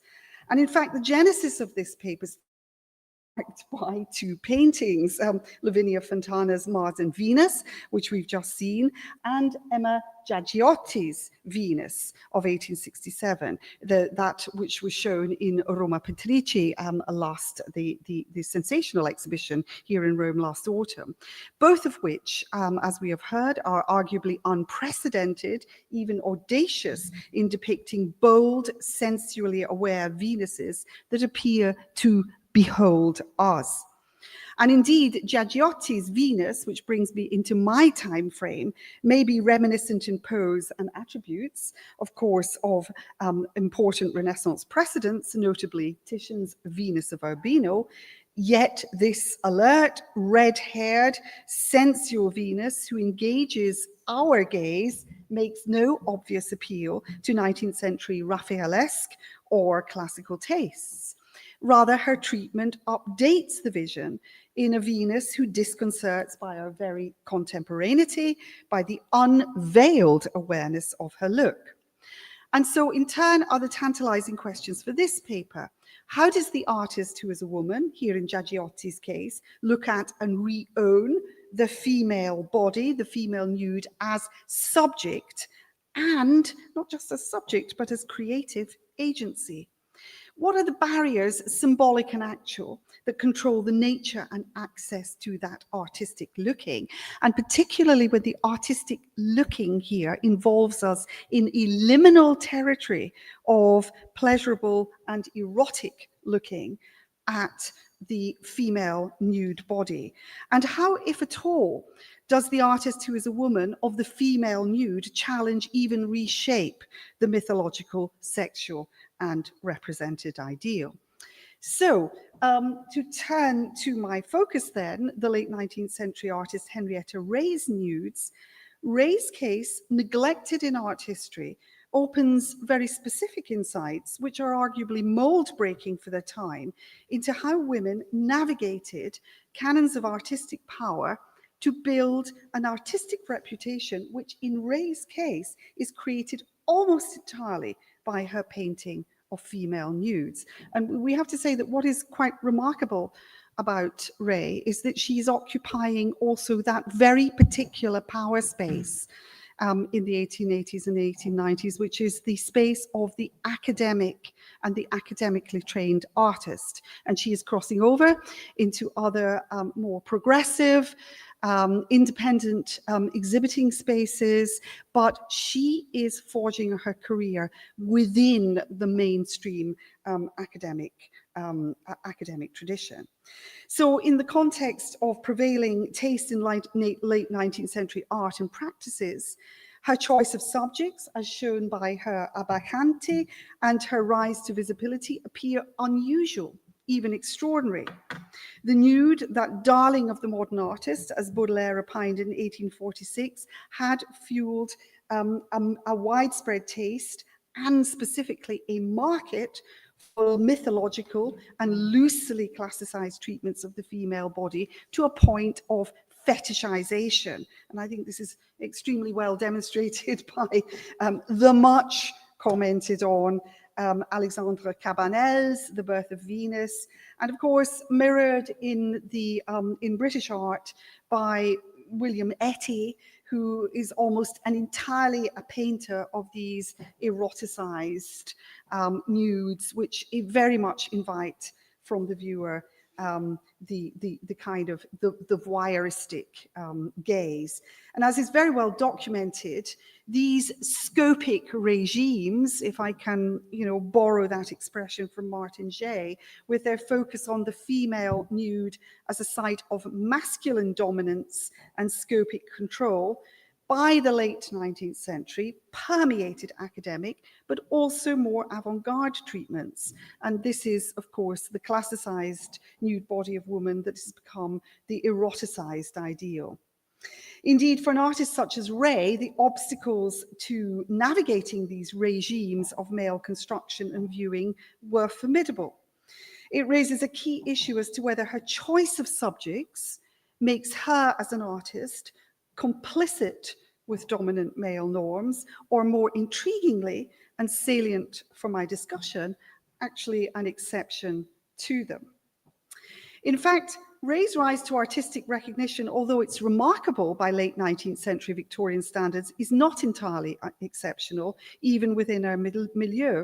She was admitted to the Royal Academy Schools in '84, just the year before she painted a Bacchante. She followed trailblazing artists, and notably the young woman, and do apologize for the grainy images. It's a marker indeed of the archival work that is just being done, that we have so few proper digitized photographic images of our authors. We know them by their works, but we do not see them. So here we have Louisa Starr, 1865, was one of the very first women to be admitted to the Royal Academy Schools, then absolutely a bastion for male training, and she painted male nudes. So interestingly, Ray does have precedence. But the Royal Academy by the 1880s had encouraged the study of live models as well as rigorous live drawing, and there Ray trained under the tutelage of Frederick Leighton, which proved transformative for Ray and also the group of artists that also came into the Royal Academy at that time. At this time, only the Académie Colarossi in Paris allowed women similar access to live nude models. So we also have to think of training and artist training in the late 19th century as a very important way in which women could start to create opportunities for viewing that really began to made incursions into environments seen as specifically the domain of men. The Royal Academy's progressive teaching environment, in effect, launched Ray's artistic career, and she self-styled herself at that time, not as a lady artist, but as a working artist. So there's an interesting intersection with class working here.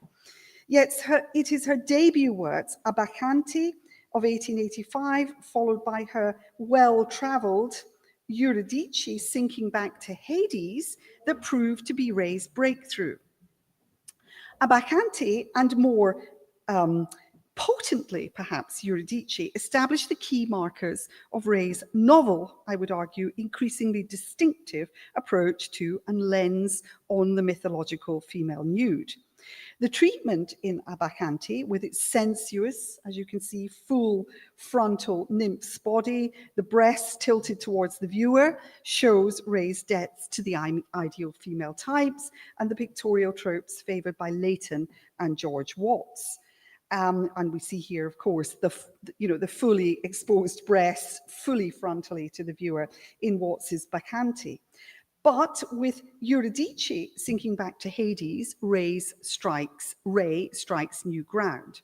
And I think what is most striking here is her concentration on the drama of the sole nude protagonist, Eurydice. This contrasts with treatments of the myth popularized by Leighton. We see his earlier work here, notable in this respect his Orpheus and Eurydice. And Ray's painting, as we can see, excludes the more dominant figure of Orpheus, and therefore this oppositional play of bodily strength, masculine, to victimhood, feminine, which is in fact amplified, we can see here in the Frederick Watts version, the 1880 version. Rather, Ray exploits the occulted lens in her earlier Bacchante to reinforce a view of Eurydice and how we look at her that communicates an idea of her resilience. Eurydice's nude body, shown in part three-quarter view, is neither titillating, and again, if we put her in alongside one of Cabanel's nymphs, she's not titillating, she's not desperately yielding to her underworld fate. By altering the visual symbolic attributes that code Eurydice's plight, she's being dragged back to the underworld bodily, which is quite obviously a subject of scopic interest and desire at this time. She appears nude, but also in effect naked. And Ray changes Eurydice's posture to heighten such effects as implied bodily strength, as the tensile arc of her torso, her semi-crouched thighs, making her nudity into an image of resistance, not of fallen victim. So it's, in other words, it's bodily, the nude here, expressing a kind of bodily agency, inviting another mode of seeing. Indeed, the distinctiveness of Ray's treatment of Eurydice did not escape critics' attention or visibility at the time. Both Bacchante and Eurydice were exhibited at the Royal Academy in 1885 and 1886. And they show Ray's ambition to stake out a path of recognition as a leading artist of female nude subjects in the essentially conservative, male-dominated space of the Royal Academy. That Eurydice's first showing drew, I quote, considerable attention is confirmed by her biographer, later Arthur Fish, in 1893, and subsequently she was exhibited at the Paris 1889 Exposition Universelle, and then in 1893 at the Chicago World's Columbian Exhibition, and following on again back to London at the Doré Gallery in 1895. So it is evident from the painting's exposure, this is Eurydice, and continued mobility, that the heightened critical interest it drew stemmed precisely from the suggestiveness of Ray's way of looking at Eurydice as both familiar, in some degree normative and hegemonic, and contradictory. Indeed, this is demonstrable in the response of an extensive 1893 review of Ray's painting in the Ateneum in London, which, while praising Ray's courage in dealing with unadorned, read naked beauty, heaped censure on her model's attenuation and, I quote, strained and disagreeable pose. So we might see Ray's treatment then in such works as Bacchante and the much noticed Eurydice sinking back to Hades as to some extent conforming to hegemonic late 19th century artistic tastes, tropes, and markets for mythological female nude. But while Ray doesn't overturn their underpinning cultural or symbolic structures, her Eurydice subtly changes the codes of seeing and meaning, challenging perceptions that her nude body merely inverts the male gaze in another stereotypical construct. For a start, Ray's paintings do not deal in voyeurism or in creating a kind of quasi-pornographic spectacle, yet they are intriguingly erotic. And it's to this idea and to Ray's appeal to other viewing circuits that I shall now turn in the final part of this paper.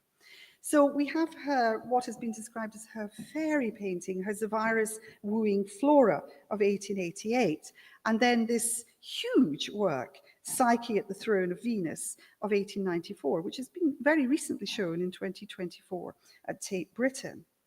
She takes her individual lens on Eurydice further to develop a vision of the mythological female nude as within Ray's control to reimagine, consume, and transform. The Zephyrus wooing Flora was first shown at the Royal Academy in 1888, and then again in Liverpool at the Walker Art Gallery Autumn Exhibition. And it indicates that by 1888, Ray was making serious inroads now into an artistic territory seen as male and becoming noticed for it. Like her Eurydice, Ray's figure of the nude Flora is unusual in its almost attenuated, strained pose. We might not see it as strained now, but it was read to the eyes of 1880s and 1890s critic as a highly strained body. Like her Eurydice, similarly, she's not adorned except for the thin rose garlands which loosely circle her neck and thighs, and there is a strategic diaphanous drape which is veiling Zephyrus's lower torso. Once again here, the treatment of nudity ostensibly adopts tropes of the eroticizing male gaze as bodies to be looked at. Yet Flora's luminous straining body, and we can see that there is a tensed line that runs through her back to her neck and her tilting head. Her arm is reaching up towards to touch Zephyrus as his arm reaches down in an interlace with hers. This evokes an eroticism which is both potently ecstatic and tender. Indeed, while these figures appear demure, they embody, I would argue, a kind of awkward vitality. In short, Ray turns her almost naked Flora here from an image of erotic exposure or voyeuristic fantasy to suggestively claim for her creation the amorously agentive woman of her gaze. Zephyrus wooing Flora again drew considerable attention when it was exhibited at 1888, and a lengthy review of Ray's paintings in the Ateneum, if patronizing, commended, I quote, the interesting illustration of a lady's skill in painting nudity, and it added an amorous subject. Even putting Ray's painting on a par with Bronzino's Venus and Cupid. And I think we can see the kind of symmetry going on here, but also that fact, that extension of the possibility of a female artist to be able to own this idea of an amorous looking, which I think is problematic in the treatment, but it's also a very interesting one. So in Liverpool, Ray's works, when it was exhibited, vied with these giant works, this one by Leighton, The Captive Andromache, and here, right up against this great big blockbuster of a piece by Samson, by Solomon, The Monumental Samson, but Ray also gained significant press coverage alongside these huge grand machines. And it's proof, really, absolutely from the critical commentaries that she was holding her own in overwhelmingly male company as a professional, ambitious painter of nudes. Indeed, Ray's Flora, like her Eurydice, personifies her incursion now into a traditional masculine environment. It's a space she would continue to enlarge with her monumental mythologies, notably her huge Psyche at the Throne of Venus, which was the centerpiece of the 1895 Royal Academy exhibition. So she's moving from exhibitor margins, exhibitor to centerpiece. And then in her 1909, and this is on the right, on your right here, the Hylas, her Hylas and the water nymphs. Again, these later nudes evince a similar reflexive humanness as in her 1880s works in their large, somewhat theatrical tableau. the figures appear posed, and yet here in Hylas are relaxed, as if kind of parodying the late 19th century cult of mythological spectacle. What is more, Ray's 1909 Hylas here is striking for its more embodied treatment of Hylas's rescue than in Waterhouse's 1896 version. Here, Ray paints nymphs that look like women, albeit idealized, but they look like women. They don't appear as the infantile types, as Waterhouse depicts them, but as Victorian models, perhaps consciously playing the role of mythological beings. And this appeal to other modes and economies of viewing and seeing, and Ray's resistance to kind of gender dictates, brings me to my final concluding part.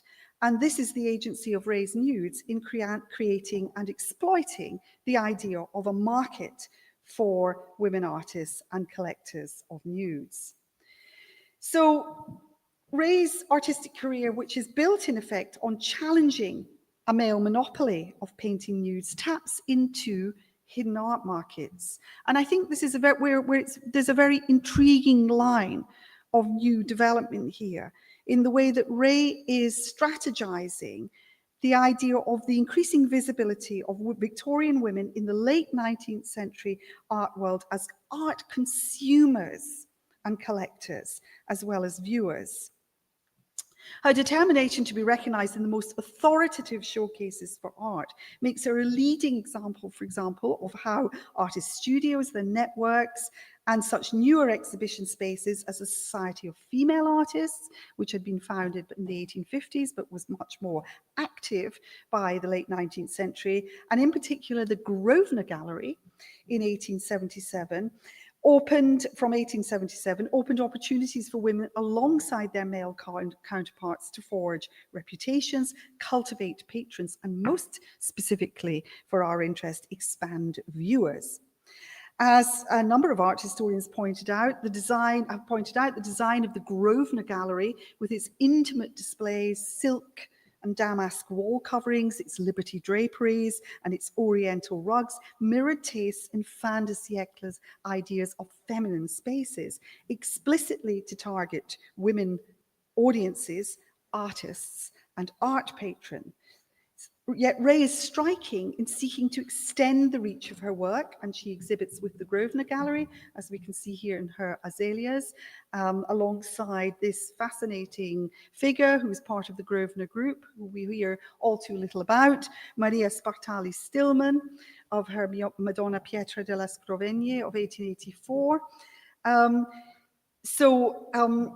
Ray is moving at this point between her studio in Holland Park, which she's sharing with her husband, the painter Ernest Norman, and many visitors who happen to be men, including Watson Layton.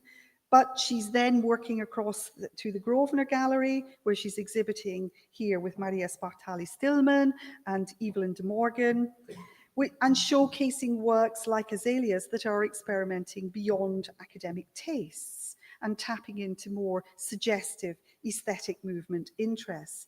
Even so, that Ray's work was also prominently exhibited and seen in the far more conservative Burlington House and Royal Academy galleries, especially her large-scale mythological nudes, positions her work as a daring model, a trailblazer, no less, for contemporary women.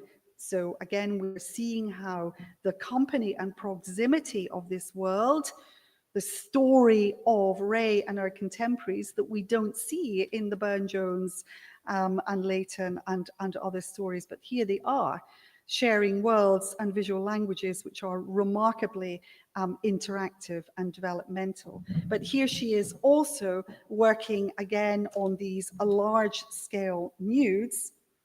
We'll go further in conceiving Ray's paintings there, 1885 Eurydice, as both creating and curating a specific new kind of viewing environment in the late 19th century Victorian art world. This is one in which her nudes could be seen, looked at, and read by other agentive women as projections of female desire, resilience, strength, and in this monumental work, Psyche and Venus, of power. Her organisation and curation of the women's artist displays for the 1897 Victorian exhibition at Earl's Course is a demonstrable case in point. Some artists chose not to be included at that time in this all-woman exhibition, yet, as the Woman's Signal magazine put it, Ray's persuasive authority to bring to attention a key group, including the work of the war artist, Elizabeth Butler, and other active, if neglected figures that include the suffragist Anna Alma Tadema. We see her self-portrait here. Ray's goal to transform the spaces and subjects for women's visibility as artists. So it has taken until 2024 and the exhibition at Tate Britain, Now You See Us, to begin to rediscover the work of Ray and her immediate contemporaries. Yet there is much more that needs to be done to redress the salient contributions of this female gaze in the late 19th century art world and beyond.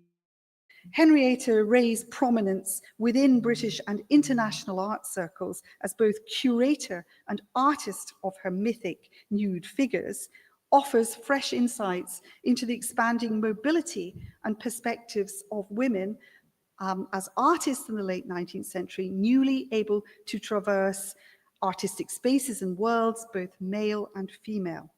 Like Ray's mythic figures, Eurydice and Flora, on their emblematic travels, cultural and political, is the bold potential Ray and artists to move from galleries in London to Liverpool, Paris to Chicago in their expanding regimes of viewing and seeing.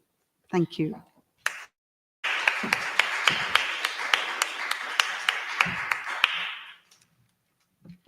Thank you.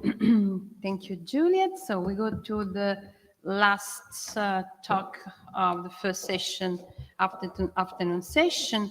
And yeah, we are. So Suzanne.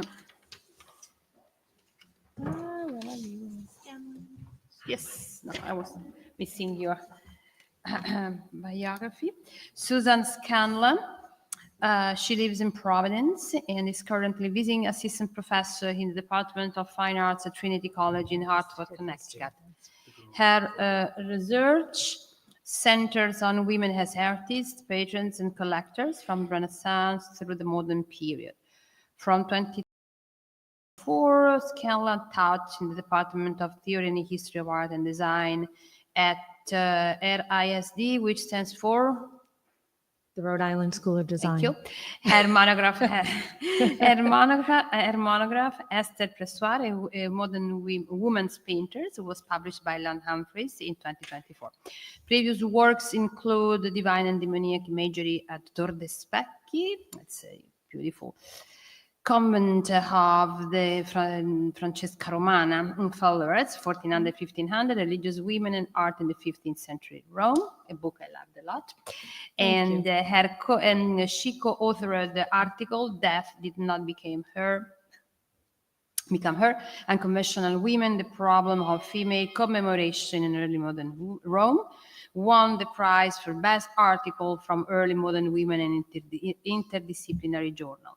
In 2024, Scanlon co-curated the exhibition of works by Esther Pressoir for Rhode Island School Museum and the Providence Ateneum. So Susan Scanlon is delivering a paper, The Art of Disrobing, Intimacy and Performativity, as imagined by Esther Estelle Pressoir. Welcome. Great, thank you. I just want to say thank you also to Consuelo and Adelina for inviting me to be here this year. I don't know why it took me 5 years to get here, but I'm here, and I don't think you can get rid of me now. I'm glad to have met this community and be part of the conversation. Thank you.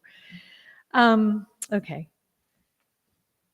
So, a lithograph titled Artist and Model by the American modernist painter and printmaker Esther Estelle Pressoir, who I guarantee you've never heard of, is a study in seeing and being seen, scrutiny and interpretation. In it, an artist swathed in a jacquard coat and matching turban puts the finishing touches on a portrait of her model. The setting is a domestic interior furnished with a cupboard, table, and a braided rug that draws us into the scene like a churning whirlpool. Two upholstered armchairs have been pushed together, creating the appearance of a settee or tete-a-tete chair to encourage intimate conversation between a pair of sitters. Other paired items, pictures, curtains, books strewn on the floor, also signify domestic coupling. The portrait on the easel looks like a distortion of the rather elegant model, brought to life by the artist as she smudges a bulbous nose, protruding cheekbones, and fleshy lips onto the canvas with her bare hand. While the figure in the portrait gazes at the artist studies her sitter across the room. The model's eyes are large and mesmerizing, lined with black, inky lashes. She sits patiently upright, book on her lap, and attempts to balance on alarmingly slender ankles and tiny shoes. Pressoir grants simultaneous access to the three figures rendered in this scene solely to the viewer. Within the frame, the canvas and easel create a barrier between artist and model, though the canvas is strictly under the control of the artist as she shapes and reshapes her subject. Here, Pressoir endeavored to reconcile multiple perspectives in a singular vision, leaving the viewer to draw the line between life and artifice. Esther Pressoir grew up in the industrial city of Woonsocket, Rhode Island, the daughter of a French-Canadian foreman at a textile mill and a homemaker from Philadelphia, where Esther was born. She won a state scholarship to the Rhode Island School of Design, now RISD, the acronym, graduating from the Department of Freehand Drawing and Painting in 1923. She quickly moved, or one might say fled, from Providence to the bohemian enclaves of Provincetown, Massachusetts, and Greenwich Village, New York, where she studied painting and printmaking. She cut her hair into a fashionable bob and took up smoking. She was always smoking, it seems. I'm always horrified by that middle photograph of the cigarette dangling precariously over her palate. She was a new woman and a self-proclaimed feminist.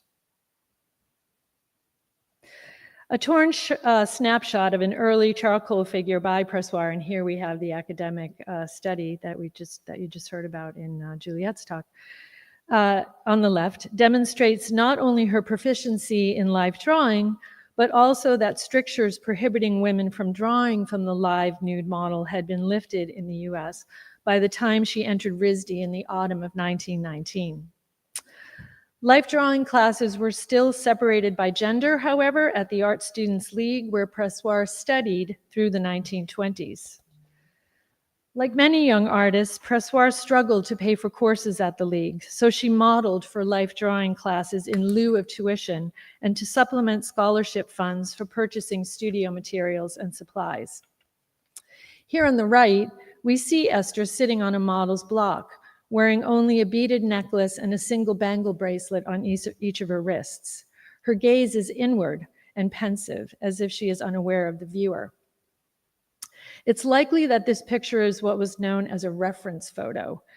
Such photos were typically not taken during actual life drawing sessions. This pose would be impossible to hold for any length of time, but rather to capture a model's pose for future study and use in the studio. A reverse image of an ink study of a nude model drawn by Pressoir is displayed on an easel in the background, mirroring her pose in the studio. By including her own work in the photo, she effectively recasts the framing of the scene to encompass two facets of herself. Here, then, we see Pressoir in her roles as both student artist and artist model, which afforded her a multifaceted perspective on rendering the figure and enhancing her understanding of the body as subject. By the mid-1920s, Pressoir was restless, she often was, and eager to venture beyond the States. The watercolor on the left, made in Provincetown, is emblematic of her evolving aesthetic, as she experimented with, acquired, discarded, and reshaped the rich variety of techniques and methods she encountered during her formative years at RISD and in New York. In the animated gestural sketch on the right, Pressoir calls herself Ye Flapper, pledging her allegiance to fashion trends that afforded women physical mobility and freedom. Esther, as flapper, adopts a wide stance with unlaced black button boots pulled over her red silk stockings. She fuses men's and women's wear in her ensemble, wearing a black necktie and jacket over a slim white dress and emphasizing her slender hips with a crimson sash. A fluttering blue scarf and feather completed her outfit, framing her angular face and rouged cheeks. The picture aptly embodies Esther as restless garçon, yearning for fresh challenges. So she capped off her formal education by making an unprecedented and wildly improbable 12,000-kilometer bicycle trip from, it's another story, truly, from Northwest France to Rome in 1927. Precipitated in her recounting by a dare from fellow ASL students, Pressoir recounted, quote, "Before I knew what was happening, I found I had committed myself to live on $400 for the next 6 months, during which time I was to dip into no less than 9 countries. Amidst a lot of good-natured jibing, I shook off the dust of New York and departed," end quote. Indeed, dipping into 9 countries, Esther studied both the old masters and work by contemporary artists, particularly in Paris and Munich, where she spent 6 weeks studying lithography. She literally made the Grand Tour on a bicycle, the only way she could afford to do it. It's amazing. Her travel journals survive as well. So that's, yeah. That's, yes. I won't, yeah. Stay on track. It was during this trip that Pressoir developed her expressionistic style, which often straddled figuration and abstraction. In the over 600 drawings she brought back to the States, she honed an economy of line and vision that would define her work for decades, particularly in her rendering of the female nude. Pressoir's numerous pictures of women range from nude studies to portraits of fashionably dressed subjects. Page after page of drawings show nude models in a variety of poses from multiple angles as she continued to work out the complexities of portraying the body in space. Yet unlike her academic works that called for accuracy in proportion, modeling, and shading, these depictions were rendered in a distinctly modern mode, emphasizing line, shape, and swaths of color to breathe life into the figure. We can draw a dividing line between Pressoir's academic studies of nude models posed in a studio such as those we see here, and those that portray or evoke lived experience in a private domestic setting. It's here in this latter category where we can map Pressoir's developing sensibilities and where I would argue she casts a decidedly female gaze. For example, in this etching, which Esther titled The French Blonde, we see a less demure and more provocative presentation of her subject. With hands on her hips, the figure's bent arms and splayed thighs form a voluptuous hourglass shape. The thatch of her dark pubic hair connotes the center of the picture and stands in stark contrast with the mass of blonde curls piled on her head. She sits on a soft bed or cushion with a pillow tossed to one side, gazing at someone or something beyond the frame. Short pulsating marks around her head indicate electric vitality radiating from her person. The dynamic energy embodied by the French blonde moves this figure from a passive object of delectation to an unabashed subject with desires of her own. Perhaps more tantalizing than nudity, however, is the state of undress. Undressing is performative, a liminal state of possibility. Whether enacted for oneself or someone else, peeling off one's clothes to reveal the body is a sensuous, sometimes ritualized, often seductive event.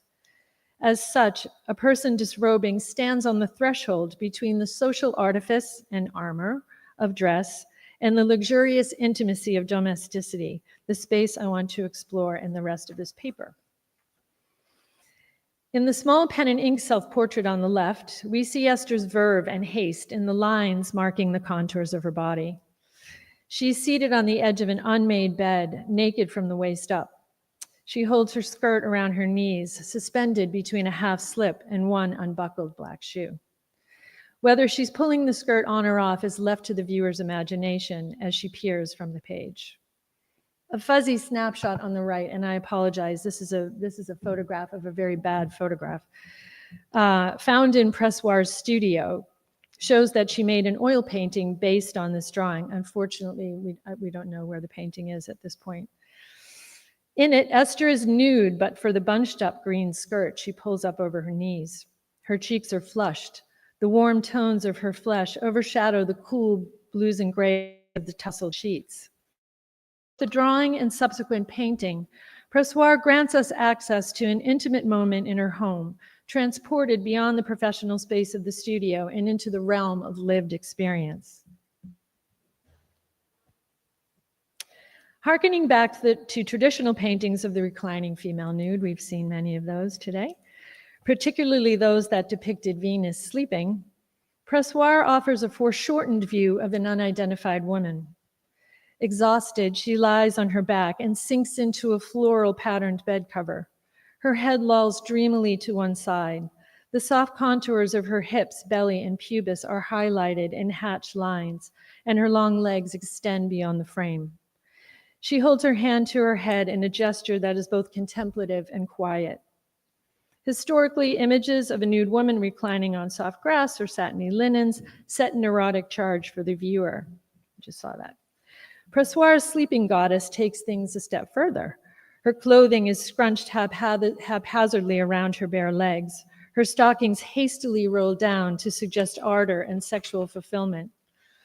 The viewer's perspective is from the edge of the bed, close, immediate, private, familiar. We're invited to imagine the moments leading up to or following the scene. The only thing missing is a smoldering cigarette. Perhaps one was dangling from Esther's lips as she put pen to paper.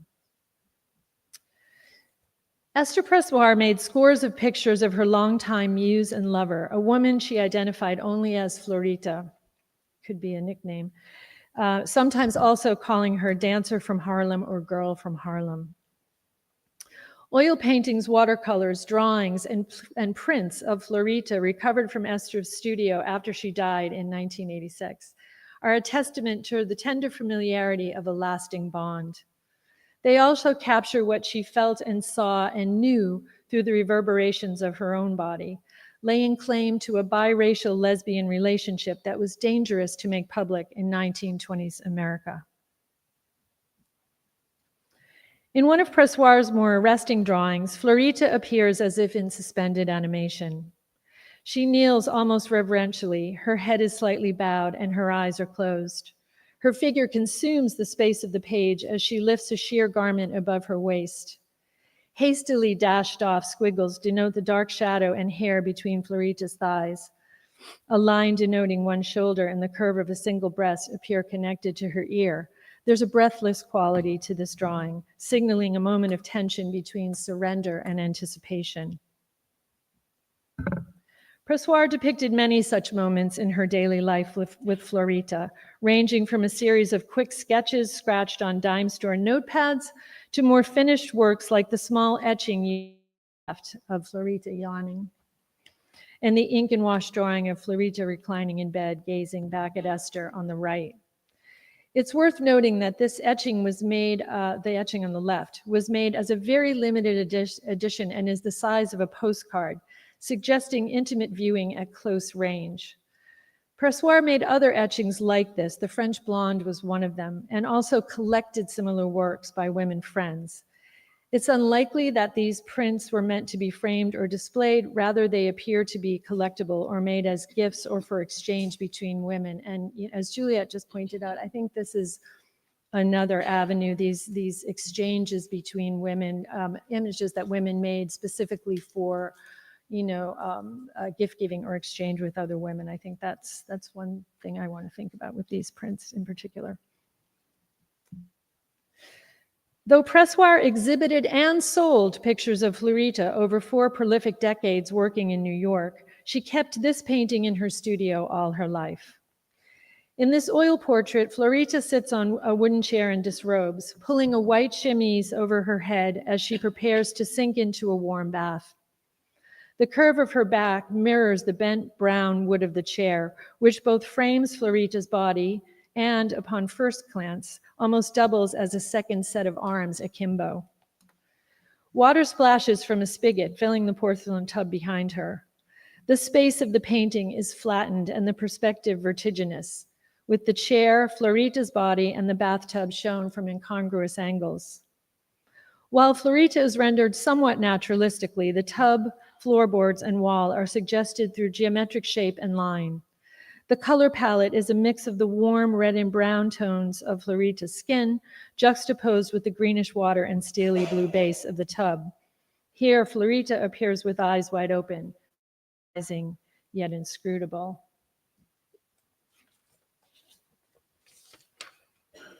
In an early nude self-portrait, Pressoir depicted herself bathing in the same tub, sponging her neck as if to cool off. Her hair is arranged in soft waves, with traces of gray beginning to appear at her roots and temples. Her lipstick matches the red lacquered fingernails that she draws dreamily back and forth across the surface of the water. She dabs her neck and shoulders with a soft cloth and gazes sidelong at someone across the room. In this painting, Pressoir laid herself bare in an unflinching presentation of her body. This is a far cry from the idealized nude, showing her belly rolls, lolling breasts, and modeled thighs. She modeled her flesh in streaks of salmon and pale pink pigment, with an occasional splotch of red reflecting her lips and fingernails. Shadows defining the contours of her body are cast in smoky gray hues. Here, the tub encircles Esther's body as the water reflects and refracts her form.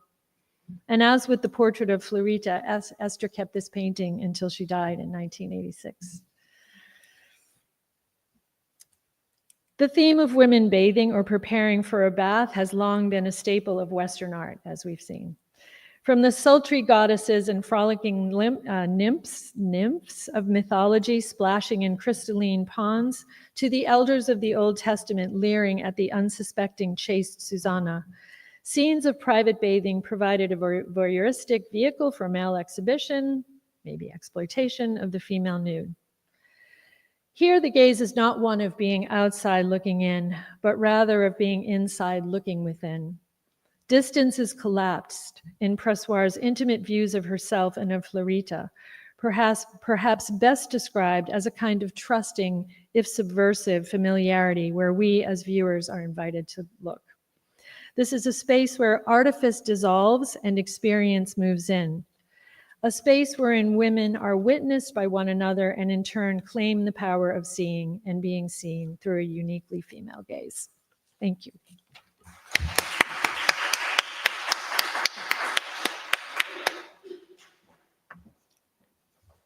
Thank you. Thank you, Suzanne.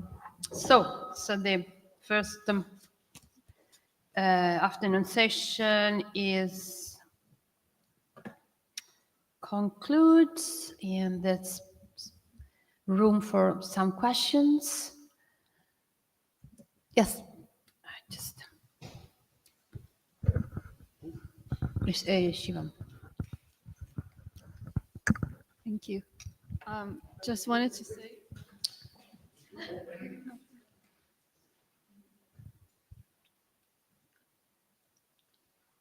Yeah? Okay.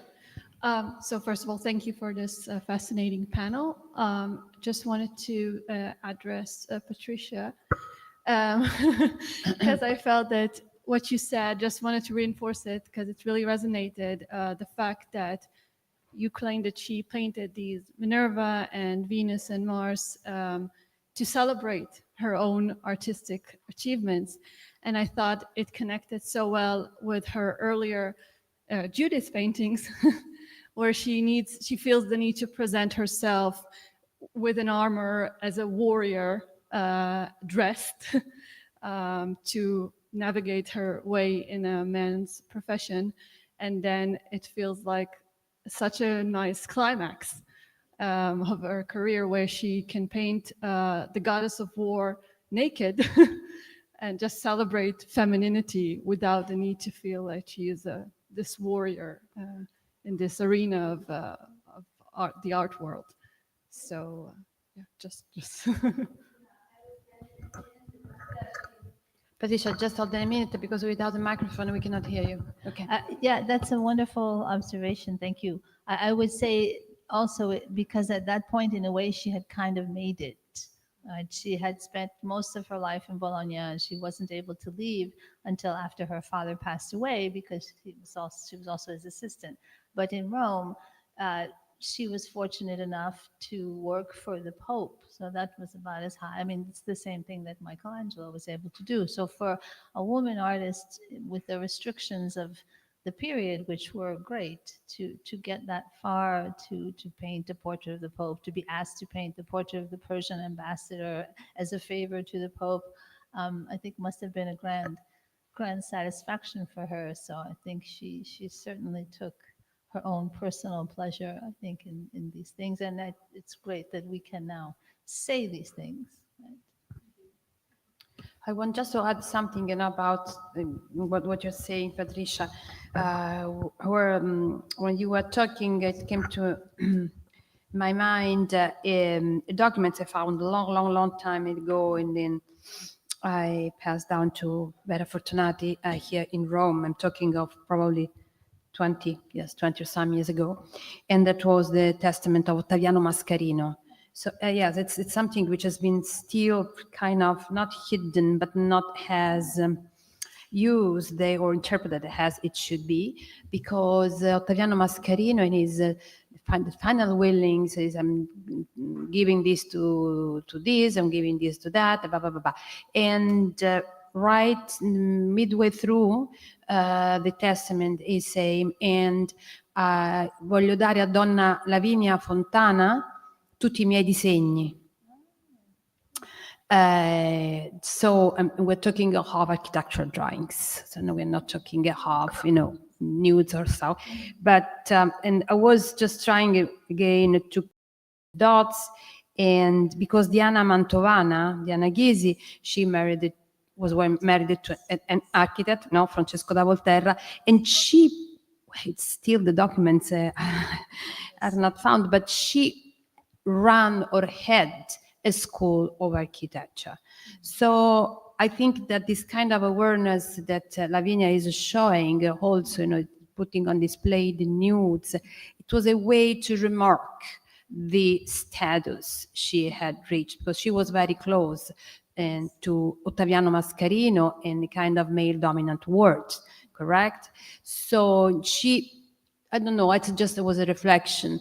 But she dared it too, because the painting of Mars and Venus is probably the most offset, because it's pretty much something on our perception could be done by a man than by a woman, no? Because it's a sexual harassment. There is no way. So I think that we are all, we all agree about that. So it's, again, it's just that I'm thinking aloud, but just try to put together these kind of networks and how she got in touch with the Scipione Borghese, because on the other side, Lavinia, we know very well that she was participating to a kind of secret society, religious secret society. She was very religious. She devoted herself to family, work, and this compagnia. And so how could we explain that painting if not as she was really saying, okay, I'm equal to. I don't know, it's just something to reflect upon, nothing more than that. I think the professional satisfaction, the pride in having reached this point is one of the best, I think, explanations. It doesn't mean there aren't others, but I think at this point, we don't have these examples from many other artists. I know Sheila Barker also has meditated a lot on this for Artemisia, and it's a slightly later time period, slightly different patrons, but it's a similar idea. She's come to similar conclusions. You don't know exactly, but imagine that now Lavinia is working even before this tradition, and also with the weight of the Counter-Reformation and Pagliotti and the Pope on her shoulders. So I think it's even bigger, in a way, almost a bigger achievement for her to reach this. I wish we had more information between Fontana and Scultori Mantovano, because they were here, and I mean, Diana Mantovana died 2 years before Fontana in 1612 and Fontana in 1614. They must have known each other. I mean, the designs, you know, there's also the Saint Jerome that is clearly based one on the other. We don't know which one first. Also based on the Volterras, but so there's a connection between the three artists. Somehow there must be some document somewhere. Those architectural drawings, though, are a great start for digging further and trying to find more connections between them. And then the document continues saying, when Donna Lavinia Fontana sarà morta, when Lavinia Fontana would have been died, she had to pass down the drawings to the Accademia di San Luca. But in the Academy, the drawings are not, no. They don't exist. Don't exist, no. That's what I wanted to ask about the drawings.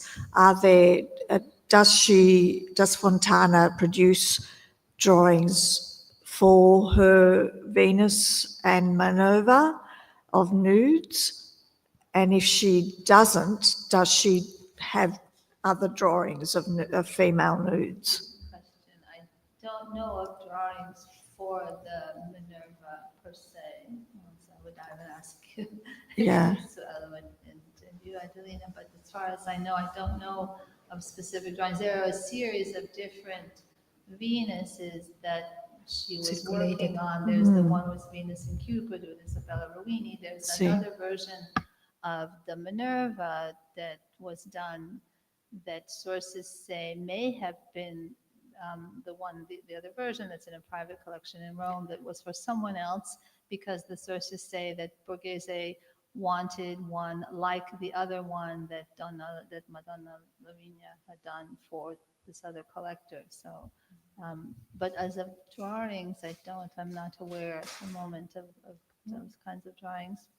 I was going to say also for Diana Mantovana, she too was at the apex because in 1575, she was able to ask the Pope for copyright on her engravings because they were being taken by other male artists like Marcantonio Raimondi, and so that was pretty early for a woman to ask for copyright. She was granted the license. Very ballsy. Sorry.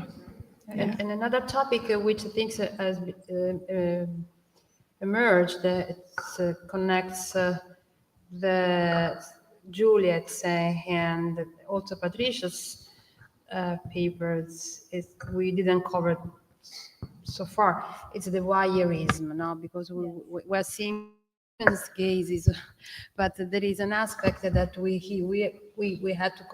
should have considered, or we have to, the voyeurism, because the Scipione Borghese was a voyeurism. So it's but not only him, also not Juliet. We're talking about Ray and all the circle around. There was, to my opinion, a voyeuristic, not on Ray's, of course, but attitudes towards the neo-Raphaelite. That's my opinion. Do you want me to say something about that? I mean, because I think in a way, all three papers have really fascinating kind of worked not with binaries about this, with in a sense the kind of complexity of erotic looking and pleasurable looking. And I think it would be difficult to deny in Ray's work that there isn't that element of the pleasurable, and that's why I said they are really intriguingly erotic. And I think one of the spaces that she's very interestingly negotiating, and I think it comes up in Pressoir's work, is a way in which somehow we are navigating the ideal body of the woman differently.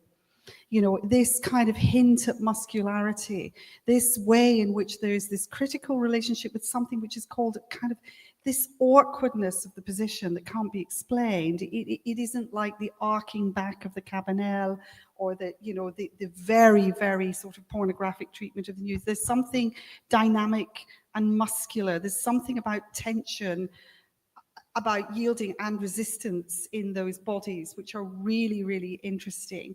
And it does raise the question as well as to what when she's working in the studio and she's working in the training, how her eyes are working on those bodies of the live model. And we feel the sense that the ideal nude is becoming porous in Ray's treatment to something which is personal and more experiential. It's really fascinating how she's, as I say, she doesn't tear the codes apart, but she's kind of negotiating those codes to kind of reclaim aspects of those bodies, which can be looked at as powerful and erotic and powerful at the same time.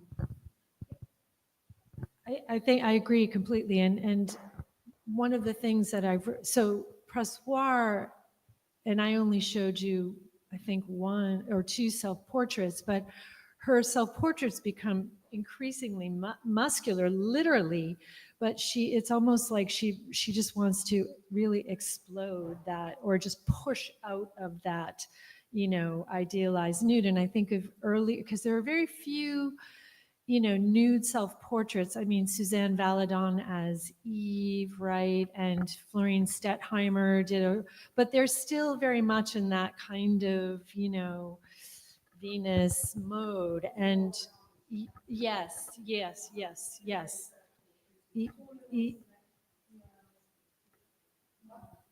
Yeah. We cannot hear from No, but I think that's right. And I think that this is what she's really, really working on and playing with, is how to, it's how to push beyond that, just very simply. And it's, I think, I was talking about her, the relationship between her and Florito, which is also a really compelling part of her work. But there's a whole body of self-portraits that are just so off the traditional grid. Anyway, it definitely wouldn't deny the voyeur aspect as well, which is why I tried very much to say that her desire and pleasure, and it was in addition to, and also, for the first time we could also consider that, because for her period that would have been the great challenge, to assume that there would be any coming from the female artist herself. And if it wasn't success, if it wasn't steamy, if it wasn't erotic, then it wouldn't be the success that Pliny set up, right? That Praxiteles set up with the Cneidos, and that Pliny recounts about the tail with the stain on the statue. So. I want to continue on with Suzanne, because when I saw these works of Estelle Pressoir, I think of Jeanne Mammon, the works in Germany. Do you know this work? No. Oh, it's because she was a lesbian too, and she was in the expressionist, associated with expressionist movement. And when she painted other women, even if they are prostitutes, it's really something different than Georges Grosz, for example. It was really another kind of gaze that she put on these women, nude or not, but they are erotics, but they are not in the same place. And it was really something, because of the style, I think something is maybe you can compare it. Yeah, absolutely. And she's very influenced by German expressionism, number one, because she spends 6 really formative weeks in Munich, studying lithography, and it's right at that moment. So absolutely. And but right, I don't think she's making her pictures at all she's making them for other women and for herself. And not for, and she does, she's exhibiting widely in New York. She's reviewed by the New Yorker. She publishes in the New York. I mean, she's very much has this kind of more traditional path in some ways, but the works, especially what she kept for herself. And it's, I can't say for sure that they just didn't sell in her lifetime, or if she just kept them, right? I don't know, but the works that survive, and that I'm starting to know about, and if any of you know anybody, this is a project at its very early stages. She's really hidden in plain sight, though, and she really did push beyond that, and her work very much seems like it was for other women. And end of story, basta così. Yeah.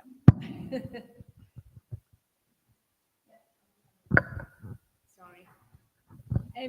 Another sort of lovely continuity between all of your papers, which was really lovely, was also the way you talked really about they negotiated the space of the gaze of their patrons, although very differently in their different times. And you've, Suzanne, sort of half answered my question about who Henrietta Ray's patrons were. But I suppose my question then is to Juliet, Patricia in a way, because you talked about her very interestingly negotiating between this new set of agented female patrons and new spaces, kind of arts and crafts studio houses, if you like. Yes.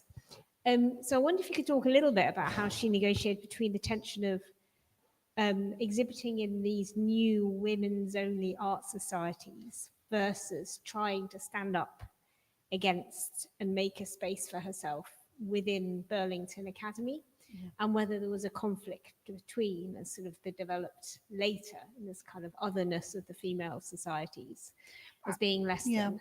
I think it's a great question, and I think precisely as I worked on her and for this specific conference, I think she is actually unusually pivotal in this respect. It is quite clear from accounts that her own artist studio was not a place of particular peace, or it wasn't the Virginia Woolf space of later, a place of her own. She shares it with her husband, but the problem is they have drop-ins all the time, and guess who they are? It's Leighton, it's Watts, it's the other big flower players. So she's not able to carve out that space where she's able to have that sort of more agentive control. The studio isn't, in a sense, the projection of her own space. So I think there's a very important way in the fact that she takes such a formidably lead role in, first of all, the determination to pursue her pathway within these much more conservative controlled spaces, and then to carve out a model of herself as mobile across these spaces, so that when she becomes, she's charged with the responsibility of leading a large section of Earl's Court in 1897. She's able to gather her contemporaries and other women like figures that are also porously moving across these worlds. So I think in a way creating these women's spaces are the space in which Ray actually does exert the control she doesn't even have in the studio and the artist studio homes. Yeah. So that's quite an unusual circumstance.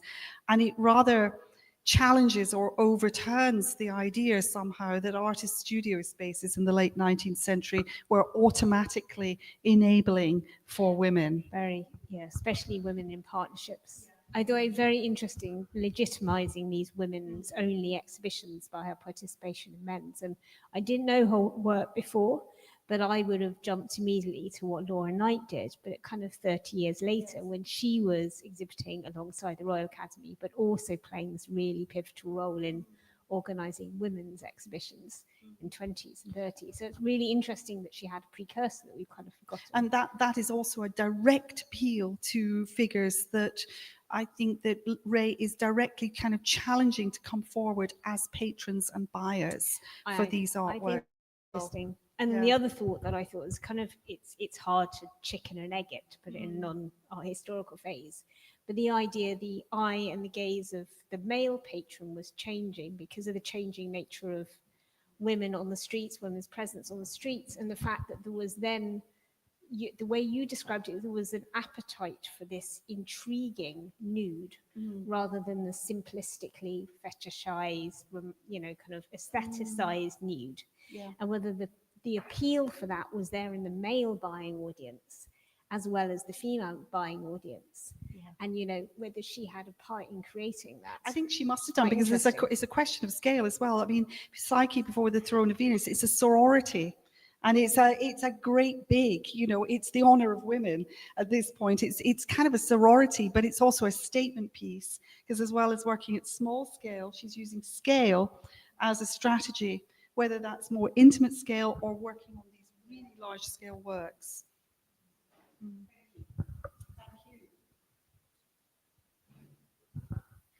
Other question?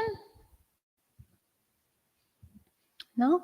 Okay, so we are, as usual, a little bit late, but just 10 minutes to stretch the legs and have a glass of water, and then we regather here. Thank you.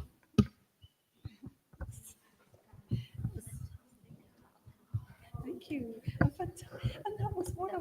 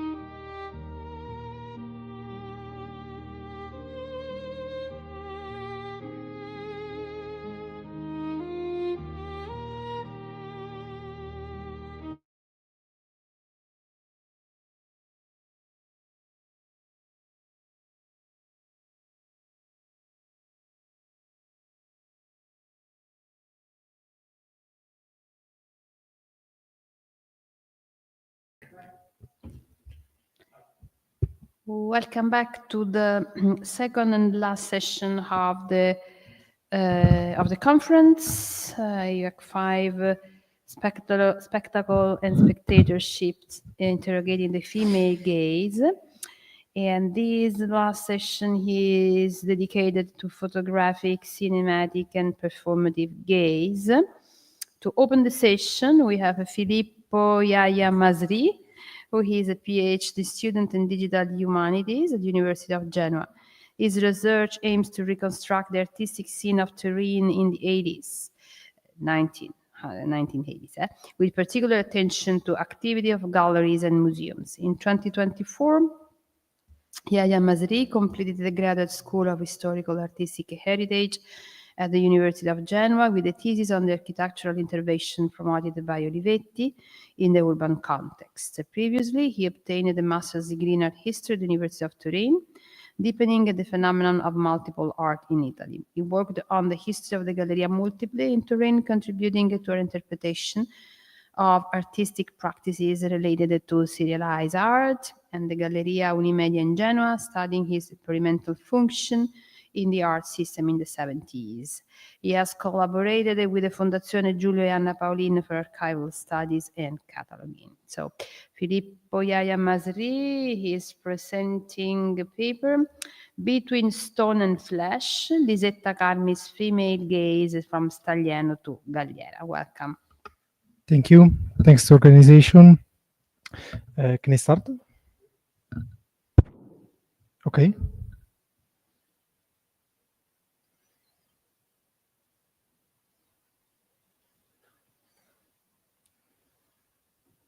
Is it okay?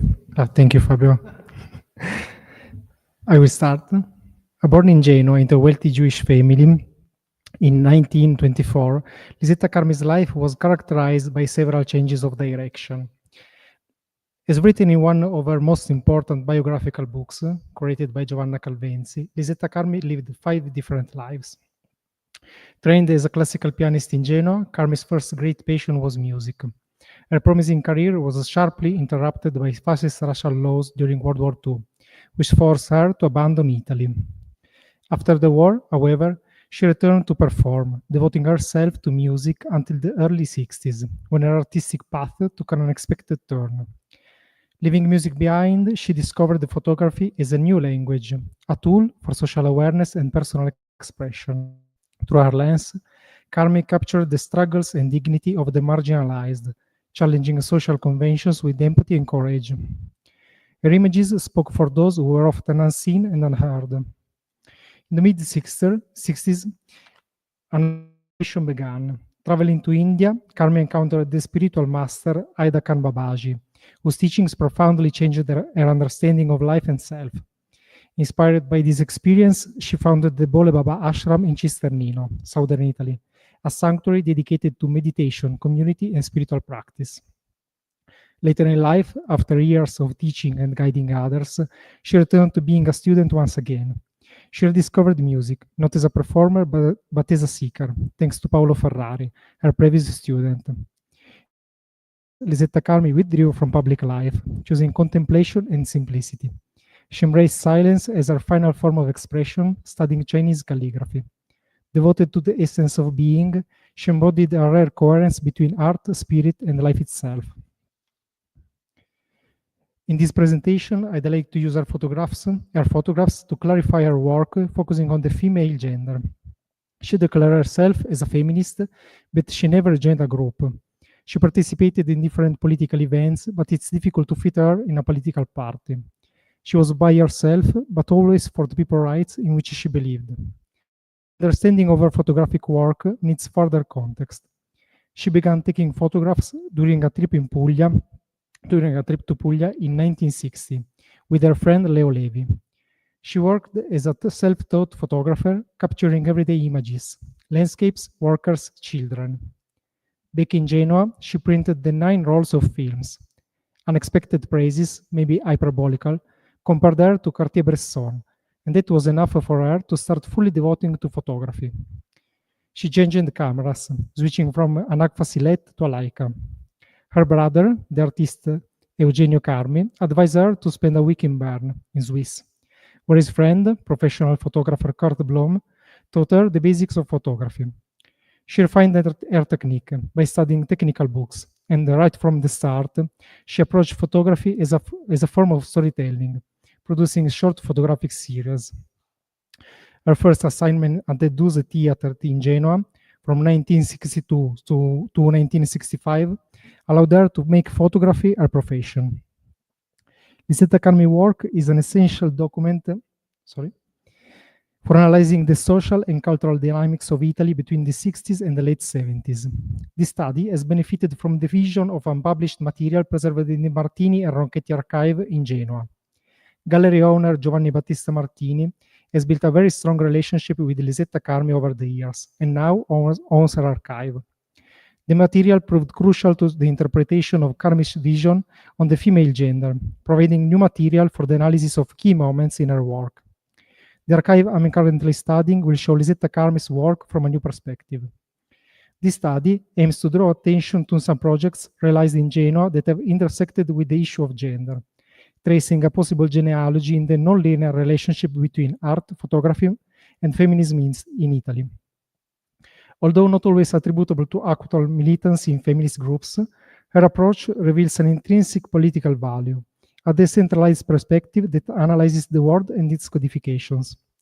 For Carmi, photography is a, now I quote, different way of understanding the world and entering into the mystery of the human, a new perspective that brings out the marginalized and the repressed. The investigation into gender identity is exemplified in the report dedicated to the transsexual community in the historic center of Genoa. This series was analyzed by Professor Lara Conte in one of her recent studies. Produced between 1965 and 1972, I Travestiti was a disruptive and scandalous editorial project that encapsulated the utopias and hypocrisies of the Italian sociocultural context of the time. In that context, Carmi offered a representation of profound relational intimacy, far beyond mere documentation. The work anticipates themes of sexual and bodily identity that would be central to subsequent feminist and queer theories and practices. In a photojournalistic landscape oriented towards scandal, her materials constitute one of the first social investigations into travestism in Italy, highlighting a marginalized minority. It is on the magazine Photo 13 in 1971 that her photographic work appears for the first time, with a comment of hers about the main characteristics of the series. This phrase can define her vision. What is a woman? Two series are central to this argument, and are examined here thanks to the unpublished material preserved at the Martini and Ronchetti Gallery. The first one was taken inside the Galliera Hospital, and the second one was taken in Staglieno, one of the most important monumental cemeteries in Europe. They show the work of Lisetta Carmi on female identity, and they are both shot in Genoa during the same period of time. In both cases, it should be noted that female subjects are not always central, but represent one of the areas addressed by Carmi. There are always many subjects, men, women, children, not only in these two series, but in her work in general. It is not the uniqueness of the female subject that makes it important, but the emphasis given to certain details. Thanks to unexplored documents, it has been possible to reconstruct the extent of the work commissioned by the municipality of Genoa. The photographs were taken in various hospitals in Genoa: San Martino, San Pierdarena, Gaslini. The photographs were taken between 14 and 19 October 1968, alternating between the various hospitals. The subjects are varied: X-rays, operating theaters, emergency rooms, and areas dedicated to patients' relatives. There are also two episodes of childbirth, one with the forceps. The documents about these photographs give an idea of the volume of work involved, even though most of them have never been published. The photographs depicting childbirth are the best known in the series and go beyond simple reportage to become a reflection on the role of women. One of the most intimate and private moments in a woman's life is exposed with raw honesty. It is not easy to find comparisons with contemporary or earlier iconography. Childbirth has been portrayed in numerous paintings throughout the history, but photography has been used mainly for medical journals and books, where photographs alternated with representative anatomical drawings. Lisetta Carmi read extensively, and art was her passion.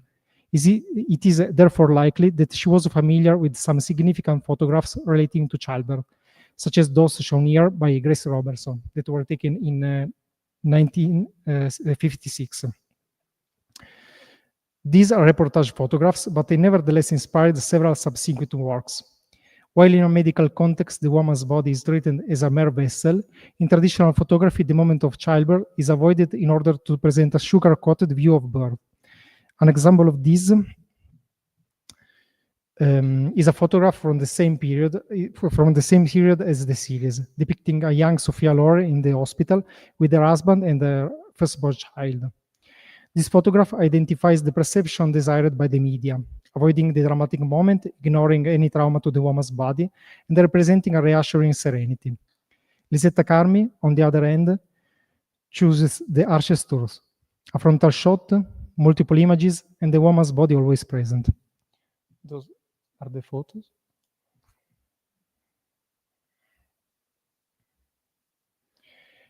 Lisetta Carmi's choice is to keep the female figure anonymous, her face never revealed. The woman's body represents the central figure, this time not as a simple shell, but as the engine of life. The wait for the child is agonizing. The emergence of the baby's head is depicted from the moment it is just visible to the moment the body emerges completely. The photographs of childbirth are images of denunciation, a document against the paternalistic and patriarchal view of Italian society. A moment in which nature reveals itself to be cruel and bloody is represented in its wholeness, restoring a powerful image of the female body.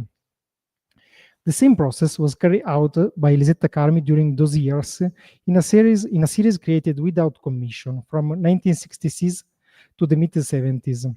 The series, called Eroticism and Authoritarianism in Staglieno, features numerous shots of statues in the necropolis. Unlike the photographs of childbirth, the photographic tradition for cemetery sculptures dates back to the beginning of the new medium. Staglieno itself had been the subject of early photographic experiments, as you can see on the photograph of Alfred Noack in Staglieno. This type of photographic tradition remained unchanged for decades. Frontal images, cutaways, some details. The artwork is photographed in its entirety or through a few close-ups. Being these monuments commissioned and built for the Genoese bourgeoisie, the sculptures themselves propose compositions in which women are placed in a collateral role. Carmi uses her lens to denounce the moralistic stereotypes that imprisoned women in 19th century bourgeois society. The sculptures, often depicting women in poses of exasperated weeping, mystical devotion, or languid melancholy, are the expression of a system that relegated women to subordinate role. Carmi's photographic act serves as a critical revelation. Now I quote, "I was struck by the reality of Genoese society, bigoted and intelligent, who wanted to make its life eternal in death. An observation that reveals the permanence of social hypocrisy beyond the threshold of death. The artist confessed to detesting, I quote again, what many sculptures represented, for example, the stereotype of women as fearful and dependent on men. Carmi therefore decided to photograph from perspectives that overturned this narrative, isolating the female figures or making them central. The conceptual contrast of eroticism and authoritarianism in the title of the cycle is methodological. Eroticism, often latent in garments that enhance the figure or in sculptural gestures, is the corollary of a rigid moral authoritarianism. The sensuality of the figures, although confined to the sacredness of the place, is not an expression of freedom, but an aesthetic manifestation of repression and control over the female body, an affirmation of possession that persists beyond existence. Carmi does not merely document funerary art, but subverts its traditional iconographic interpretation, transforming tombs into monuments to patriarchal ideology. Paradoxically, the monumentality of the sculptures became a testimony to fragility and imposed subordination. The series appeared for the first time in Do, an international magazine that recognized its value. Once again, the photographs were not appreciated by the public. A letter testifies to the complexity of selling them. The rejection by Domenica del Torriere and the subsequent publication in Bolaffi Arte only in 1975, almost a decade later, highlight the unconventional and disturbing nature of the project. Its strength lay precisely in its ability to undermine the cultural establishment, which was not ready to confront such an explicit critique of gender conventions that had become ingrained even in the symbolic repertoire of a collective memory. The work on Staglieno is characterized as an archaeological analysis of the gender system, in which the sculptural past is interrogated in order to decipher the social present. While black and white photographs of childbirth told a story where the colors of flesh and blood could only be imagined, at the Staglieno, Carmi chose to take several color shots. In an environment dominated by shades of gray, certain elements brings life back to the scene. The black and white of the immortal statues is often juxtaposed with the colors of natural elements, a symbol of the relevance of these figures in the present day. The political nature of Carmi's work does not lie in a declaration of militancy, but in the constant adoption of a decentralized gaze, capable of entering into a deep relationship with the subject, be it a burdened body, a commemorative statue, or an individual on the margins, and restoring its truth. Lisetta Carmi's legacy is therefore a fundamental contribution not only to the history of Italian photography, but also to the visual history of gender issues, offering interpretations that are still relevant today for understanding the mechanism of power and identity representation. Thank you.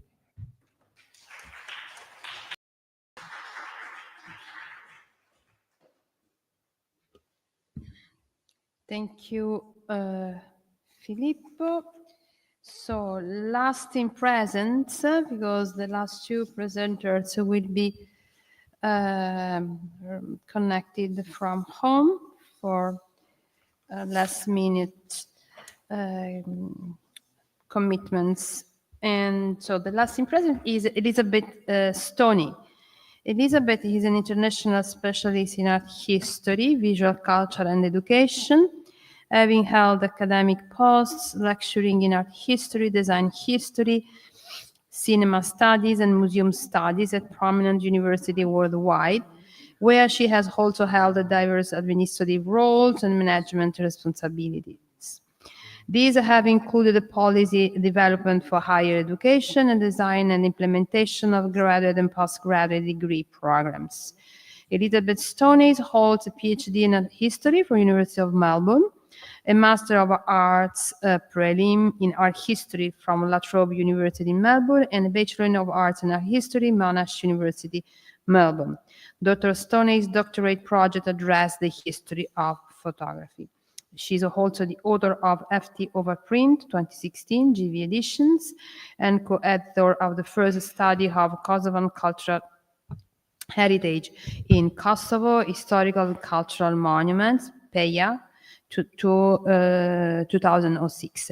She has published internationally, writing on photography, film, art history, and visual culture. So we welcome Dr. Stoney. In her paper here is Letizia Battaglia, an Act of Photography. Welcome. Thank you, Adelina. At first, I'd like to congratulate Adelina and Consuelo and Fabio on the 5th edition of the conference, and thank them as well for inviting me to speak here today. Today, I'd like to address the work of photographer Letizia Battaglia, looking particularly at her major project. She had many projects and many professions that she undertook, but I'm certainly looking at her major project, which is the photo reportage of the armed conflict that unfolded in Battaglia's hometown of Palermo, the conflict that became known as the Mafia War. From what was initially understood in the 1970s as an internal dispute between rival criminal clans, the situation deteriorated over the 80s with over 1,000 victims and a shift towards civil war with the rise of attacks on state officials and public figures. Palermo was a city under siege. Over 2 decades, Battaglia photographed hundreds of murder scenes across Palermo, as many 3 or 4 a day. She moved day and night with a police radio and a scooter.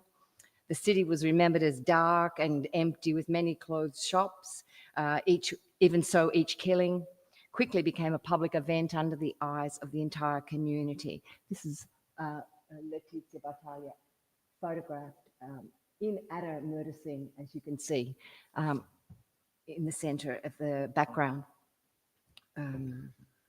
Within hours of an incident, Battaglia's black and white photographs of the crime scenes would be published in a local tabloid called L'Ora, a small but ambitious daily newspaper. By the time Letizia took up the position as director of photography there in 1974, the newspaper had openly identified the mafia as the island's organized criminal network, being the first Italian paper to do so. It was also the first newspaper to launch investigations into mafia control on the island, exposing clan leadership with portraits and organograms.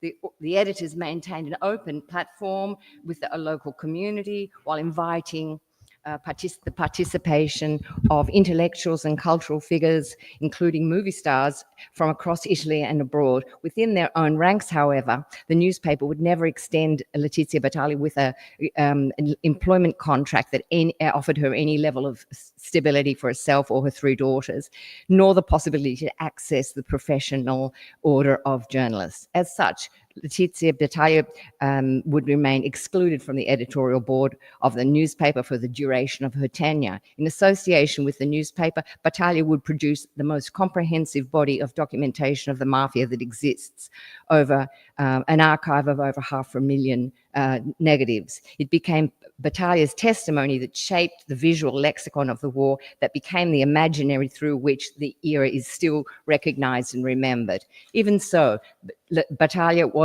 remained an outsider. She was awarded an array of very prestigious international awards for her photography, while her own country did not afford her the same level of recognition. During her lifetime, she received scant attention from cultural circles and art history bodies, and has been fundamentally ignored by academia.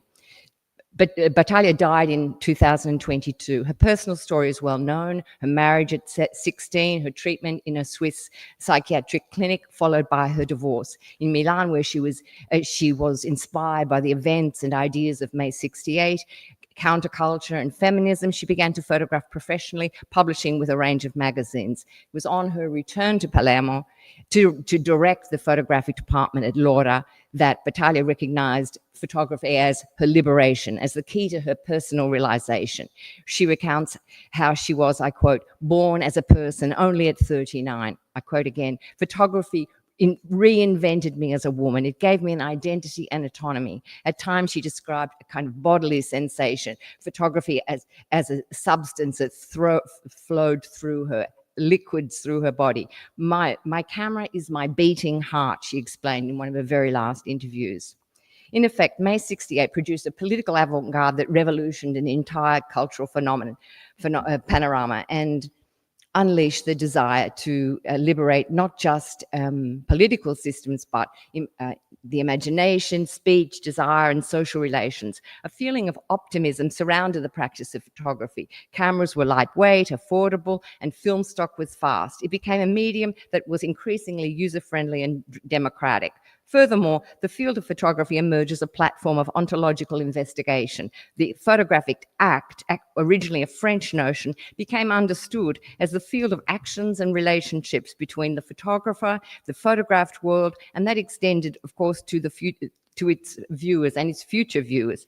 Photography became understood as a dynamic space involving all who view, shape, share, and repurpose images in a shift that reframed photography beyond its indexical relationship with reality to an open field of inquiry capable of eliciting critical engagement. For Philippe Dubois, the photographic image is an inquiry into being, understood as an act rather than an object. The camera came to be seen as a device capable of offering unexpected forms of experience in one's encounter with the world. Photography, therefore, was also considered a model of thinking and a device capable of producing knowledge. We see an expansion in the 1980s of the diversity of approaches, thoughts, and practices. Barbara Kruger's photo montage on the folder of the conference is an example of that.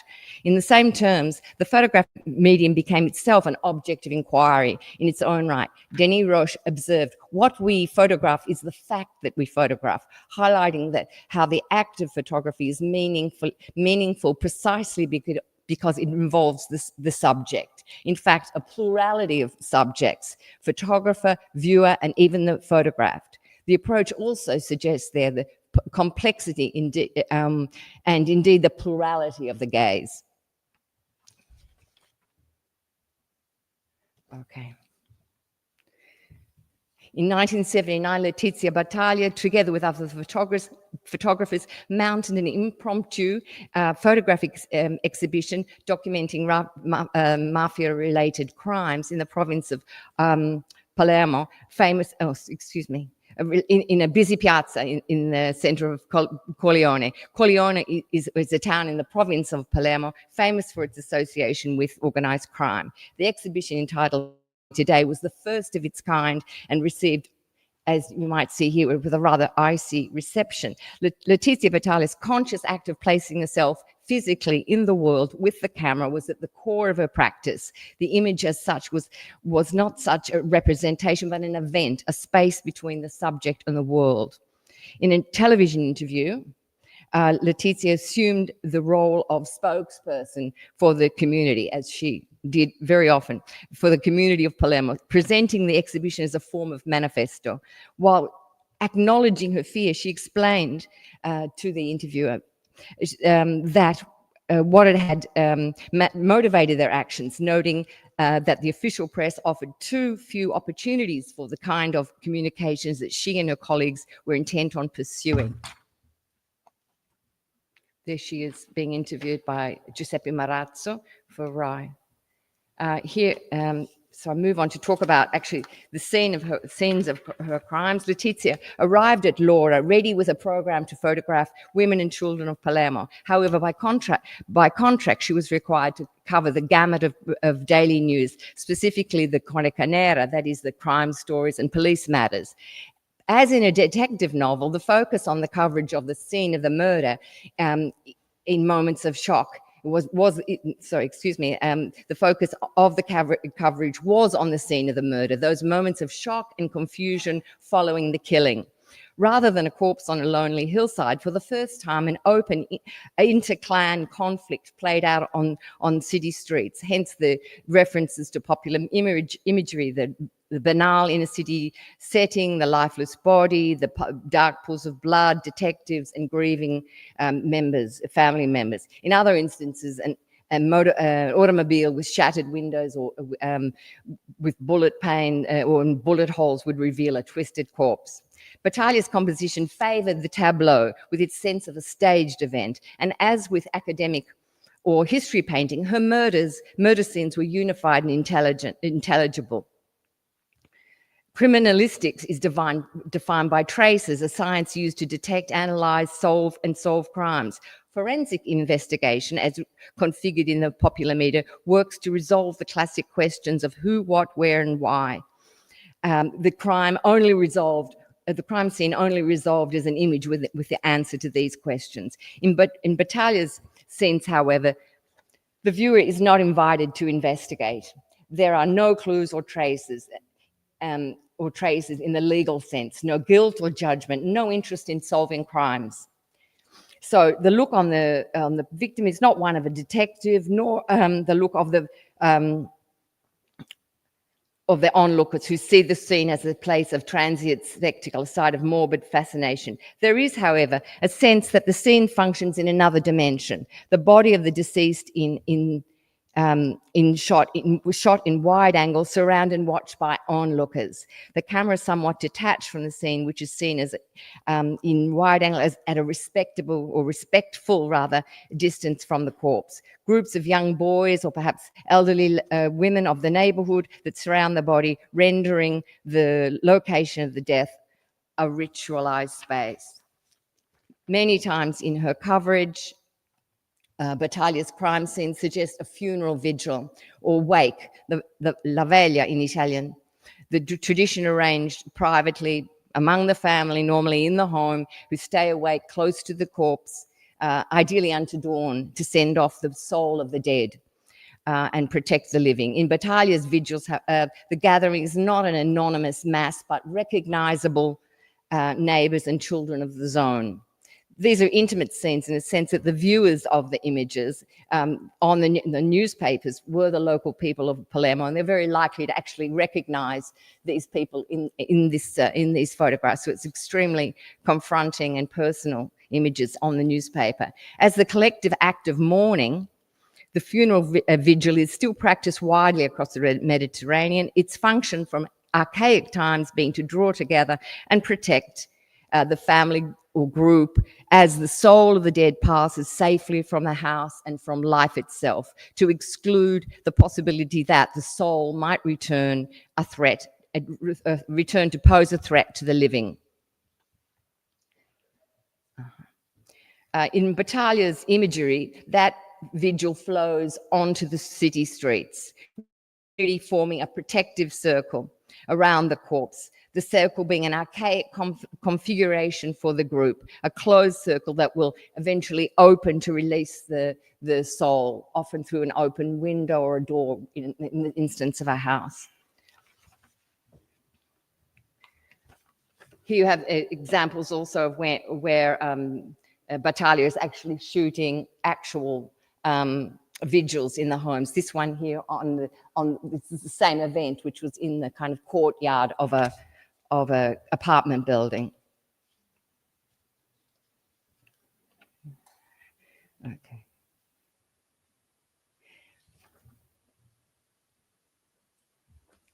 In this image is an example of exactly how her vision of the war becomes taken up by other photographers. In this case, this is a photograph by Franco Zecchin, who was her partner and also he himself a photographer to this date.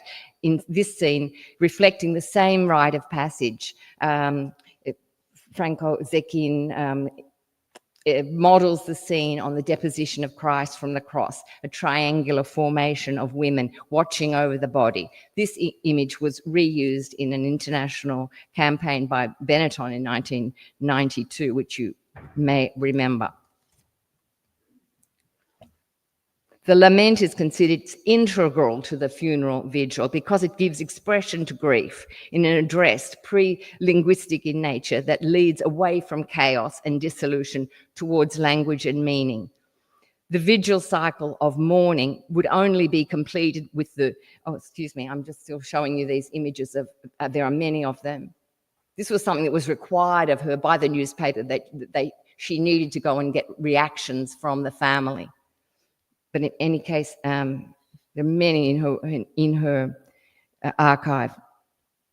The vigil cycle of mourning would only be completed with the funeral and the burial. Oops, sorry, I'm going the wrong way. There's another funeral. Although the process would be traditionally completed annually in some measure, with the anniversary of the deaths and also on the Day of the Dead, which has just passed us last week.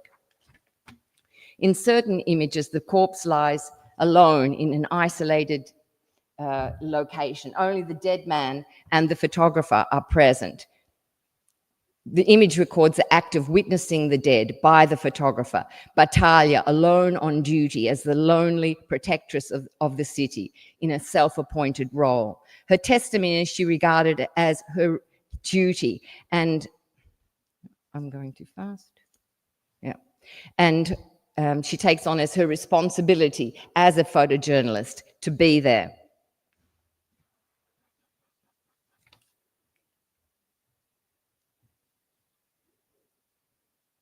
We can track Battaglia's reportage of the conflict as structured by a series of critical moments and narrative of episodes experienced as a community in the management of crisis. Her iconography of the funeral practices transposed onto the crime scenes, I would argue, draws closely from the visual tropes associated with ethnographic documentation of funeral rituals of the period, of which this is one here, taken by the photographer Franco Pinna.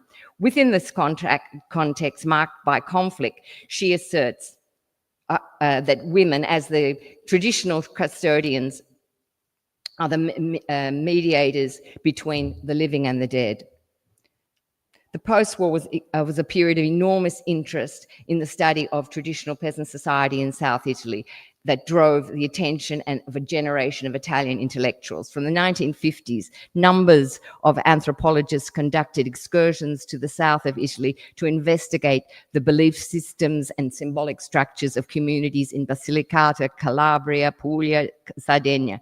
The most important of these anthropologists was Ernesto De Martino. De Martino looked to the folklore of the peasant societies in towns and agricultural regions, where he developed studies focused on magic, folk rituals, agricultural customs, funeral rites, and the management of suffering and misfortune. For each project, he traveled with a team of technicians, directing them in the production of audio recordings, photographic studies, and documentary films, all of which would serve as data for publication and exhibition. Franco Pinna was the key photographer who accompanied Di Martino on several ethnographic expeditions.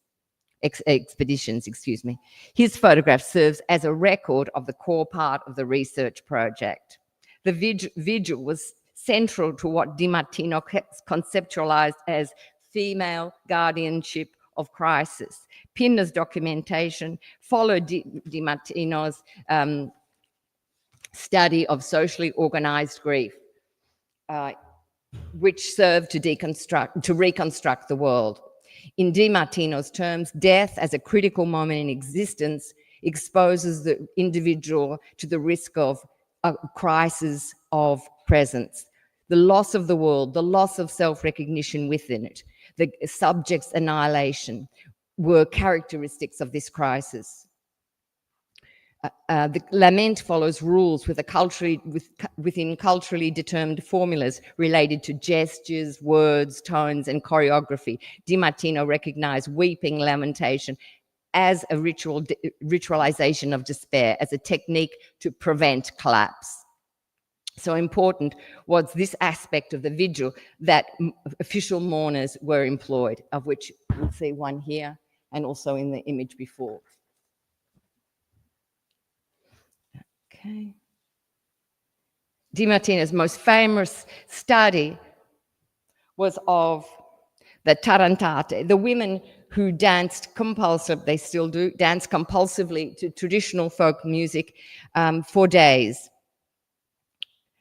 in trance for days. It was believed that their sickness was caused by a venomous spider, the tarantula. Di Martino studied the dance itself and the music ensemble of a group of folk musicians that accompanied the women to bring her back to health, accompanied her dance with music to encourage her to continue to bring her back to health. Pinna also photographed the women at various stages of this recovery. According to his findings, Di Martino held that the dance music therapy of tarantism aimed to restore the tarantata's self-possession and actually actively reintegrate her into the world of life, thus rehabilitating also contemporary views of magic and sorcery where they were seen as dangerous and superstitious.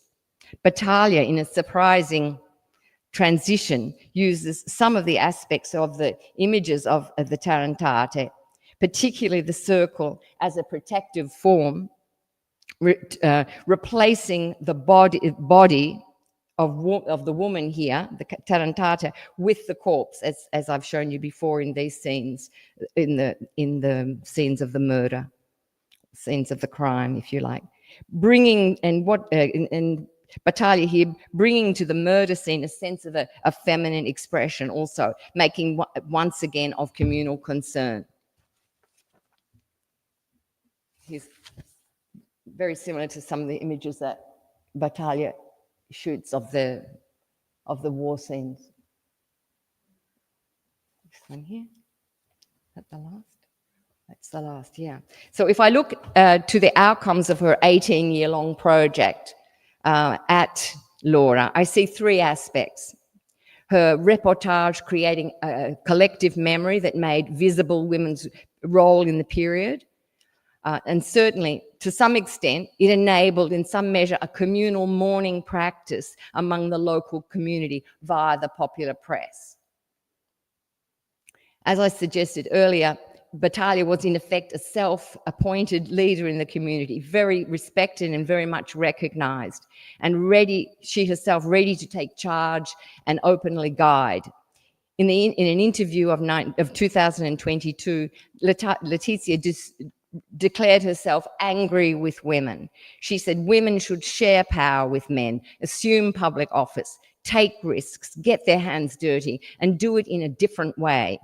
It seems that Battaglia used her reportage at the newspaper Laura as an address to the community of Palermo, particularly in an invocation to women to draw on their archaic authority to deliver the city back into the hands of the people of Palermo. Just as she understood her own moral obligations, she also envisaged, as far as I see, those of her community, seeing women's responsibility and their historical obligation in the face of a threatened implosion into chaos under the threat of civil war, a killing within one's own kin group. So what I've suggested about here is that she, as the survivor of the war, came to represent, even in herself, the collective memory of the so-called anni di piombo, the years of the war. And this is how she became the very symbol of Palermo as a popular heroine. Thank you. Thank you, Elizabeth. That this is always a chapter of our history. I'm speaking as an Italian now, which touches us in a very emotional way in one of the most problematic, such yet obscure period of our history. So thanks for highlighting and especially bringing the voice of such an extraordinary woman as Letizia Battaglia used to be. We go to the next, and it's a remote presentation. It's Anneliese Ostertag. I hope to have pronounced well your name. Anneliese is a curator, writer, and the dramaturge based in Berlin. Her work explores the intersections of queer theory, artistic practice, and editorial methodologies with a focus on collaborative formats.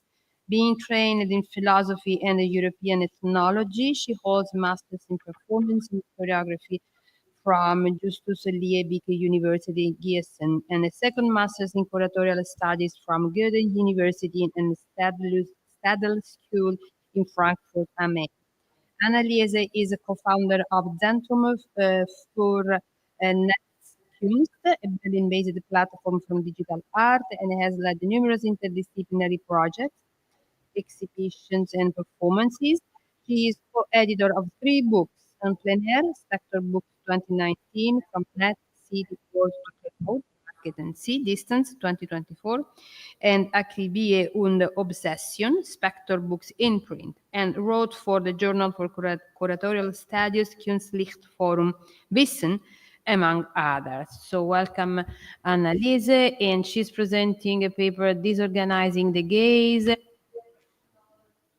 Durational Disobedience in Queer Feminist Performance. Thank you. Thank you so much for organizing and also inviting me. In this lecture, I turn to artistic strategies in queer contemporary performances that share radical commitment to destabilizing regimes of visibility and spectatorship, reshaping how bodies become legible. Can you all see my PowerPoint presentation? Yes. Okay, perfect. In her groundbreaking essay, Visual Pleasure and Narrative Cinema from 1975, Laura Mulvey coined the term male gaze. defining it as the way in which cinema narrates and depicts the world from a masculine point of view, presenting women as objects of male pleasure. She wrote, quote, "In a world ordered by sexual imbalance, pleasure in looking has been split between active male and passive female. The determining male gaze projects its fantasy onto the female figure, which is styled accordingly. In their traditional exhibitionist role, women are simultaneously looked at and displayed, with their appearance coded for strong visual and erotic impact, so that they can be said to connotate to be looked at-ness. Mulvey's reflections point to a visual regime that is grounded in mastery and objectification. Opposing this phallocentric and disembodied gaze, how does the female gaze operate? Or to use Bell Hook's term, the female gaze with a vision, one that acts against imperialist, white supremacist, capitalist patriarchy. In conversation with Hooks, filmmaker Jill Soloway related the female gaze to feeling seeing, a subjective camera that offers, quote, being in the feeling rather than looking at. This reorientation of visuality and spectatorship away from representational strategies and toward affective, sensorial, and temporal modes of relating has become a defining concern in queer contemporary performance and dance. Dance scholar Anna Vujanovic captures this shift with the notion of landscape dramaturgy, like a landscape that one can choose to look at, turn away from, or return to. She describes durational performances that invite the audience to meander and drift, offering a social gathering that does not follow the logic of the spectacle, nor linear narration and build-up. Against this backdrop, I will focus on two durational performances that offer a queer feminist gaze. The solo performance Mike by Canadian choreographer Dana Michel, and the dance piece This Resting Patience by Berlin-based choreographer Eva Janowska. This Resting Patience by Eva Janowska is a 3-hour dance performance that premiered in January 2024.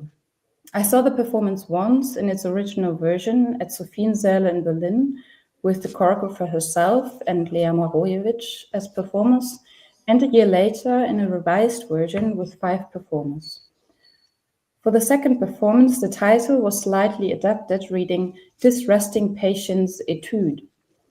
Following this edition, I propose to understand the piece as practice material for a queer feminist gaze. And now I will show you an excerpt of the piece, first with sound and then without sound.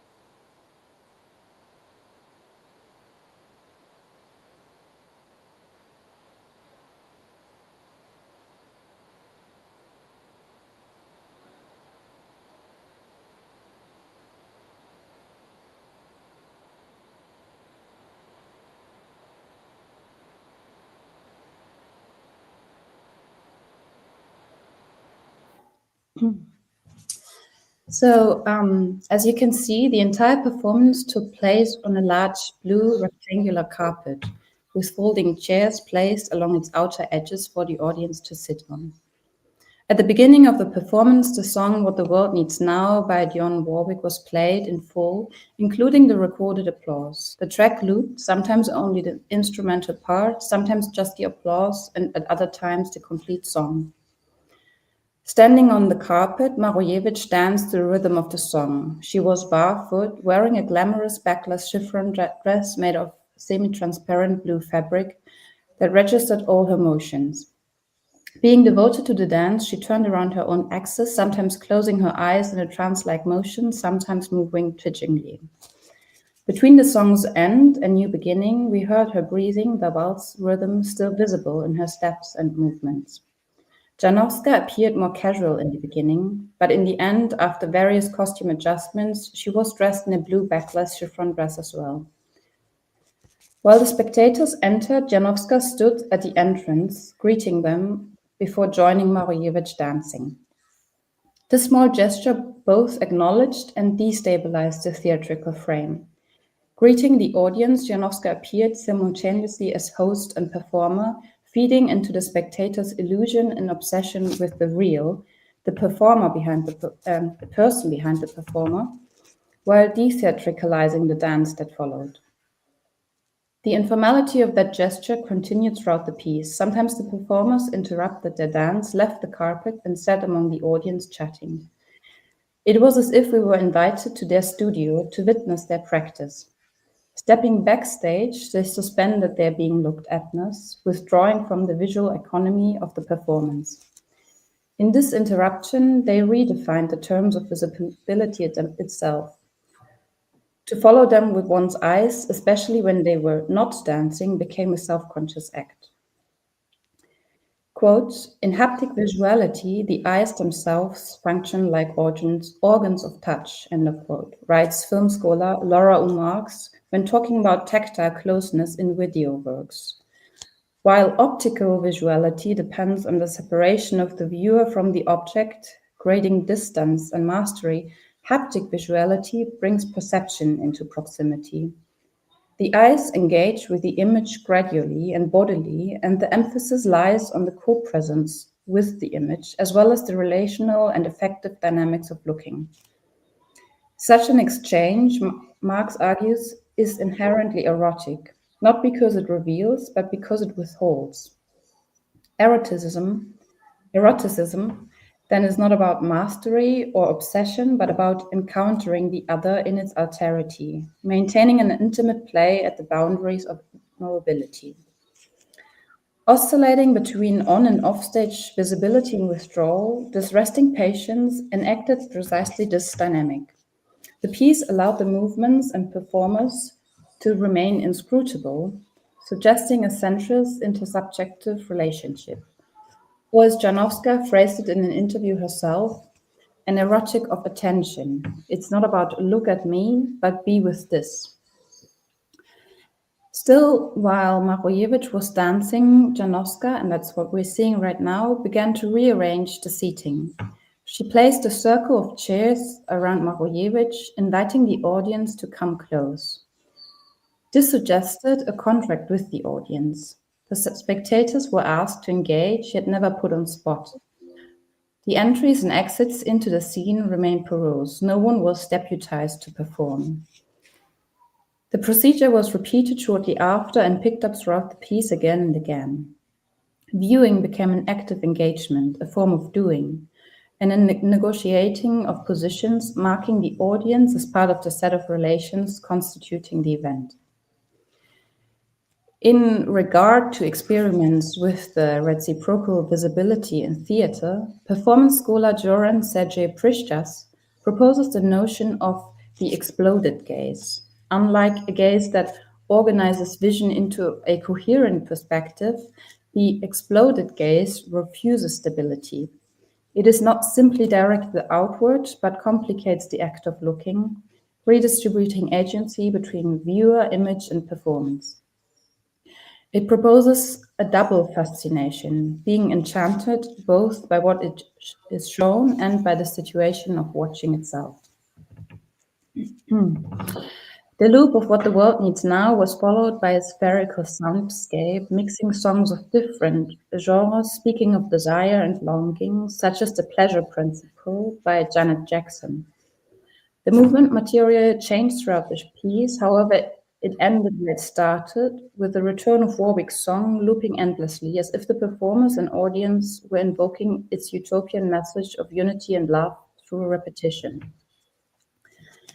Here, Sigmund Freud's writing on the pleasure principle and the compulsion to repeat comes to mind, suggested not least by the musical choice within the piece. Repetition, as Freud writes in Remembering, Repeating, and Working Through, carries a double function. It is both a working through of trauma and a reaffirmation of life. Once unconscious material becomes conscious and repetition becomes remembering. If we think repetition not only as repetition, a rehearsal, but also as a continual petitioning, a coming back to oneself with a claim or demand, then repetition becomes a practice of serenity. In this sense, the ongoing returns in this resting patience functioned as a rehearsal of agency, transforming the act of looking and being looked at, calling for sovereign and answerable gaze. And with this, I will come to my second example. Now you should all see again the PowerPoint presentation.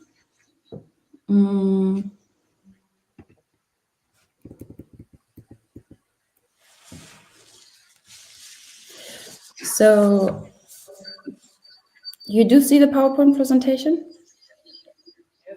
Yes, perfect.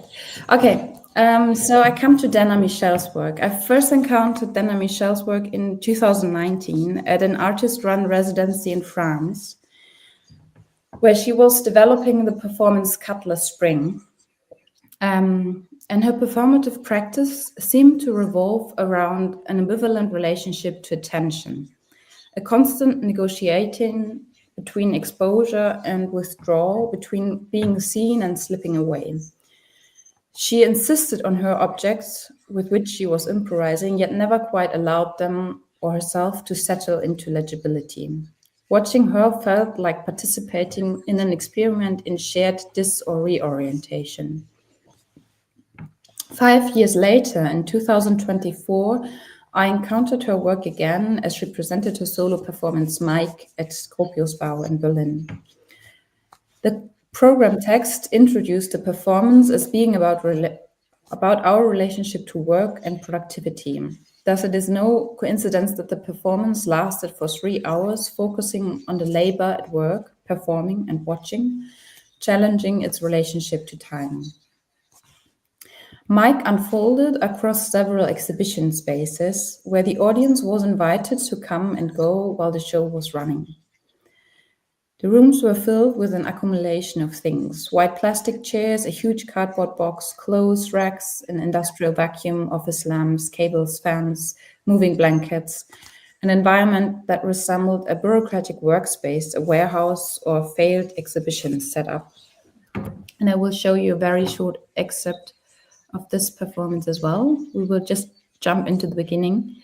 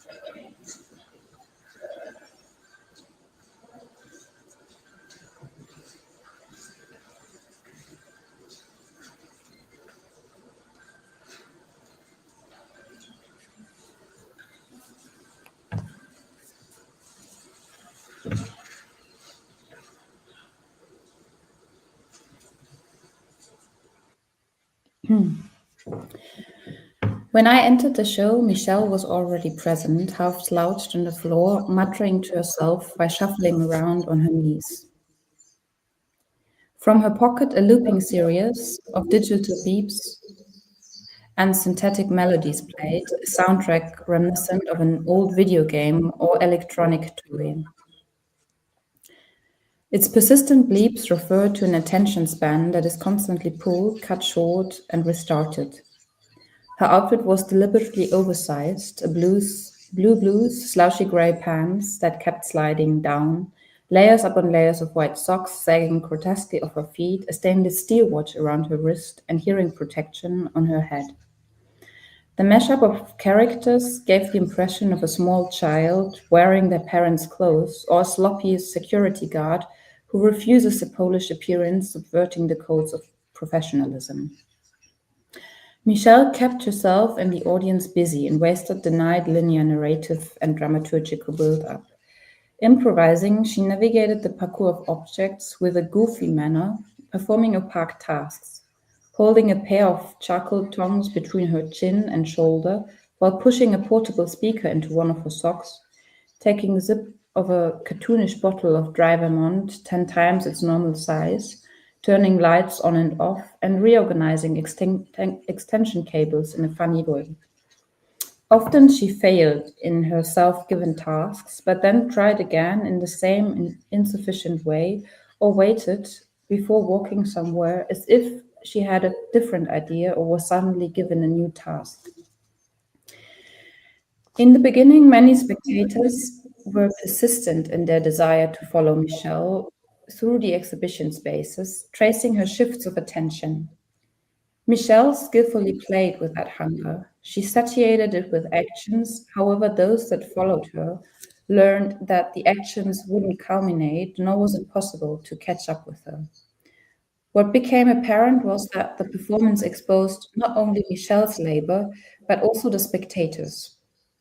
The constant work of orientation, interpretation, and meaning-making.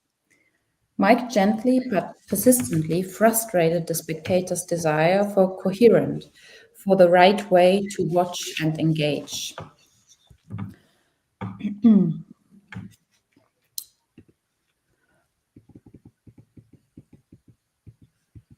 Sorry. So often one would wait because Michelle was doing something somewhere else.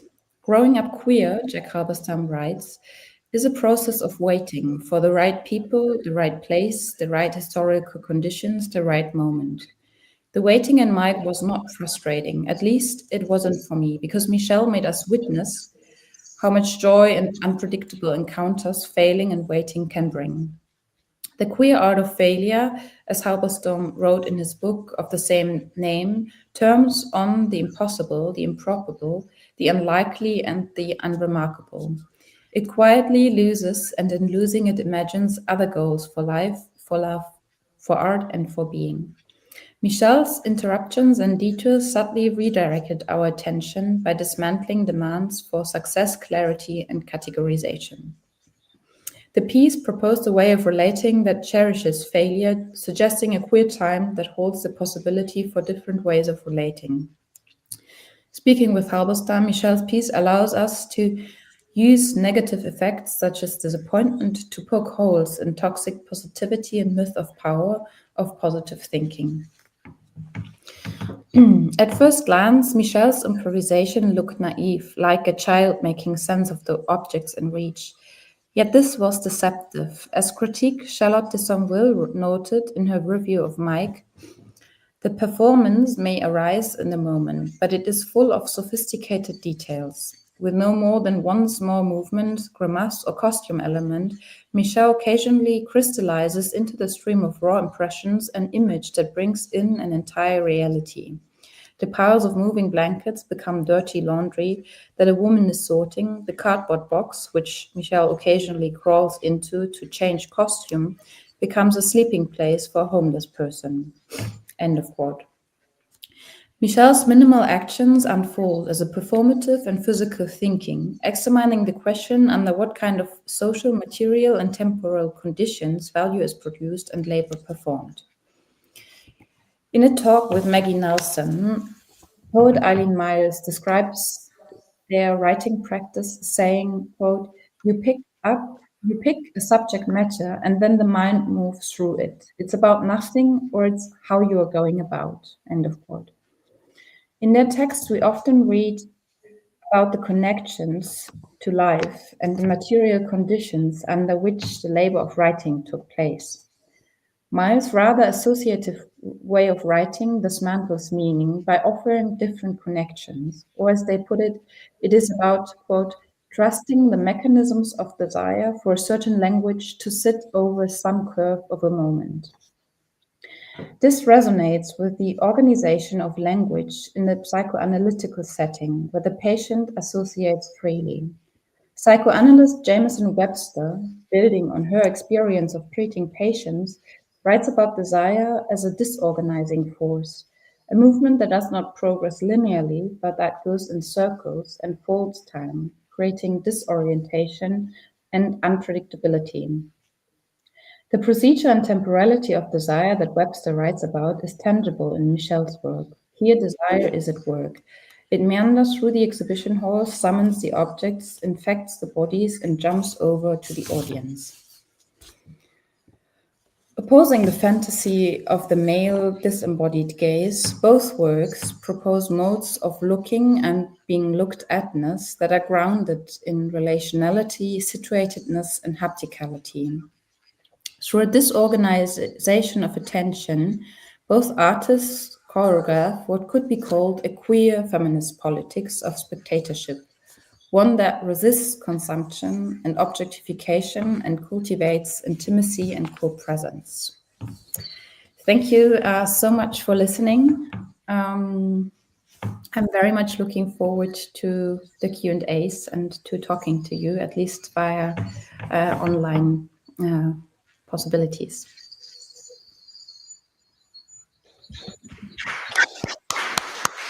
Thank you, Annalise. And our final speaker is Raffaele Occhietti, an independent scholar. She recently completed a position as postdoctoral fellow at the University of Guelph in Canada, funded by the Social Sciences and Humanities Research Council of Canada. During her appointment, she also was a guest researcher at the Amsterdam School for Cultural Analysis at the University of Amsterdam. Her doctoral thesis investigated performances by Argentinian artist Marta Minuin, and her current work analyses how contemporary artists question some of the most enduring stereotypes associated with the economy. Her recent writing has appeared in Afterimage, the Journal of Media Arts and Cultural Criticism, La Furia Umana, the International and Multi-Language Journal of the History and Theory of Cinema, and Espace Art Actuel. And she has a chapter in part focused on South African artist Dinkos Seshi Bopape in an edited volume forthcoming this fall from the University of Exeter Press. Thank you, Raphael, who will be speaking on women performing finance, jamming the frequencies of a male-dominated sector. Thank you, Raphael. Hello, everyone. Thank you very much for this invitation. I'm really glad to be here today, and also echoing what Lauha Leutzi said earlier, to share research with a like-minded community is so very precious. So, can you all see my PowerPoint? Yes. Yes. Okay. Perfect. Also, just a little treat, the artist whose artwork I analyzed today should be online with us through the live streaming. So she has just come back from a research trip in Greenland, and she was also very busy with the Artissima Fair in Turin, in Torino, that maybe some of you know. So I'm just very grateful that she is with us today. Okay, so diving in. First, I would like you to picture in your head a soprano singer, and maybe just to help you, this soprano singer. So maybe you can feel the richness of her voice and the tremolo applied on each note, and overall the potency of her voice.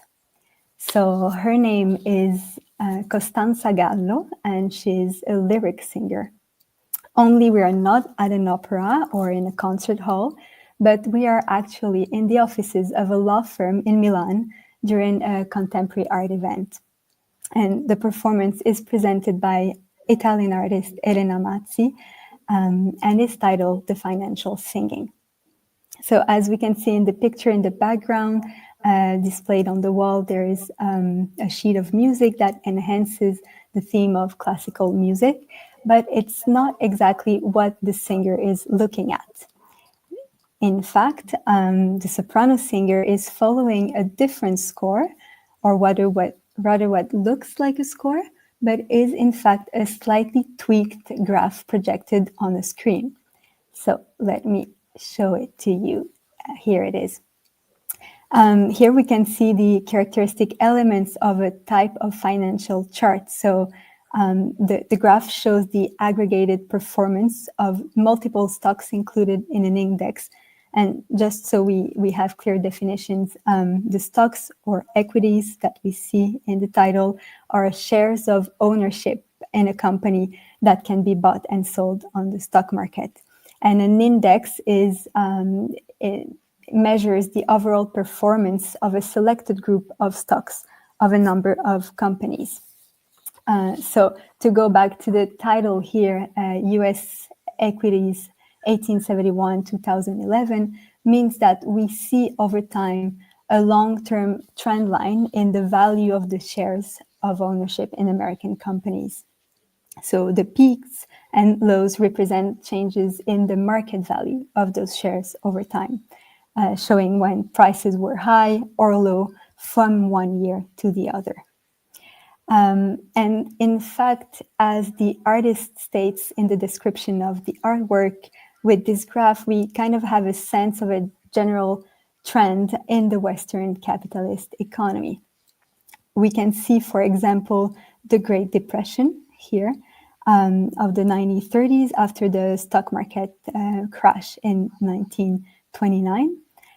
We can see also the expansion of financial markets after the Second World War. And then we have the oil shocks and the crisis in the Ford system in the 80s.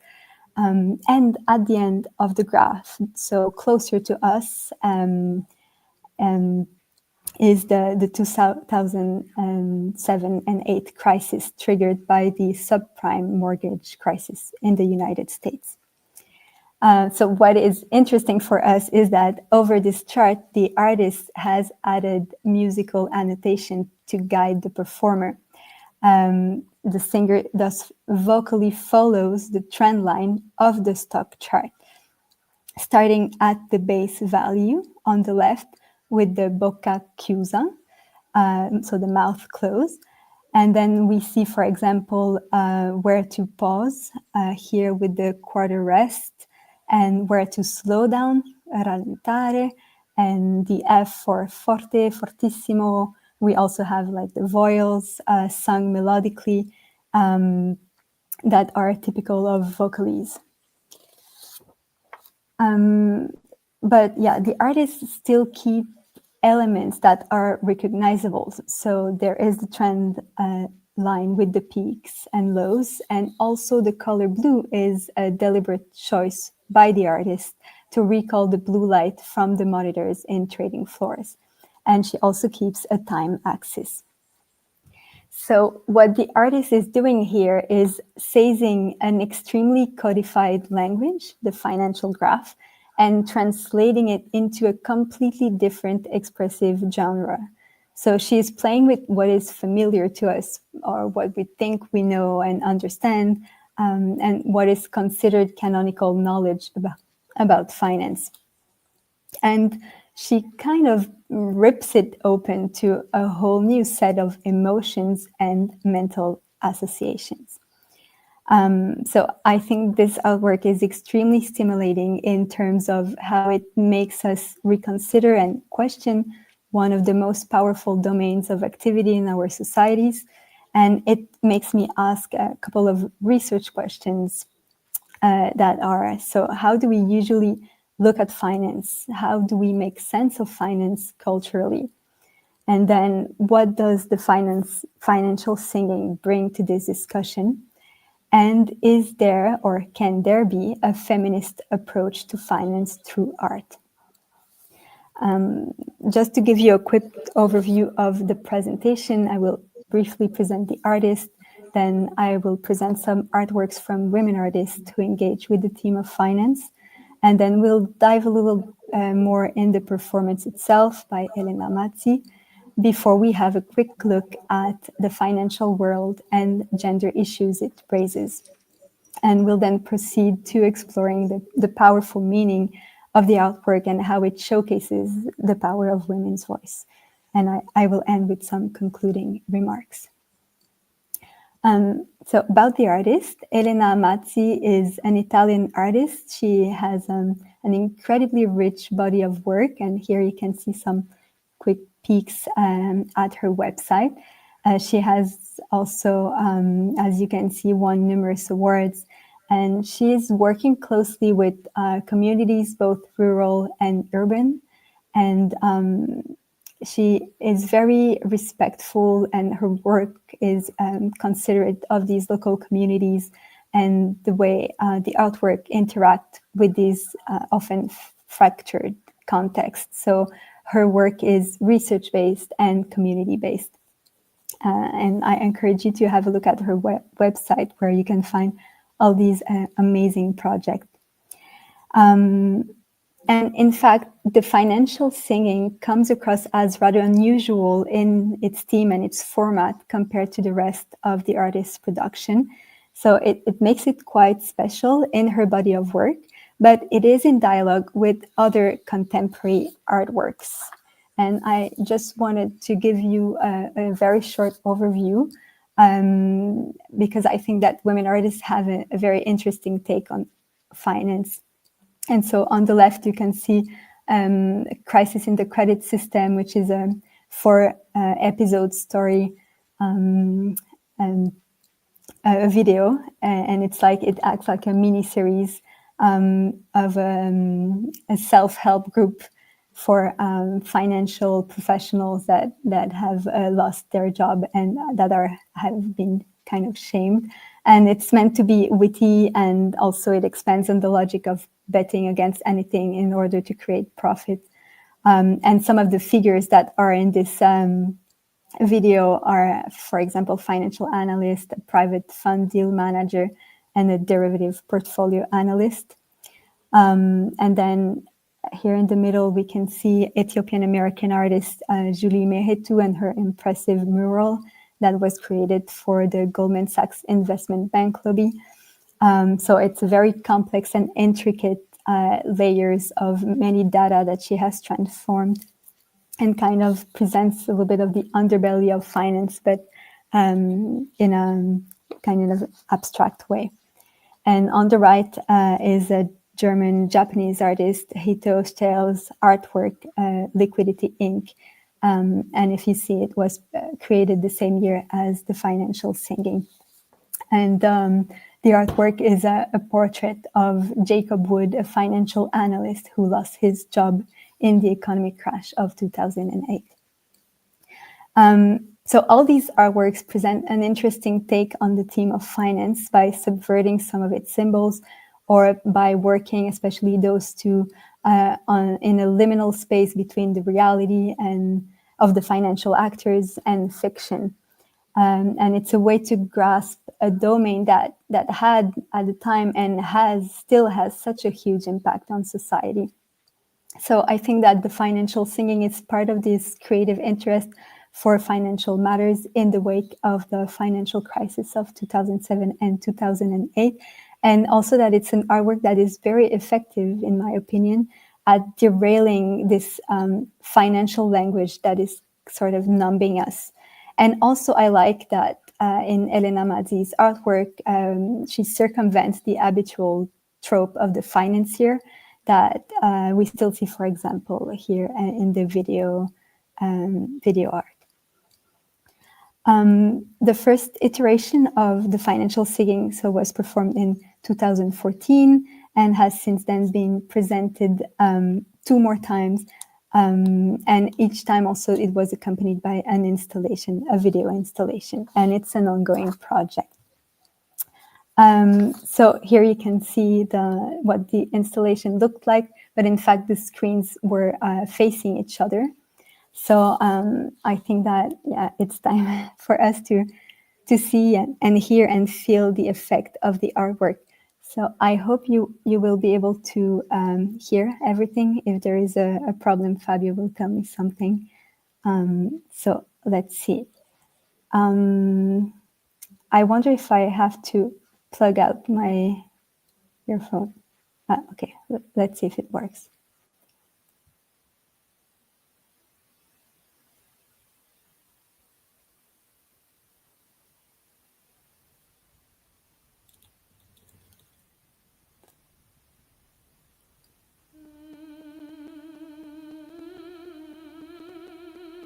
Sorry, so can you hear it? Yes? No? No? Okay, so just one second.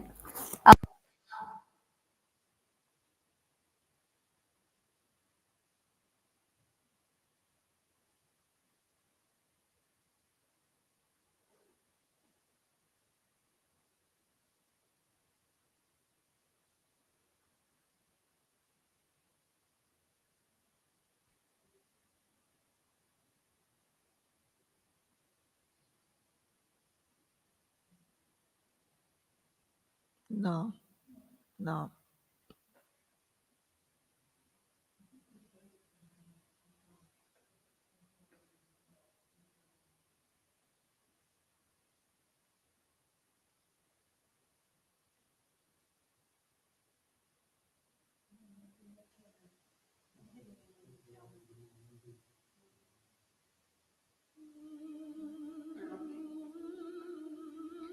Yes.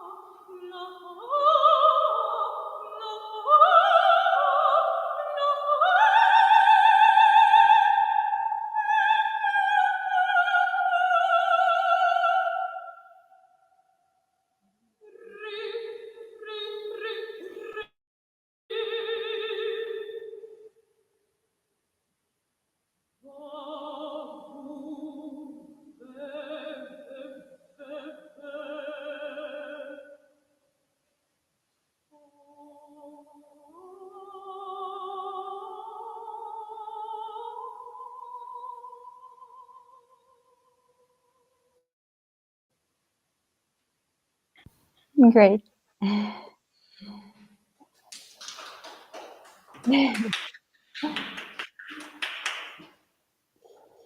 Okay, wonderful, isn't it?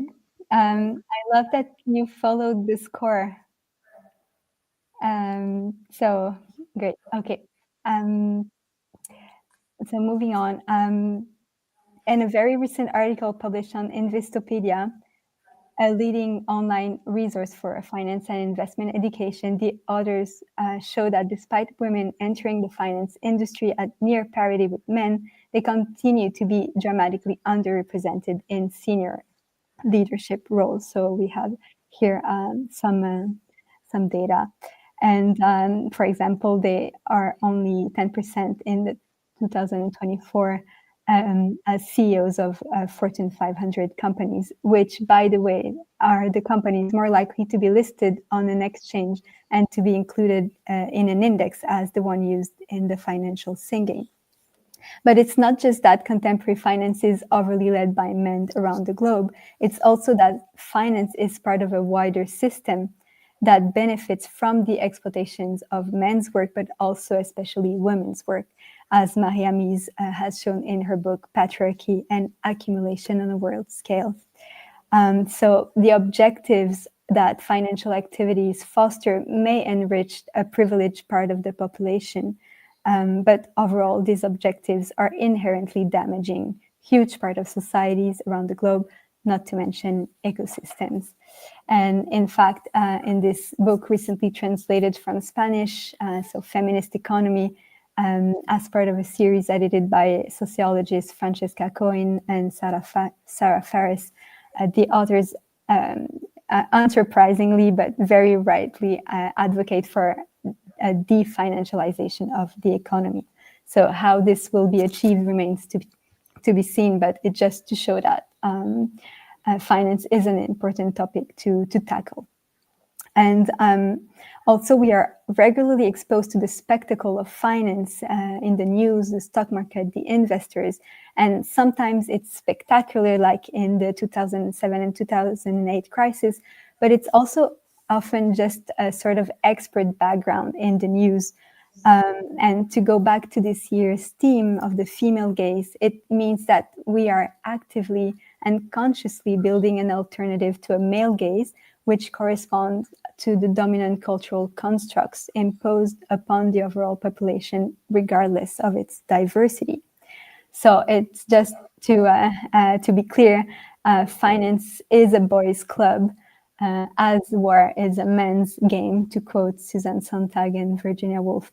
And it is a boys' club in the number and power of its workers and decision makers, but also in its cultural representations.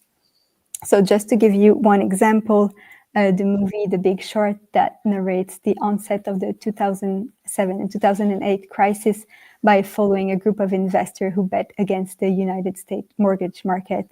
And the movie was released only 1 year after the financial singing. So it's like two objects, part of the same epoch, but they are completely different in format and in scope. And so here the main characters are obviously men, and the movie is directed by a man. But what is more interesting for us, let's say, is that among the few women protagonists in the movie, there are two celebrities that we see here on top. So 20-something actresses, Margot Robbie and Selena Gomez, as they appear in scenes that break the fourth wall to explain to the audience some aspects of the financial products involved in the financial collapse of 2007 and 2008. And the bathtub scene here is dangerously close to what has been called the sex position, which is a strategy in cinema or in the series to present something that might be annoying for the viewer, so it is wrapped with sexual content to make it more enticing. And Selena Gomez here on the right is presented at a casino. So here too we have this sort of libidinal drive between the young women bodies and the action of betting. The same thing goes on with the choice of a striptease dancer scene, the way it is framed, and also just the choice of the theme.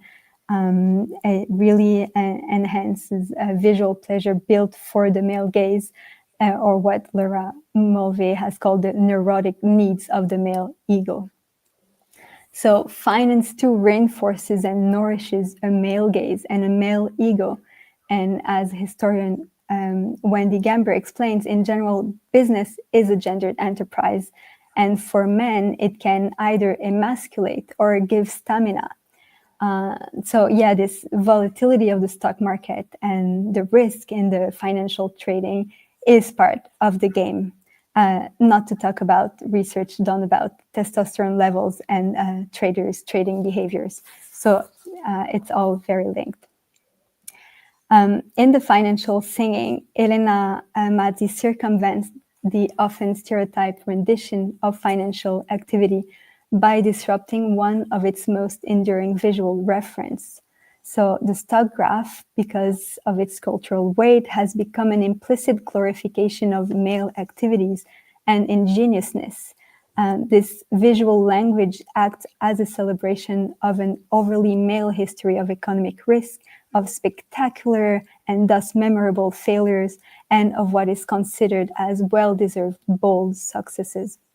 So by reading the language of profit potentialities through the vocal range of a female singer, Mazzi disrupts this linear representation of profit and profit-making and profit-seeking.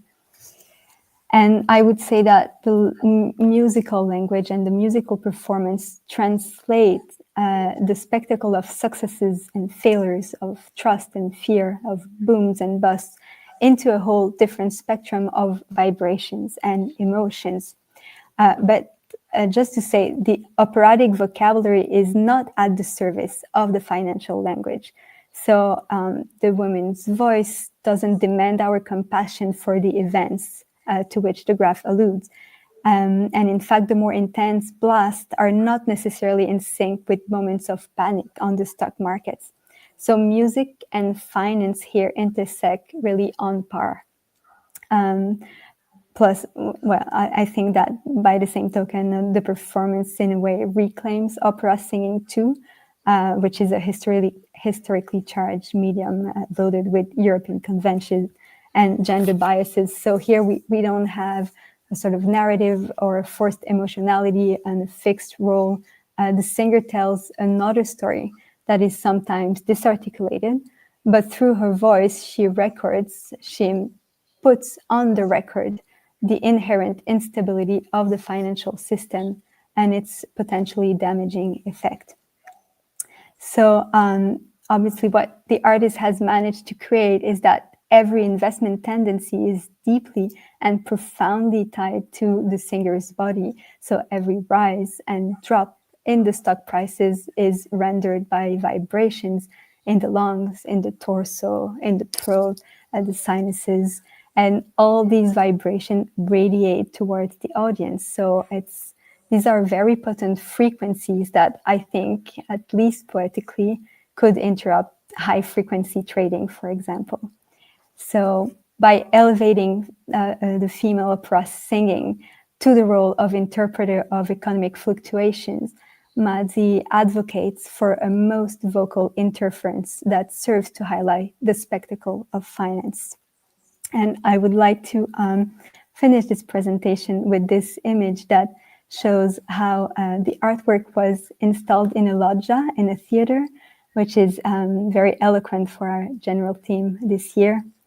And to come back to the artwork and the object of finance, it distorts in themselves the graphs or instruments to give an idea of what is usually called the health of the stock market. So to challenge these representations could mean and could lead to challenge the social organization that these graphs reflect and also retroactively build. So personally, I feel that the last notes uttered by the singer have a positive quality and that they open to the possibility of building a different type of future, a future where we would have the instruments to stop this self-reinforcing practice, this kind of cycle of entre-soi, trust and greed that finance imposes today on every aspect of reality.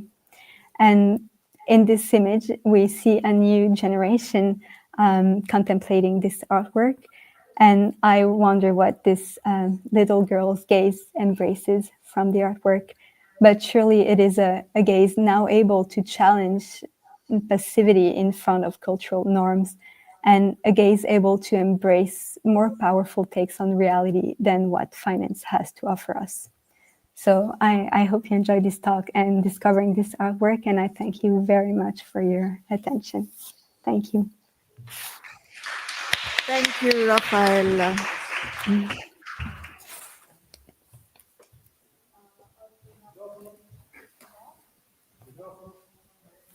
Microfono, sì, lo so.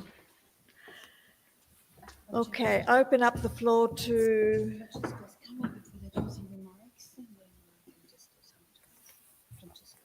First, okay.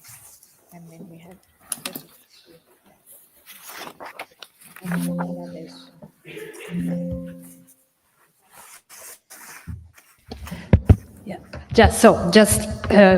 He was absent for the welcome greetings. Francesco Bedeschi is the director of the AIWAC program, and for now 5 years, but he's been around forever.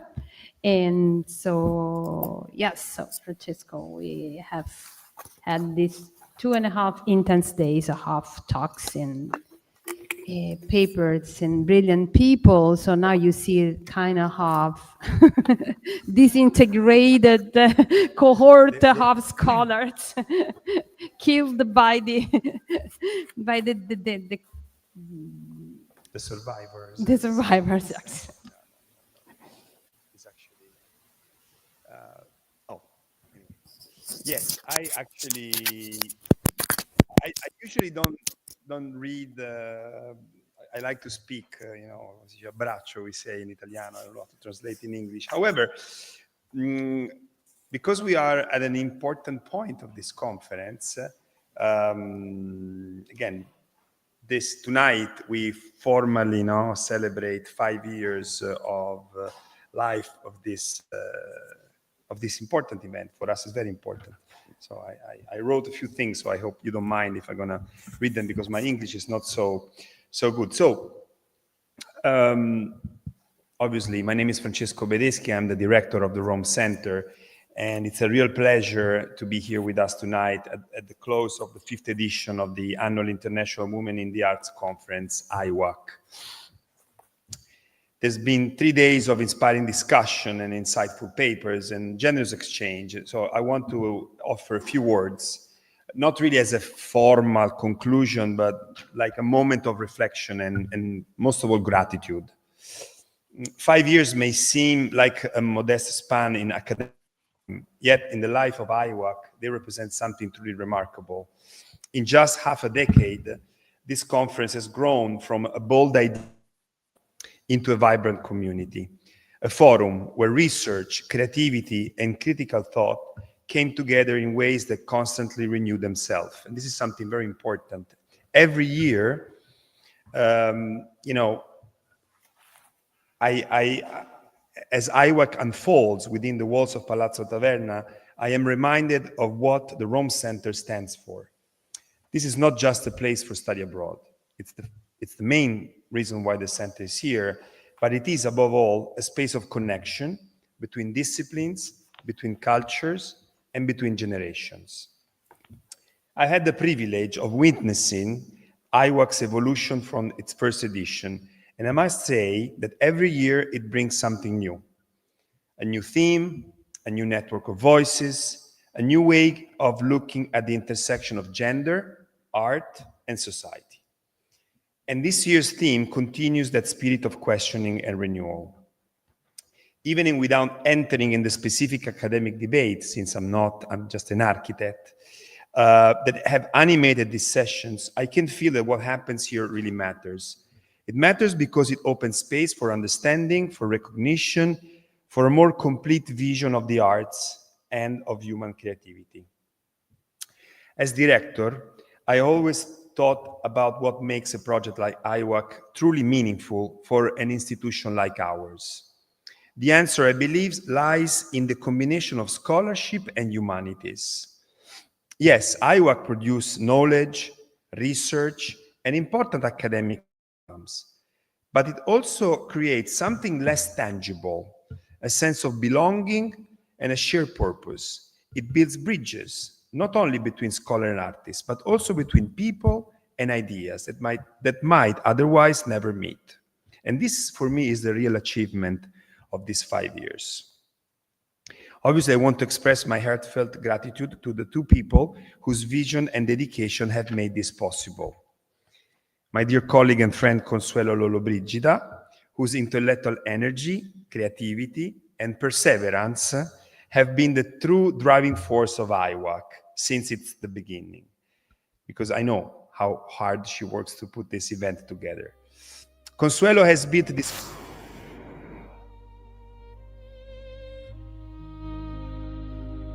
her ability to connect people, to nurture dialogue, and to transform ideas into lasting collaboration is extraordinary. And to Dr. Adelina Modesti, whose partnership has enriched this initiative with an essential international perspective. So really, thank you both from the Rome Center and me personally. Obviously, the students who are not here tonight, I think they are they're gone. But it's very important, believe me. The reason why we do here is also for the students, and I know they participated the first evening and also probably yesterday. Yes, because they have also contributed to this conference in many ways. Somebody have been involved in the organization, so it's really important. Again, this is not just an event; it's a learning experience that connects education with real life, showing how research can become action and how culture can be a tool of civic engagement. And as we close this 5th edition, I believe the most important message is one of continuity. Thank you for the soundtrack. AIWAC has already achieved much, but its real strength lies in the capacity to grow, to adapt, very important in nowadays, especially when we face the emerging of new technologies that may question the importance of humanity. I'm sure it's something very important, and that's why it's important we continue to do this type of events, because it's where the ideas really come from. And so the future of this conference will depend on our ability to keep nurturing the spirit of openness and collaboration. And of course, we remain fully committed to this project. So, as we close tonight, my wish is that AIWAC continue to serve as a bridge, connecting the past to the future, the local, the global, and scholarship to life itself. Thank you all, and congratulations on another inspiring edition. Grazie.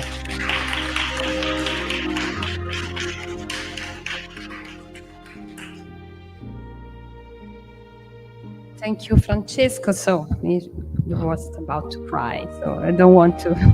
So I opened the conference Tuesday night, just thanking everyone, and you and Fabio and all colleagues and staff, Adelina, for being with me since the first edition, but then being involved since the second one. So. And also, I'm really upset that Alessandra Maso is not with us tonight. She's not, and hearing with this beautiful. Yes, she shared the news. She had a short talk, and that was what I'm asking, because everyone is asking, where will it be? That's a problem. Probably so next year we can actually opening the library, so having an event and opening the library anyone is asking about. And again, yes, I want to thank you, Francesco, for being such great support and beginning it to have believed in this project. And yes, this has been a fantastic edition, not just because we are celebrating, as you say, it's 5 years in the pandemic, world is a drop in proportion, but because this morning we're talking that probably we are a Rome program, a new theoretical framework for this kind of research and study. It's something that might be rest with the words because I'm much to say, but so probably we're really building something important. for research with them. Thank you all. Thank you to Fabio. Thank you to Benji and where is around. Okay. Thank you, Adelina. Thank you, Adelina. And for those of you in Rome tomorrow, we have another conference starting tomorrow morning at 8:30. So if you have some time, it's just one-day talks and on the Jubilee, and we will be touching different aspects of the Jubilee, from its foundation to challengings and to changings. And the keynote speaker will be Francesco Rutelli. So for the Italian people, he's someone.